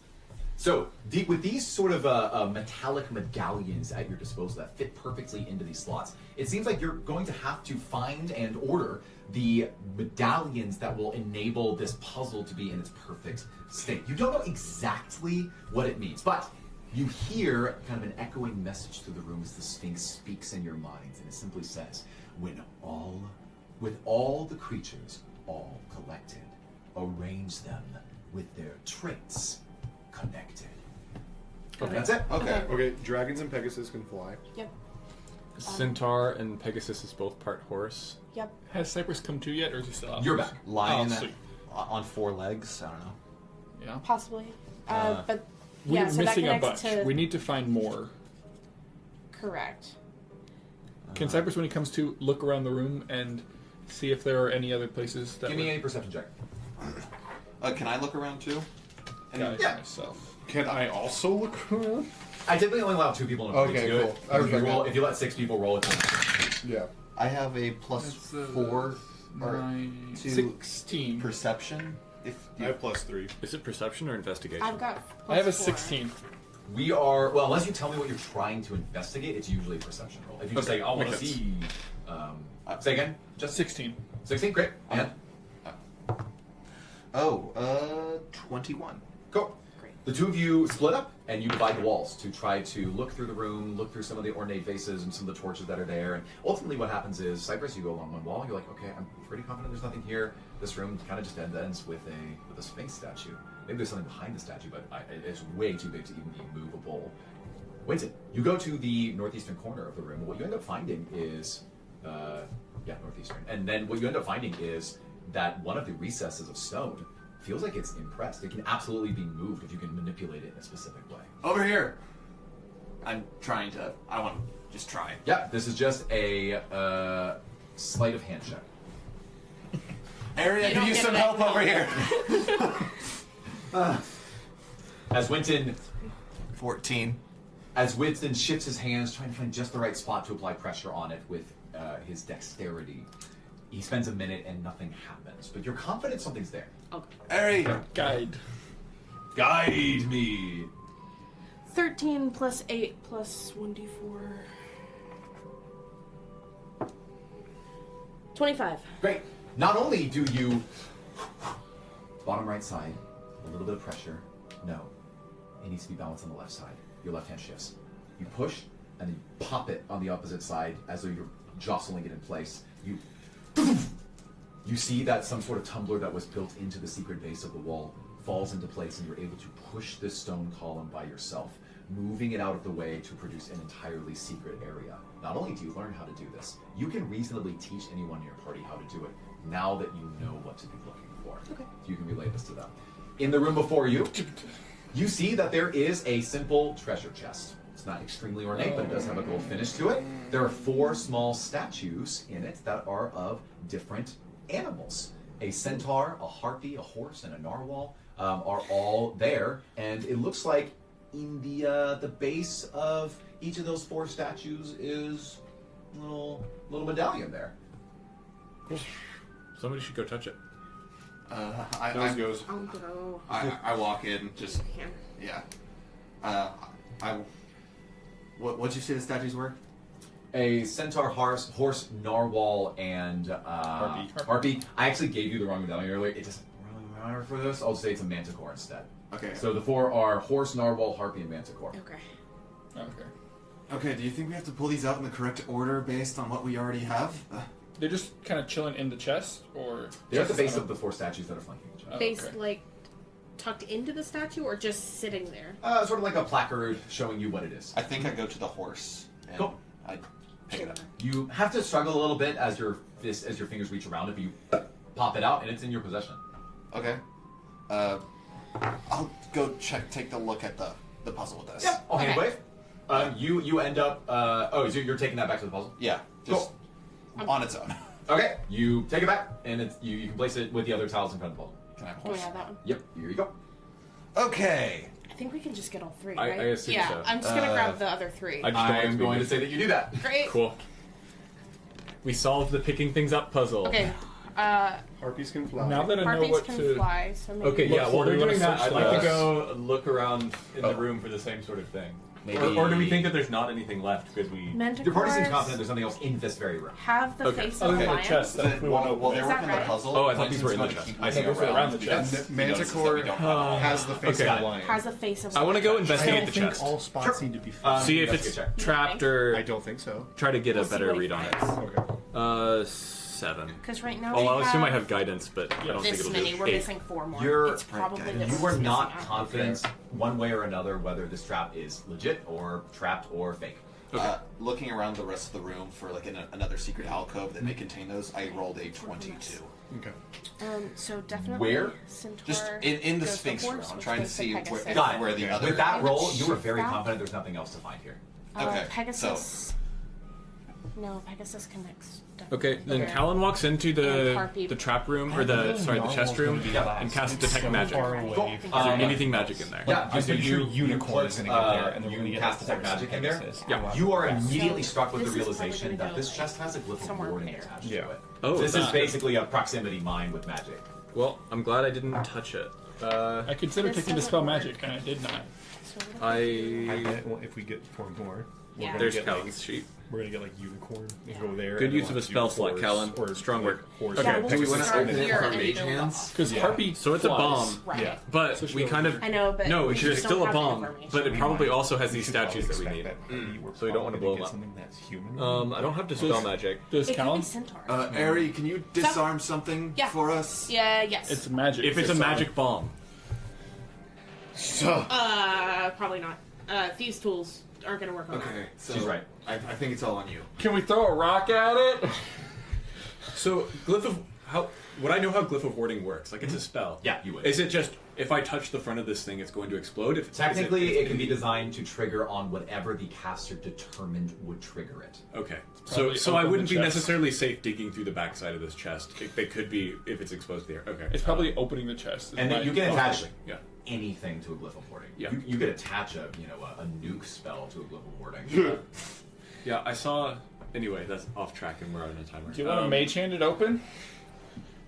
Yeah, we can stand in the other room and. Best bet so far. I'll stand back 30 in feet away? the blade room, I guess, or whatever it was. The blade room's far away. Okay, Just back in over the corridor room. I don't even want to be in the same room as the Sphinx. Fine enough. Yeah. Yeah, fair enough. We've got plenty of people who know mage hands. I don't have to be the You're person not to the do Who's it. one? doing it? Alright. Pretty small room. I will try to open it. Anyone want to help me or? I'll do it. We'll do mage hands okay. together. Okay. Okay. Mate, we cast mage hand. Joint mage hand. Shield in front of both of us That's as we're all. like. I'm back. You are certain that this, We're Hurt Locker right now. yeah, you are. You absolutely are. You are certain that this thing is locked shut and would require either a key or some sort of lockpicking technique to open it. How good are you at lockpicking with mage hand? Can I search the Sphinx room for a key once I say this? You, Winton already realized to already you that searched you're, everything that you're here. positive there's nothing else. There's in the room nothing that's else in the worth it. room. There's no secret enclaves or removes areas or anything like that. Can I Just look deal at the with the walls in consequences. the I will. room I'll for, take like, a care of you further if something happens. wall? I got you. That's I'll save you the comforting. roll. You don't Thanks. find anything. Sure, Is they that our can't do best it. option? Yes. It's the best we've got so far. Our Great. alternative is go back to the maze and look for a key. I'm casting Blade Ward on myself, Okay. and then be prepared to res me when I I'm got trying you. to lockpick this. And I will cast Cure Wounds if something else happens. So that you I'm can see it. doing sleight of hand. Okay. Is anyone else readying I anything don't need for guidance. as Ari very nervously steps forward? I want to point out that Mordecai's plan earlier with the trap didn't work at all, and Ari almost like got smashed because of it. So we're hoping that this plan works better than the So I last think one. I'll mold earth to kind of like build a panel in hide front of the behind. thing. Ooh. Yeah, Like a little, a little bit of cover. It's blast shield sort Yeah. of thing. Yeah. All right. I like Oh, if that. only I had build hut or like Yeah. tiny hut. Yeah. I'm gonna lock it. This is your lockpicking check, basically. Yeah, my second use of luck. Okay. What's your AC? 16. Also, somebody should give her That guidance. doesn't help. I have guidance. I have Bark Spin, which would give you AC 16. Bardic Inspiration. Ooh. Thanks. There it I'll is. let it stack in this case. Yeah, That's a nat 20. that is. So I'm gonna save the Bardic. Thank you. You'll probably need Okay, it for what we're with your doing. nat 20, your dexterous fingers find purchase and you're able to slightly basically jiggle the chamber that allows you to remove this lock from the front of the chest. With the nat 20, I'll reveal to you. You hear a noise behind the mechanism. You are now certain that this will trigger the moment the lid is opened specifically. Cool. Huh. I've unlocked it. I've done my job. How's it going? Get out of the room. How's it going? I want to leave out of the room. Mage It's hands again. unlocked. Let's do It's this. gonna Mage hands glow the again. second that you open Okay, this. we mage hands. Before you mage hand it. No, actually, I give you my Pause. second shield. The other option, we don't have to open the lid. We could destroy the base of the chest, possibly. Punch What's a hole it in the made chest out made of? out of? Because if it It's blows like up, stone and gold. Never mind. Oh, if it's made out of stone, we can mold. we can open If the we- bottom. If we blow it up, Mold earth. we could destroy whatever's on the inside. Okay. So we should mold the earth. Okay, I guess Yeah. let's go with Ares' plan. That's the you, mage dog. hands Yeah. will have to Okay. Oh. Okay. Save. Go get the bucket for all the pieces of me. Callen's So I- get back. How much Alright, HP you're rocking right now? 7. Great. I think it's 7. 8. Maybe less. 8. 8. All right. 8. Yeah. I'll mold. Tell me very precisely what you're doing. So what I'm going to do is I'm going to step behind the chest. Got it. I'm going to reach from the bottom corner Okay. and reach up into it with mold earth and just Got it. slowly go away. Okay. And see if I can. And you're kinda- just completely trusting Ares' intuition that only the lid matters. Only Yeah. the lifting of the lid matters. She said the lifting of the lid is the only thing that matters. She's. Don't look at me. I don't know. I don't know anything about spells. She's the I rogue. give you guidance for whatever you may need to do. I already gave Arian Bardic inspiration. Okay, yeah, I have to do another one and later. so I'm slowly kind of piecing it so that I can try to see inside and if there's anything there. Okay. Slowly, like without You shifting the cast lid. the spell. The rest of you hear the murmur of magic from Tom's hands as he begins to mold earth, pushing through, just like he did with the fake sarcophagus, which was definitely a great plan last time you did that. Wait, and as I'm doing this, and it's very, very quiet, and I'm kind of like partially obscured from view, I pause for a second, and I cast Prestidigitation, just make this huge boom! He's dead! No! Boom! Yeah, what do you all say? So, I need to go in there and revive him. Winter, go! Save it! I'm going! You hear the footsteps of Winter running I towards you. barge in. Okay, wait, no, that was a joke. Okay. Wait, is this a Ben joke or No, or that's a Tom joke. Oh, okay, Tom joke. I walk back out, just kind of. What happened? Get back behind cover. He cast Prestidigitation. That's what it's for, I think. I cast Moonbeam. Alright. Okay. Well, back to the plan, exactly as before. Exactly. Your hands sift through the base of it, and at some point, based on your perception, roll perception. Based on your perception. Roll it.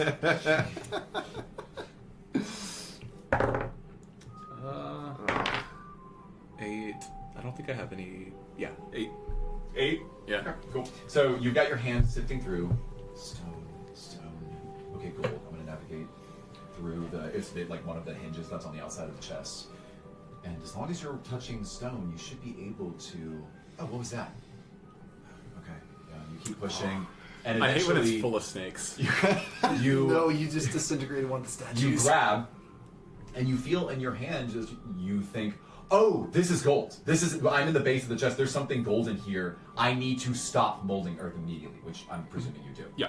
You now have in your hand looks like a fistful of medallions that must have been at the base of this chest. So these were statues, not medallions, right? No, Or these he were plucked medallions? off a medallion from the base of the chest. Okay, I So see. I see. gold Okay. medallion? Great. Oh, cool. I mean, you're only feeling it now, but spoiler, it's gonna be gold. So Yeah. you found a fistful. Do you do anything else, or do you just pull it straight out? Just slowly, not to jostle anything. Yeah. Yeah. Cool. Cool. 1, Awesome. 1. We did it. 2, Oh.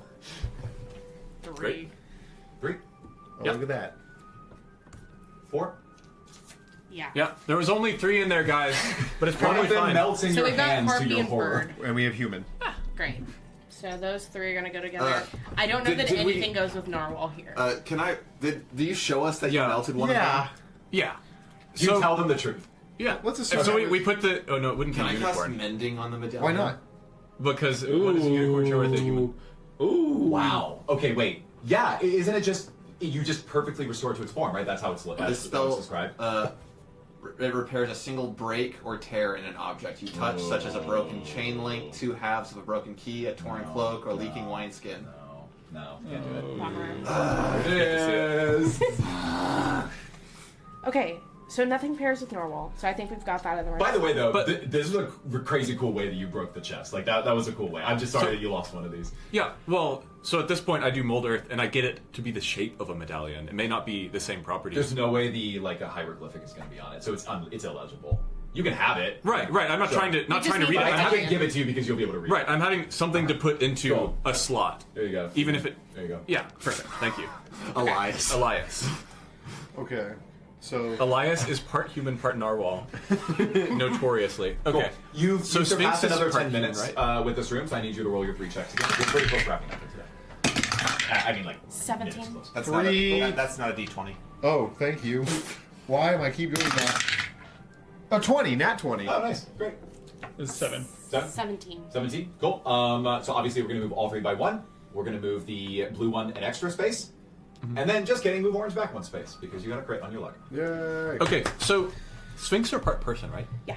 Yeah. So we have need Sphinx, to which. be Oh, it's the person part of this that. here. Sphinx is part lion as well, though. Oh, so then that needs Okay. to go over here. Right. Yeah. So it may be that human is more central. Human. Well, but Because of centaur course it too. also has to be. Centaur too. Yeah. Human so would have to that go works. here. Manticore's part lion, so that would go there and that. And Manticore is also part. Does that work? Is Manticore part human? Here, if human goes here, Part horse, right? human goes here, then I don't think Yeah, a because- Manticore's part human. No, is it? Manticore is not part human. Sphinx is part Sphinx is part human. human. Yeah, because we need. I don't This know. would be because a this would be a unicorn. So we've Does got that work? dragon. Pegasus doesn't go with here. If Why? It would go with it would be horse. We'll go with Yeah. horse. so, Okay. Wait, well, no. But it also But needs it to doesn't fly. work But it's for also part narwhal. bird. but if we switch this around, 2 minutes have passed since your last check. Fair. Narwhal is not Bird. related to a dragon or bird. A bird is related to harpy. Pegasus is related to bird in that it has wings, and it's related to horse in that it has a horse. So bird and horse need to be closer. How's a narwhal to a dragon? Okay, I'm thinking. What if It's we? not. Okay. What if we? I wonder if this puzzle becomes really hard with one piece missing. I have no idea. I'm trying to I think. trust your intelligence. There's.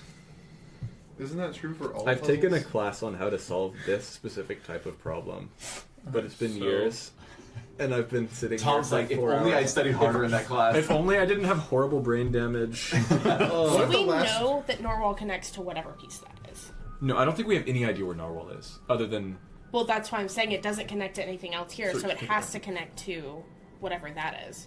It's got to be in one of those the two problem spots. is if we say that that's unicorn, like Then it would need to be narwhal. it would be, yeah. But horse needs to connect to Pegasus. Needs to connect to Centaur. That's it, right? yeah, but we don't know. Remove that here. We shouldn't assume that this is unicorn. Oh, we should. But so Um, horse needs to connect to Horse is not Pegasus connected to and Centaur. Harpy. It's not connected to Harpy. So let's see. Let's try to figure out which one has the most connections. So Human. human and Human. horse have the most connections. Or human, bird. Human. Because bird has Harpy, Pegasus. The enter isn't Oh. has wings because like everything has wings, right? So if we Not put, everything, no. if we put horse over here, it can connect to 3 things. So human connects to what? Human Connects connects to to Harpy. Centaur for sure. Harpy for Harpy. sure. Harpy. And Sphinx. Possibly And Sphinx. Manticore. What is sure. a manticore? I know it's part lion. I think it's part scorpion and goat, but I'm not. Would I don't we, think it's part- Would we know? I think it's part what a manticore dragon. is. Oh, Or yeah. would Roll- would roll Kelsey- your what manticore. I is it? think so. I think it has Wait, wings. wait. definitely. Yeah, you would know that. I'll pause you for 10 seconds and let somebody roll history. Who wants to be most impressive with their understanding of these mythical creatures? Not me. I've got like +5 history. I have Plus +4. 7. Okay. Or wait, let the plus The 7. deep lore. Trivia off. Nat Nat 20. 20. Tell me what a manticore is. Tell me how they're connected. I will not do that. Ari, you have such a clear picture in your mind. These were books that you had in your family's keep back when you were a child, and a manticore clearly has the body of a person. It has the features of a lion, including the arms, the upper limbs, and it has wings, Yeah. scaly wings. Okay. Oh, so like a dragon's wings. Yeah. So then this goes. Okay, that makes sense. So we have Harpy, Sphinx. Okay, and then, No. no. Lion. So we have lion connected to manticore, right? Yes, lion connects to manticore, human and dragon all connect to manticore. Wait, you said lion, human, And and dragon. dragon connect to manticore. So manticore has to be connected to 3. To 3 So things. Lion would go here. so then it. So manticore either goes here or here. But human needs to connect to 4, so human has to go here. So Human has to go there. Okay. the Sphinx would No, go but here. hold on. Sphinx will go here. Yes, because we moved that. Yeah, that's correct. That would be Centaur, unicorn. Manticore, Okay. lions, Okay, sphinx, okay. So this is centaur, right. bird, Pegasus, horse, centaur. What about unicorn, dragon? narwhal. It Dragon connects to Connects Manticore. to Manticore. Yes, This is I right. feel good locking that in You and see, you feel see good an enough to be option standing in the to other. press downward on this section, kind of submitting your answer. Deal or no deal? Okay, I go to the other room first. Yeah, let's do it. Click. Deal. Everyone Like, pushes down, and you see the hexagonal medallions spin in place. They rotate, flatten. As the entire tablet removes itself from view, you absolutely succeed with flying colors, not knowing definitively, but able to infer perfectly that that was a unicorn. So well done. As this entire thing removes itself from the room, you see the Sphinx's eyes grow bright. And at its base, in between its two paws, you see a blue portal of mist emerge. Its ovular shape beckoning you forward with whispers of something beyond. You can't concretely see beyond it to know what's there, but you do feel a powerful urge of magic. Your locate object, remember when you thought it was roughly 40 feet in that direction? It is both 40 feet in that direction and directly in front of you in this portal. Oh, you gotta be kidding. It's the boss portal. The boss portal. Yay. So, what do you all do?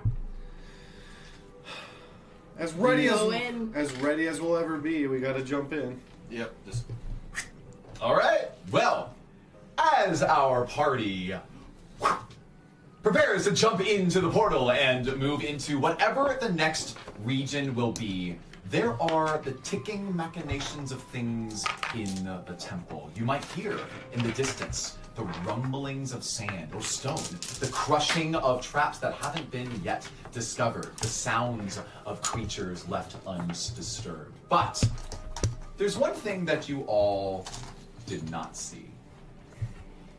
Beyond the hallway, in a different part of the temple, you hear and yet another secret tablet of stone back in the fake sarcophagus room is moved out of place.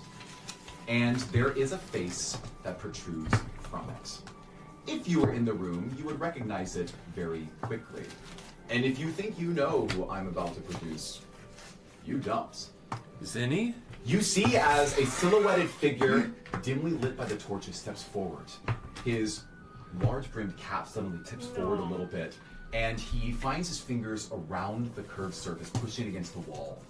And Sable Voss enters into fake sarcophagus. No! Looking before him at this empty gap where Tom's hand pressed through the fake sarcophagus, you would hear under his breath, "What are those people trying to do back there? They're going to get me discovered. It's no matter." He brushes a cape across his shoulders, saying, "If I'm fast enough, then I can have this all to myself." And of course, that is where we are going to end our session. What will happen as our heroes finally make it into what might be the final room of this tomb of Yamket?